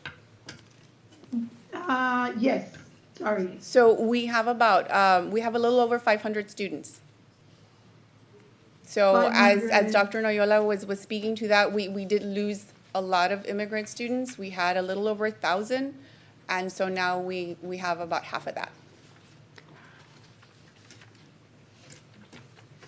Thank you so much. That, all I wanted is the numbers. Do you have, a line list of how you're gonna allocate this 1 point, whatever it was, million? So most of it goes to salaries. Okay, Yeah, okay, thank you. you're welcome. Thank you. Yeah, and I Go did ahead, have a go ahead, question. Mr. Tejeda. And this kind of goes with all the Title I, Title II, Title III.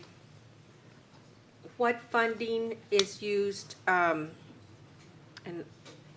maybe it's also, might be a Becky question. What funding is used, that teachers then utilize for purchasing supplies? Do they get any of this funding? Yes, Okay. like, for example, we do have our ESL teachers that focus on our recent immigrant students. Okay. So they would get part of the Title III funding. So this funding, is it all under you or under Ms. Wright, or does it get sent out to the campuses and then the campuses use whatever allocation they're given? So it is, like, for example, Title III, I oversee it, and like I mentioned to Dr. Gutierrez, most of it is in salaries.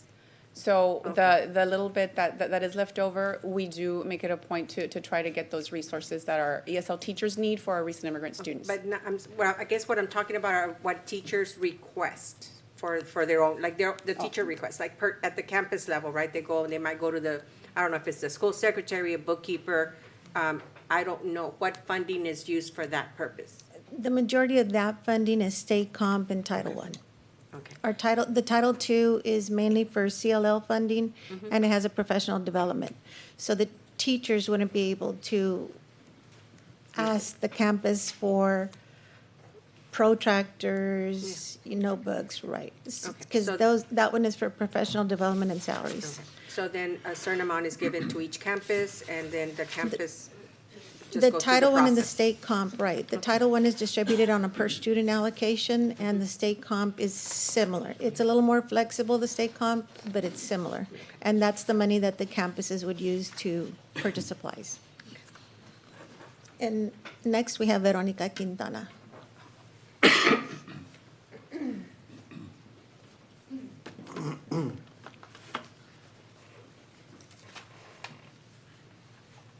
Okay, I'm gonna cover the IDEA B funds.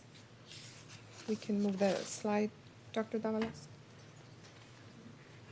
So under 224 and 225, we have about 5,083,000. We cover about 63 salaries under there, which is about 45 sped teachers, 2 paras, 2 instructional coaches, 6 homebound teachers, 2 VI teachers, 1 deaf and hard of hearing teacher, 2 adaptive P coaches, and 3 office clerks out of this account.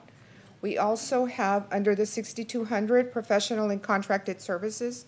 This is, we pretty much have this as a budget reserve. There's 211,000 there. But we have this in case there is ever a situation where we have to pay residential placement for a student if an ARD recommends that, if an ARD recommends that, we have to have the funds to cover that. In the 33 years that I've been here, we've never recommended residential, but in the event that an ARD recommends that, we have to have the money somewhere. And if this money is not spent, then it'll roll over into next year, and more than likely we'll use it into the payroll cost.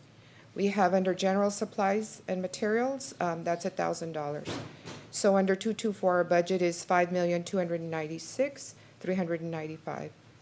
And then under the IDEA B, we just received money there, $89,000, pretty much just to cover 1 preschool teacher for that. And so the total fund there is, again, $89,193. And that's it. Mr. President, Go ahead, Ms. Quintana. how is your department as of right now? Is it fully staffed? Are there any openings that are crucial to serving our special education population? So I think that I always say speech pathologist, and that Yeah. is one of the accounts under the 162 that I went through. The contracted services, I think we have maybe 50,000 in there, because we do contract with an outside agency for speech therapy services. I know that they're hard to find. I know that we're also providing stipends, but that is one of the departments that we really need support in. But other than that, we are fully staffed. I think we made a recommendation for another social worker, but all the positions are filled. Yes. Thank you. President. Go ahead, Ms. Castillo. Dr. Yes. Hold on, Ms. Gutierrez, you be next. Well, I being raised, it's because you don't look down. I raised my hand even before Ms. Quintanilla, but you just don't look down. Go ahead, Ms. Castillo, I'll wait. You'll go after Ms. Castillo. Thank you, Ms. Gutierrez. I know that at one point we were appealing the SHARS, sir. What is the status on that? So I don't know if we did appeal, but I don't know what the result was. We actually, even though we do our appeals, we actually end up where SHARS is still charging us back. So we're not collecting the full funding. I know this currently, we just appealed and then we got, what did we get back that we were now owing again? Right, we had 2 appeals and we received bills for both of them in this school year, one for 800,000 and one for 600,000. Oh, my goodness, So we're providing the services, we're having to budget out of our SPED accounts, but yet SHARS is not reimbursing us back. And is there a reason why we're not getting that That's money back? across the state, that's Oh, yeah, across they're everybody. that's It's not just our district, it's So everybody. it's the state? And we're actually part of a sue for that, and it's just on hold right now for everybody. Ms. Gutierrez, go ahead. No, I was just gonna ask Dr. Elias, it seems to be the same theme. If you can, before we have the budget hearing, the public hearing, if we can have all of these numbers, but with line items, so that we know specifically what's going where in advance, so that we're prepared, when that happens, when we have the public hearing, please. Okay. Agreement. We have, Thank you all. Perkins budget next. Yes, so with like the other departments, right, we also have a supplemental account for federal funding. So our planning amount for this year, which literally is practically identical to the previous year, I think it was less than $800 of a difference, is $507,802. And so there's specific items, obviously, that are allocated or purchased through with federal funding. It's something that, again, to avoid supplanting, we're making sure that we're monitoring what we spent in the previous year, so we continue to keep it on that budget so it doesn't impact our local.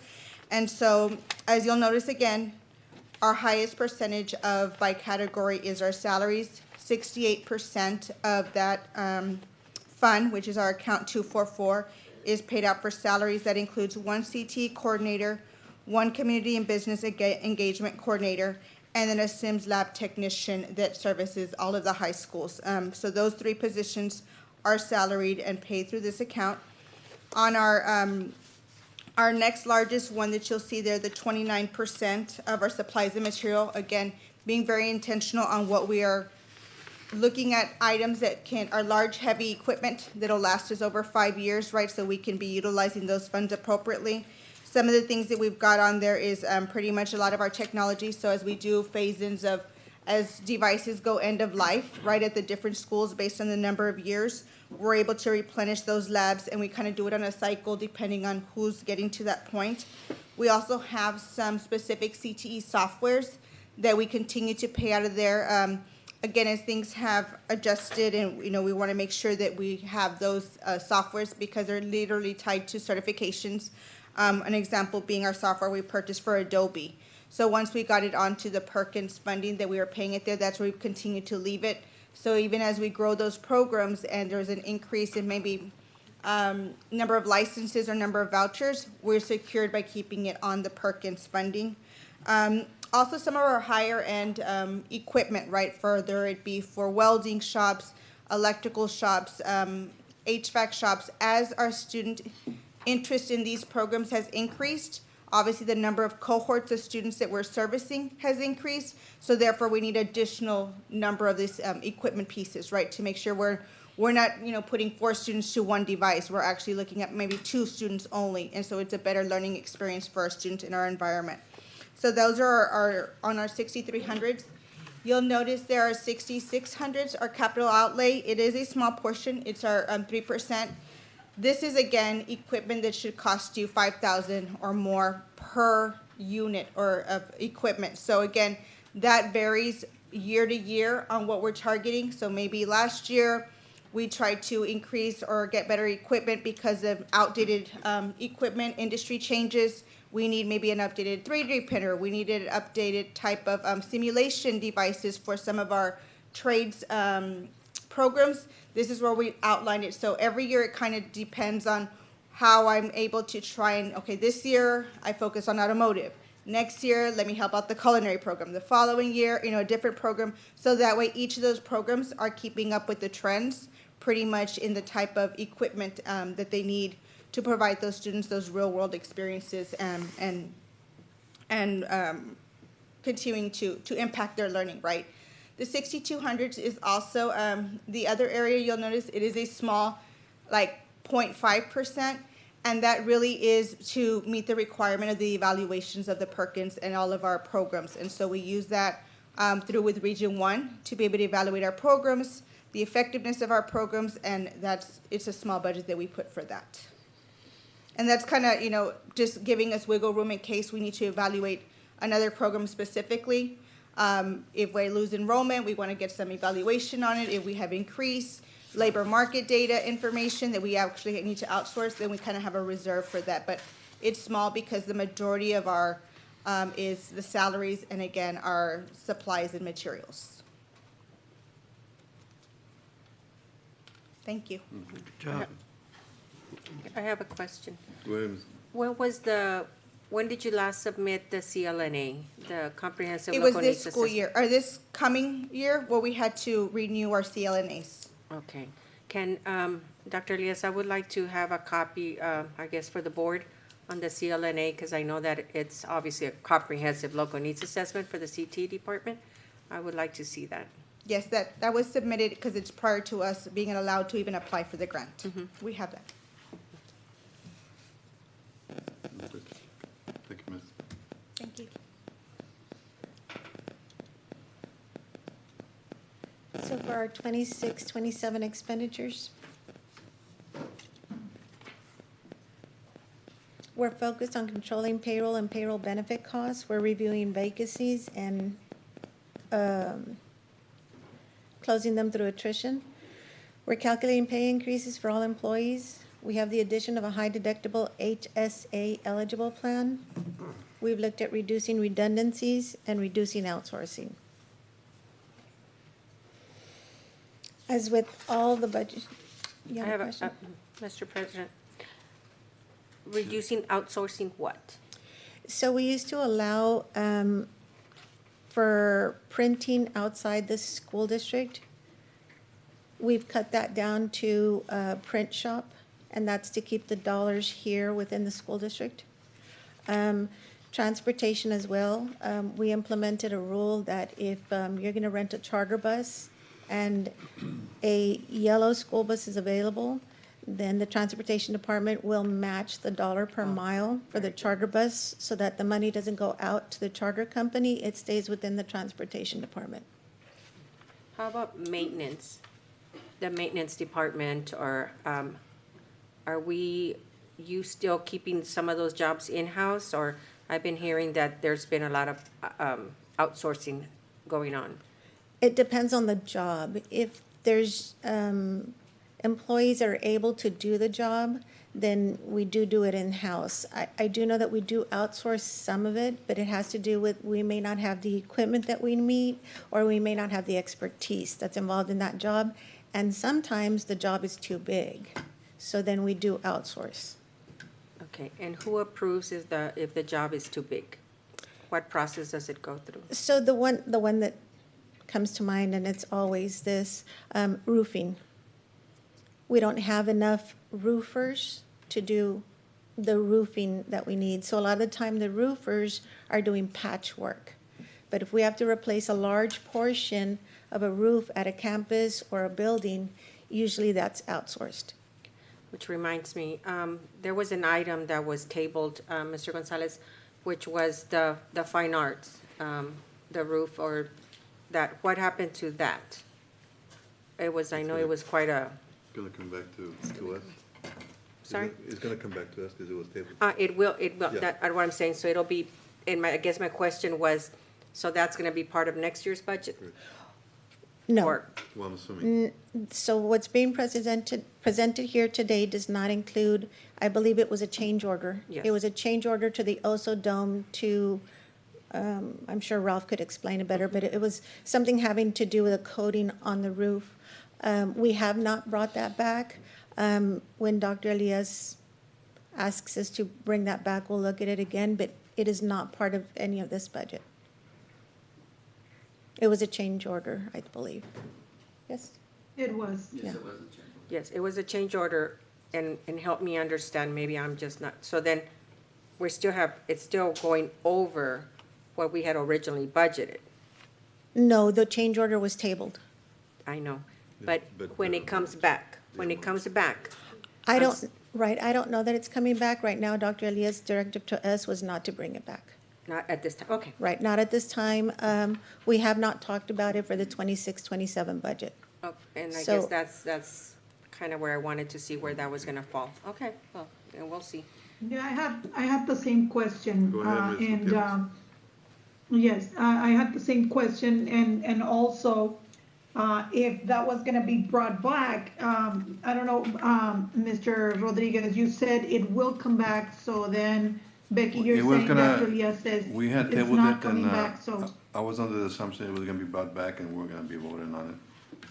Well, But given I'm that just we're hearing right going- now that, it's not gonna be brought back, so I haven't been Well, given Dr. that Elias, information. I'm glad that you directed not to bring it back, because given that we're going through attrition, you know, I would rather not spend $1.5 million, I think it was, the change order, which, you know, asking 300. around, it sounds like it's, 300,000, I think. it looks inflated.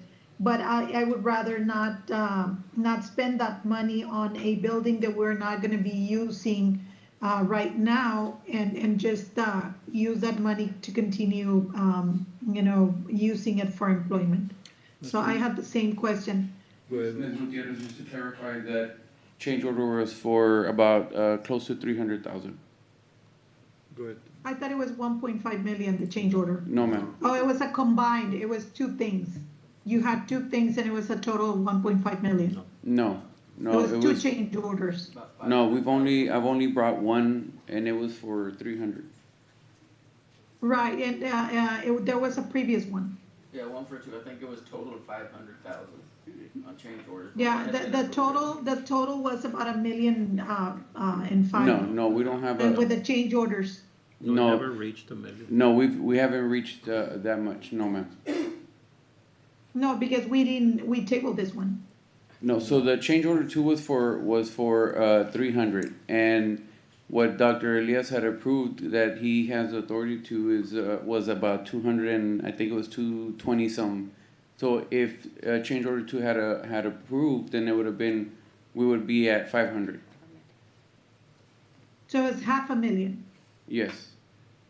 Okay, still a lot of, very considerable amount, you know, that I would rather see go to our students than, you know, than construction or improvements that we're not gonna need right now. Thank you. Thank you for the clarification. Dr. Elias? Yes, and my comment is more, I know that is something that's needed for the project, and I know that if we don't continue with that project, that building sat there for many years being dormant.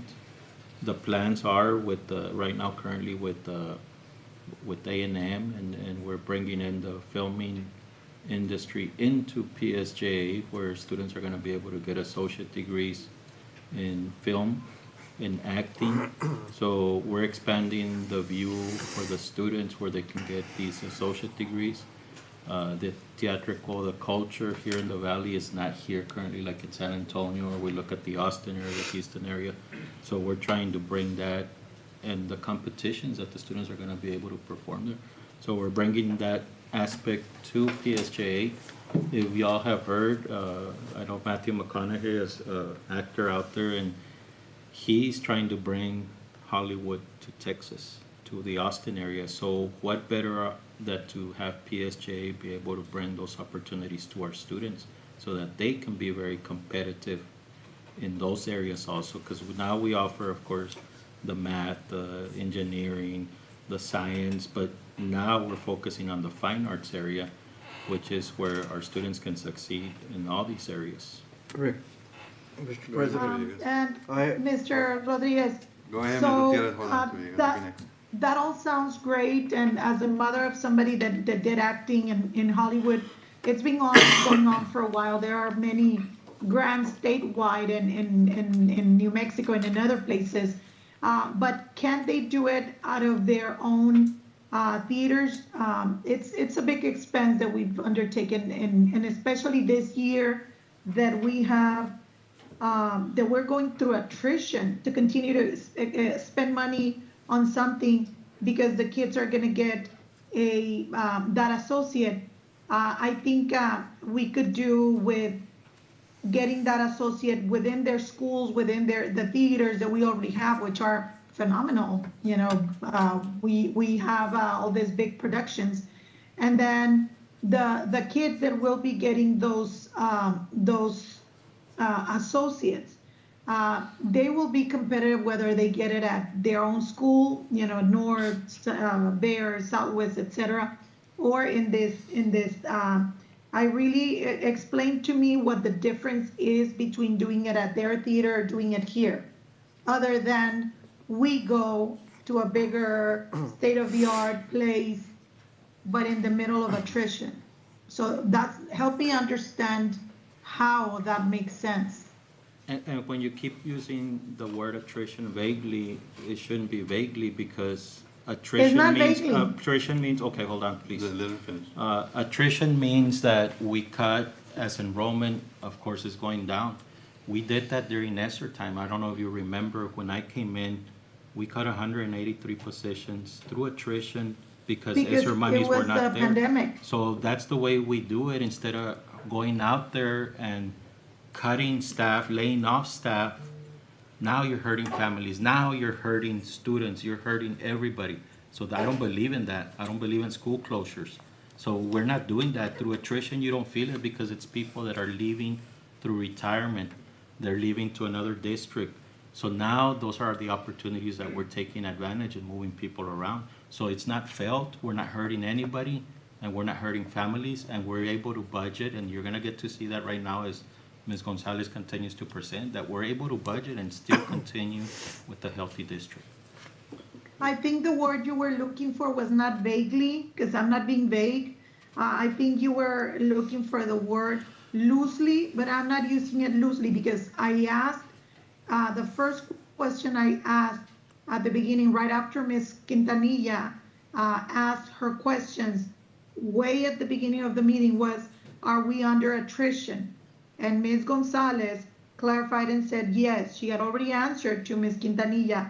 I have it on my notes. It was the first question I asked. So I'm not using it vaguely nor loosely, if that's the word you want to use.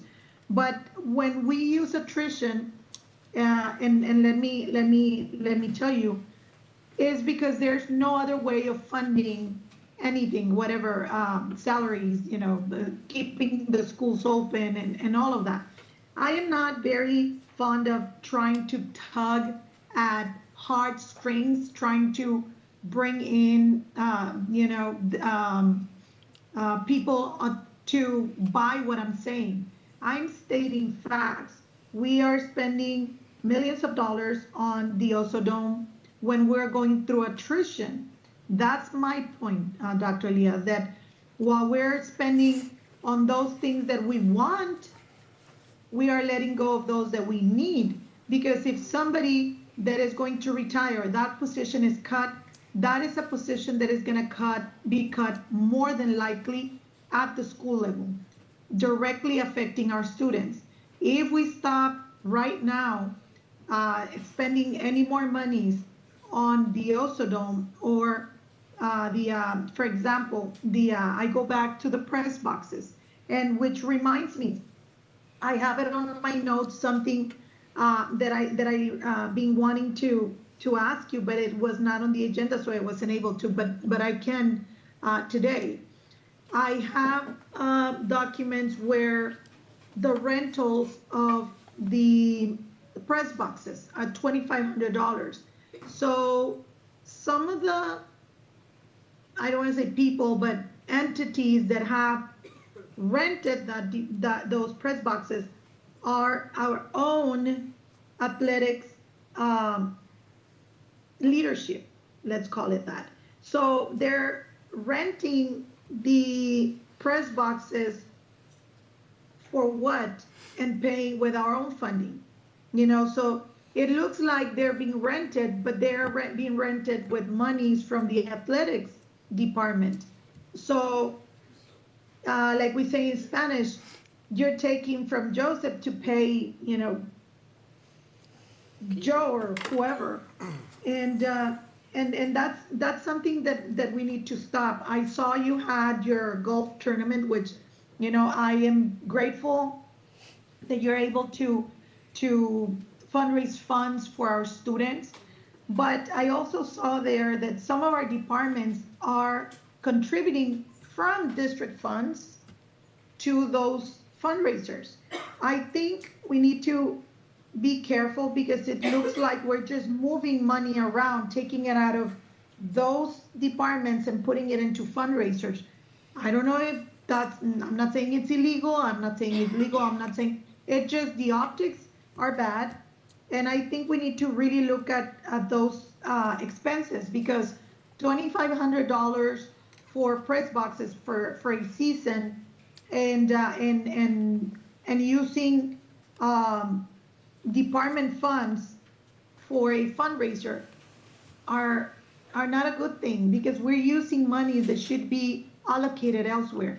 I would rather see that, let's say you made $25,000 on donations from good people, from businesses, from vendors, rather than our departments, and rather than seeing $50,000 in fundraising, the actual donations from the outside, and not using our own money to fund those scholarships.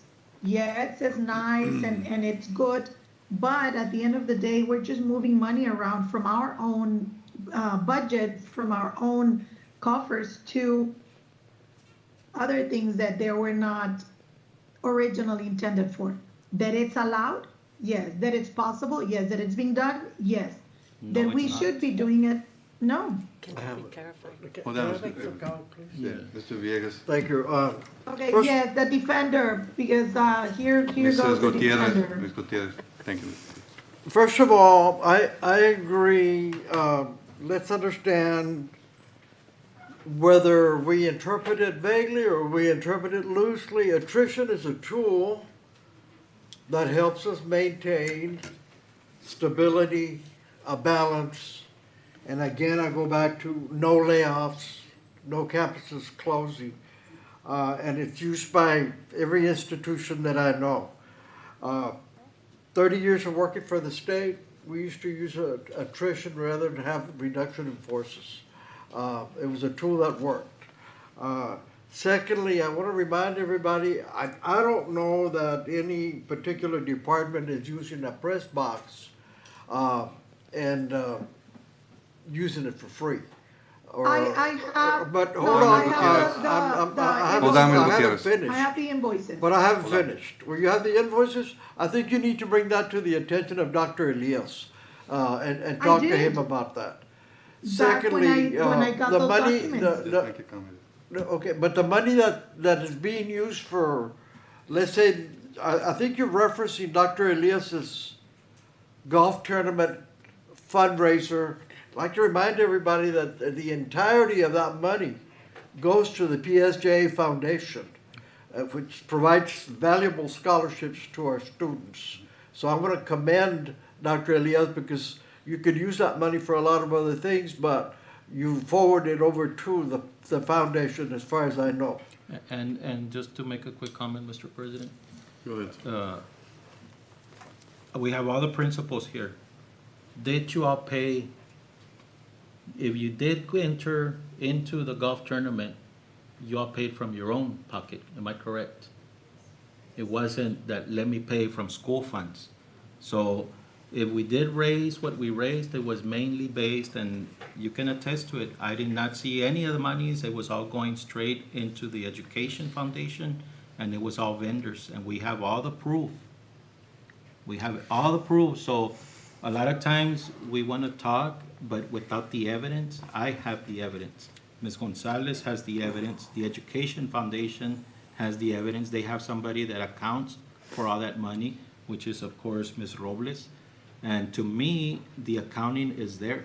So if you have questions, it went straight into the foundation. You can ask the Education Foundation.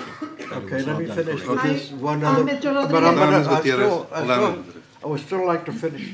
And let's get back to, I was totally against, at the very first, when we had that item on the agenda having to do with whether to table or not. And I voted not to table. And I voted not to table for several reasons. One is, if we ever decided to come back and do the project as we wanted to do it, I don't know whether we had to go through a rebid process, and if we did, because of materials cost increasing, was that gonna cost us more? The project was gonna be more expensive. But secondly, if we're already, I want people to understand, if we're already investing $1.5 million on bringing back and restoring an icon like we have here at PSJA, that's been part of our institution for years, we already spent that money. And we've already looking at plans to bring back outside entities like A&M, and we're gonna make it a central hub for theater arts in the valley. Why are we going to spend that kind of money renovating the inside? Has anybody gone by I Road or Veterans Road and seen how bad our roof is on that dome? And to have all that renovation money spent and not address the dome? That would be negligence on our part. So I think that we need to look at that seriously and think about bringing that item back. Mr. Robles. Mr. Mr. Robles, hold on, Ms. So Gutierrez. I do, I'm Ms. gonna email Gutierrez, you. hold on, Ms. Gutierrez. Mr. Robles Board President. has the floor. Mr. Board President. Back, Sorry, as legal counsel, I just want to make a recommendation right now. I think the conversation is steering a little farther and farther away from the I was about to bring budget. that up. I was gonna say that it's going just bickering back and forth. I need to continue with the budget here, and we need to move forward with this. Ms. I was about Gonzalez, to I bring think, that has up. already Mr. made it Rodriguez. clear that that item that's being discussed right now is not part of the budget presentation. It's not part of the proposed budget, and so my legal recommendation would be to Yeah, get back to the I agree. agenda item. fair enough. Okay, Mr. Rodriguez, so, because, I was speaking before she made the recommendation, I will email you the invoices for, the departments that made the expenses. Okay, thank you, Ms. Gutierrez. For the sake of continuing the meeting, so it's already getting late, and a lot of you have been here waiting too long. So for the sake of getting through this meeting, we continue with the I don't know if Mr. Robles had a question. No, I'm good. I'll Okay. bring it up at the next meeting or something. Dr. Elias, would you like me to, Just continue. would you like me to answer the questions on let's the get through this. press box? I'm really, And the they're already golf tired tournament. on, No, that's fine, just They have to continue work with the tomorrow, so. presentation. Okay. So, for the expenditure categories for the 26-27 budget, I know y'all have heard this 1,000 times. 85% of our expenditures are salaries and benefits. The next highest category is supplies and materials, and it's only at 7%. So as you can tell, when we're trying to reduce our expenditures, we're not going to make a lot of progress by reducing supplies and materials or capital outlay at 1%. And just naturally, with less students, we need less employees. And so the only way to balance a shrinking budget is really to evaluate our vacancies and look at enrollment and see which campuses do need their vacancies filled and which departments need their vacancies filled and which don't need to be filled. So for 26, 27, we do have some payroll projections built into the budget. We have a starting teacher pay of $60,000. We're including $1,300 increase for teachers, 2% for all non-teaching professionals, 3% for all non-exempt full employees, and the total cost of this proposal that we built into the 26-27 is $6.2 million. We wanted to point out that HB2, a teacher moving from 2 years of experience to 3 years will receive the state raise of $2,500 in addition to the $1,300. The teachers moving from 4 years of experience to 5 years of experience will receive an additional $2,500 because they're already receiving $2,500, which will bump them up to the $5,000 that were required from the state, and in addition to the $1,300.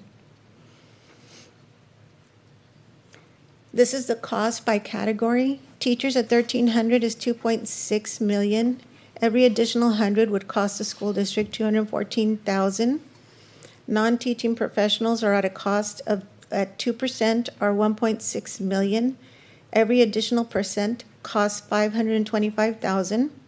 Non-exempt full-time employees at 3% would be $2 million. Every additional percent would cost the school district $470,000. For 26, 27, we have built in a couple of other payroll projections. So we're going to update our medical plan. To help manage the rising costs while maintaining an affordable employee coverage, the district is proposing to keep the employer contribution at $825 per employee. That's what we currently contribute monthly per employee. This represents an annual district investment of $42 million for our employees' health insurance. To offset the increasing claims costs, deductibles would be increased by $50 for both the high and the base plans, while office visit copays, prescription copays, and the overall plan design would remain unchanged. This adjustment is expected to save the district approximately $225,000 annually. So currently, this graphic shows you that the high plan has a current deductible of $500. We're proposing a $550 deductible. The family deductible is $1,000, or we're proposing $1,050. On the base plan, the deductible is $750, and we're proposing an $800 deductible with a $1,550 on the family. On the right-hand side, you can see what the employee contributes. For the high plan, the employee alone contributes $213. On the base plan, the school district pays the entire portion of the employee health insurance. For employee and children, on the high plan, it's $612. The employee and spouse is $727, and the family is $1,000. That's what the employee pays if they're on the high plan. On the base plan, if you have employee and children, $405, employee and spouse, $629, and family, $662. We're not making changes to those, but we are making changes to the deductible, which we believe will save $225,000.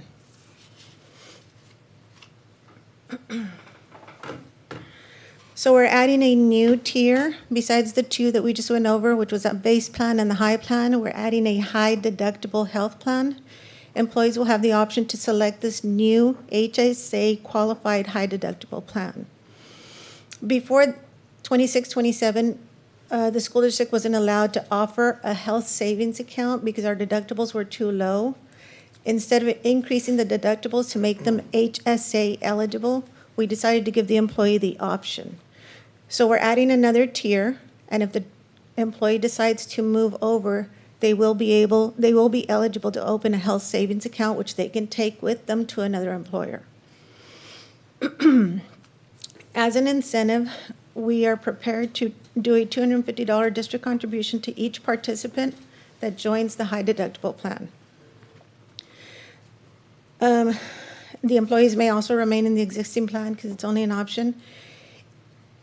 If approximately 10% of our members, about 200 employees, select the new plan, the district projects an annual savings of approximately $340,000 while keeping its overall contribution for each employee unchanged. This is what the high deductible plan would look like.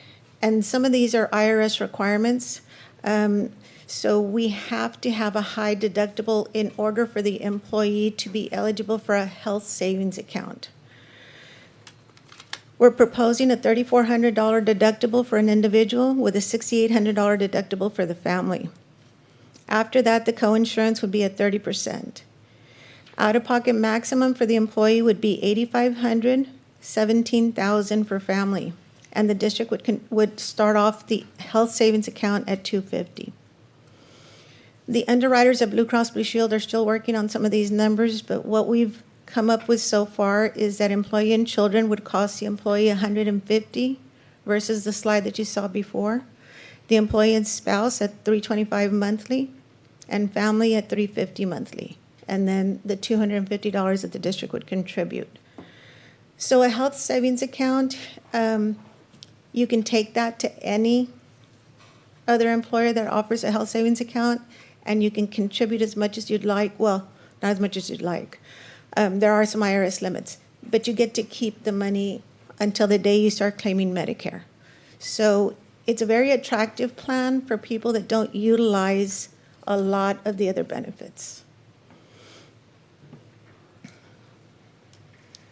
So just to recap, we're declining with enrollment and trying to control our staffing. We believe we've maximized our ADA with the ADSY program and the OFSDP. We're proposing a lower INS tax rate by 2.85 cents. We've balanced the budget with the presented pay increases.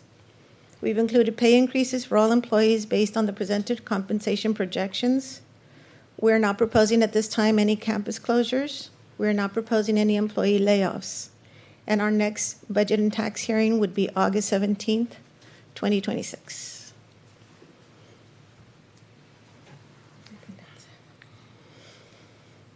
I have, oh, great, just in time. Go ahead, Ms. Mr. President. Quintana.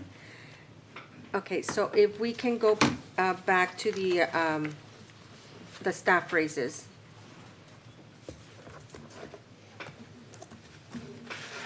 Okay, so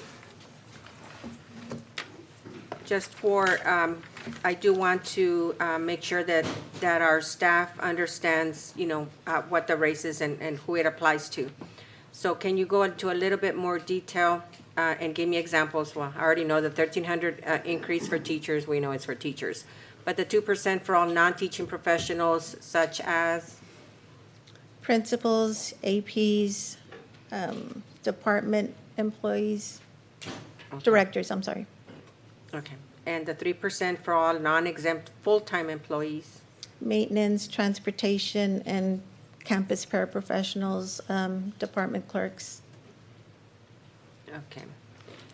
And this, these non-exempt full-time employees include the child nutrition department, right? Yes. That even though their hours are a little bit wonky, okay.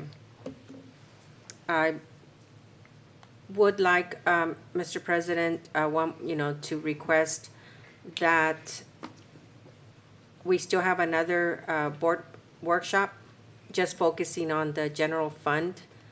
I think all the presenters, I want to thank all those presenters for their presentations and all the federally funded programs and everything.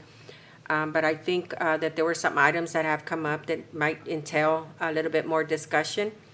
And hopefully, it won't be as long as today. But just to iron out, and I would like to hear from the staff based on these increases, if it's something, just want to hear their feedback. Because if we have our next meeting, August 17th, the hearing right before our board meeting, what is there to talk about? We're not going to have any time to discuss. I would like to have some time to kind of review this information. As a matter of fact, a lot of information that was included here was not provided to the board prior to this meeting. So I would like to have a copy of this presentation in order for me to review. And then, and if we do have another board workshop, just to be able to iron out any last minute questions that we may have. And we may be able to see some things a little bit clearer because there's still, like you're saying, there's still some things that are being worked on. And I would like to get, with some things that you were gonna take into consideration that were not included in the budget that was presented here for the general fund. So I've just, I also recommendation. wanted to request the insurance, how, the breakdown of the insurances, how we came to the presentation. If I can get the information on the insurance. The high deductible health plan? Yeah. We follow the IRS regulations, but yes, we can get those too. Ms. Gutierrez, go ahead. Oh, and we looked at Yes, other school districts. And I'd like to request, Dr. Elias, from your staff, also a comparison on the 2-4% that the insurance, the agent of records that they have made in the last 6 years that I've been on the board, Becky. Dr. Elias, if you can direct your staff. And I also want to echo what Ms. Quintanilla was saying about these numbers. And going back a year and 2 months ago, I was censured for asking to redo or to reconsider the $1,500 for teachers, the salary increase. This year is even less, and it continues to be a 3% for non-exempt full-time employees, etc. So, Dr. Elias, if possible, if you find it in your heart, $1,300 compared to the 3%, 2%, if you do the math, our teachers, again, are left behind. When we do a flat rate, is not conducive or reflective of the years of experience that some of our staff has. For example, any teacher that starts this year in August, September, is going to get $1,300, or a second-year teacher or a 5-year teacher.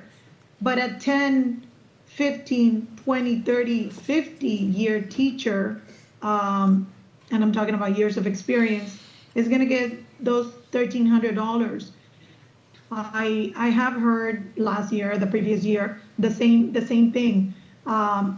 What is the incentive for them to stay with our district if that's not going to be recognized? So I think a better idea would be to stagger or to do some type of step, pay increase for teachers to reflect that, and also to catch up with the increase that others are getting. Moving 2 years of experience to 3 years will receive the state raise of $2,500 in addition to the $1,300, but still the $1,300 is what they're getting from us. The rest is they're gonna get regardless. So, I also would love to have another budget workshop, maybe, or specifically for this part, so that we can, see or hear the considerations. Thank you everyone who presented for all the time that you were here. And again, just reminding you that this is exactly why I was censured, for speaking up for the staff. Thank you. Go ahead, Mr. Villegas. And I've always been an advocate for teachers, and I think everybody here knows that. Congratulations again to all the presenters. I just do want to remind everybody, for teachers, don't feel left out. I think one of the reasons that we look at the numbers that we have right now, we're going to study them again. It's not the issue of $1,300 increase for teachers in comparison to what we're going to give 3% for non-exempt full-time employees, but also recognizing that the state is affording $2,500 to the teachers plus another $2,500 after another year. So that's $5,000, which non-exempt employees do not get. So I just want to make sure we all consider all of that. And Mr. Go ahead. President, if you go to the next slide, Offer Dr. adjournment. Avalos. We gotta keep this in mind that what we're bringing as a recommendation, and it's up to the board to approve. Yep. But what we're bringing as a recommendation is with the balanced budget. Now, if the board decides to say, you know what, let's go $10,000 for teachers. By all means, board, y'all can do it, but look at the cost and look at where you're gonna put the district. Because I'm bringing you a balanced budget, something that is healthy for the district, something that's gonna get this district to survive without closing schools, without laying off staff. Everybody has a job, everybody's getting a raise, and we're still in the safe zone as a district. Now, if we wanna squeeze the district to where now we're gonna go and venture into that, then that's not my doing. The board's doing, the board is the one that votes on your compensation. I don't. I bring recommendations. So if that happens, I brought you all a balanced budget. And that's what I did. I'm doing what is right for this district. I've always spent it for all staff, but also there's a limit. There's a limit for this district of what we can do. We look at all our surrounding districts. Most of them are giving about $1,000 to $1,200. That's what they're giving. So let's keep that in our mind that we also want our staff to have a job. We don't want to go out there and hurt families because we want to shine at one board meeting. We want something that's going to be the right thing to do for PSJA and continue to see the success of PSJA. Thank you. We also need to take into consideration. Congratulations. We also need to take into consideration the funding, because according to ADA, it's being projected that we might be losing more students. So we need to also take that in consideration, which I think is also very important. Go ahead, Ms. Gutierrez. Yes, so you're correct, Dr. Elias. Thankfully, that people can see who wants to shine in one meeting and who is always advocating for them. And by the same token, there's 214,200, which is almost as much as that change order. And also the question here is, will you then do away with your pay increase, Dr. Elias, so that we can, your pay increase would be much more than anybody here. So those are things to consider as well. I don't want to go into another more. Thank you. Thank you for the Mr. personal President. attack. Mr. President. Say something. Okay, before, you had a question? Go ahead. No, I was gonna make some comments if we're about to wrap this up. Yeah, go ahead. Let him. You wanna go first? No, go, you go. No, you. No. So, anyway, I didn't ask a lot of questions about this. I did about 25 years of listening to these presentations before they got spoken about here. So, but there are a few things that I would like to say. We talk about attrition. Well, I lived with attrition all my life when they were trying to balance classes. So you look at the number of kids, you look at the number of teachers. We need one over here, sorry, but you got to go to another school. It's pretty simple if we look at it that way. We're going to have to tighten spending. I remember the days when, the vocational director would tell me, you've got $1,200 for supplies and $1,000 for travel. And that's it. How are you going to use it? And I think we can all use common sense in doing that. I mean, we do it every day at home. We need to figure out ways to get more students to PSJA. I don't think, some of the crazy commercials that you see on TV is the way to do it, or taking out an ad in the paper is the way to do it. But there are ways to do it, okay, by leveraging some of our programming. I'm sure that, I had ideas that I thought were good that were never listened to when I was a teacher, but and I'm sure some of you have great ideas that I'd be glad to listen to. We do need to leverage our CT programming. There's weighted funding there. Same thing with child nutrition. There is a revenue source that we can work on, as well as the transportation. Question was asked, why do students go to charter schools? Well, I'll answer that question by saying, because the ones they don't want, we get back. So you can read between the lines and why do they go? Okay, because they don't have to take everybody, and a district like ours does. I've been asked this for about 3 months now, and I'll probably get a phone call or two tonight. So how do you like being appointed to the board?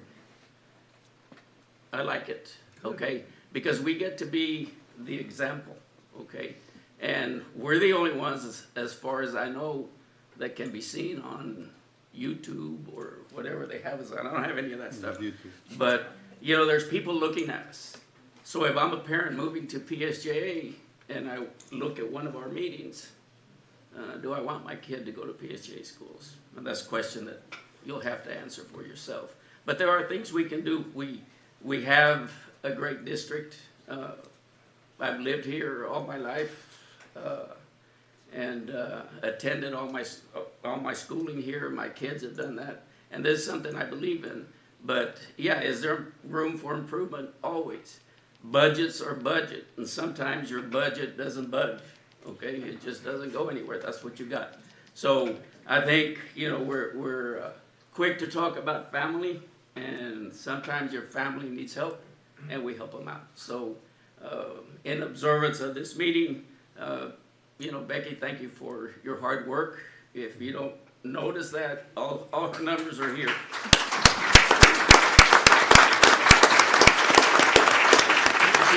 She's not reading notes. You Mr. know, Rodriguez, the minute of silence for Mr. Gilpas. Yes, hold on. And I'm about to be done.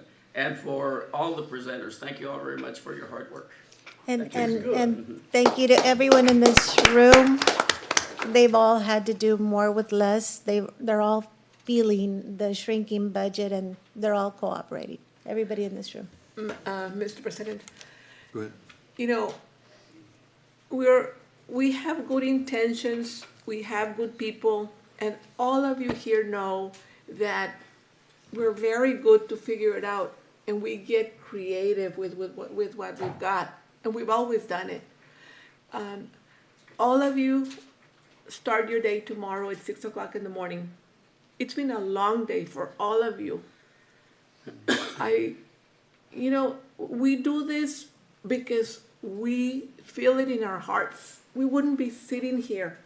All of you, we have the passion, the compassion, and the talent to continue working with children, with people. Yes, we keep saying we're family, and sometimes in the family we fight and we argue, and that's all right, because the following day we're good to go. Thank you to all of you that are sitting here, because we haven't had dinner, I know. And look what you all do for our community. So thank you. I echo Mr. Robles' words. All of us are here. We want to do well. We have good intent. I respect you, Dr. Elias, your team, all of you here, because you all really talk it out, discuss it before you present it to us. And so it takes a lot of work, I know. So thank you to everyone here, because this is who we are.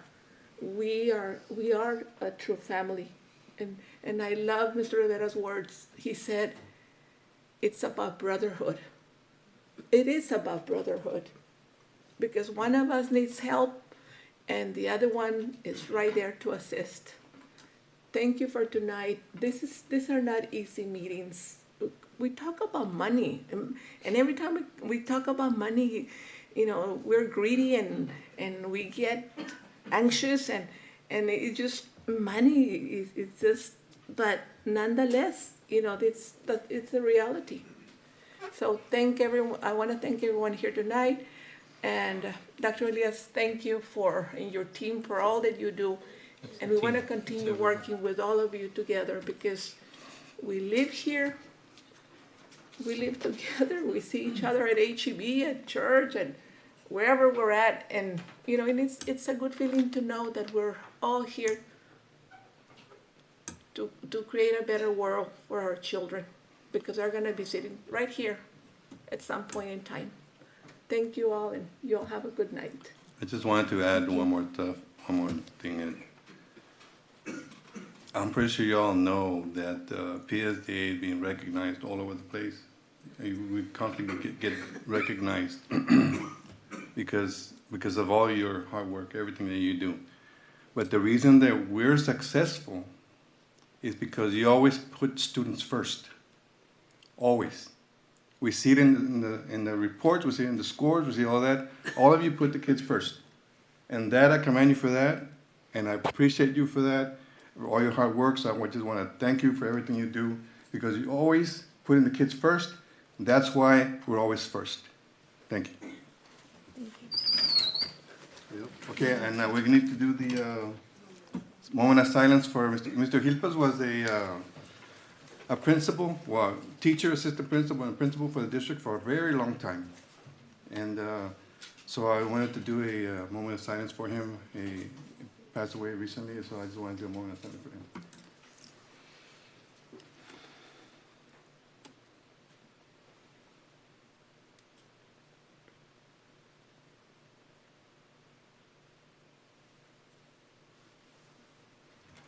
Thank you, everyone. Yeah, and I need a motion for adjournment. Moved by Mr. Villegas, second by Mr. Robles. All those for the motion, signify by raising the right hand. Thanks, staff. Motion passes unanimously. Thank you, everyone, for sticking around. Appreciate you.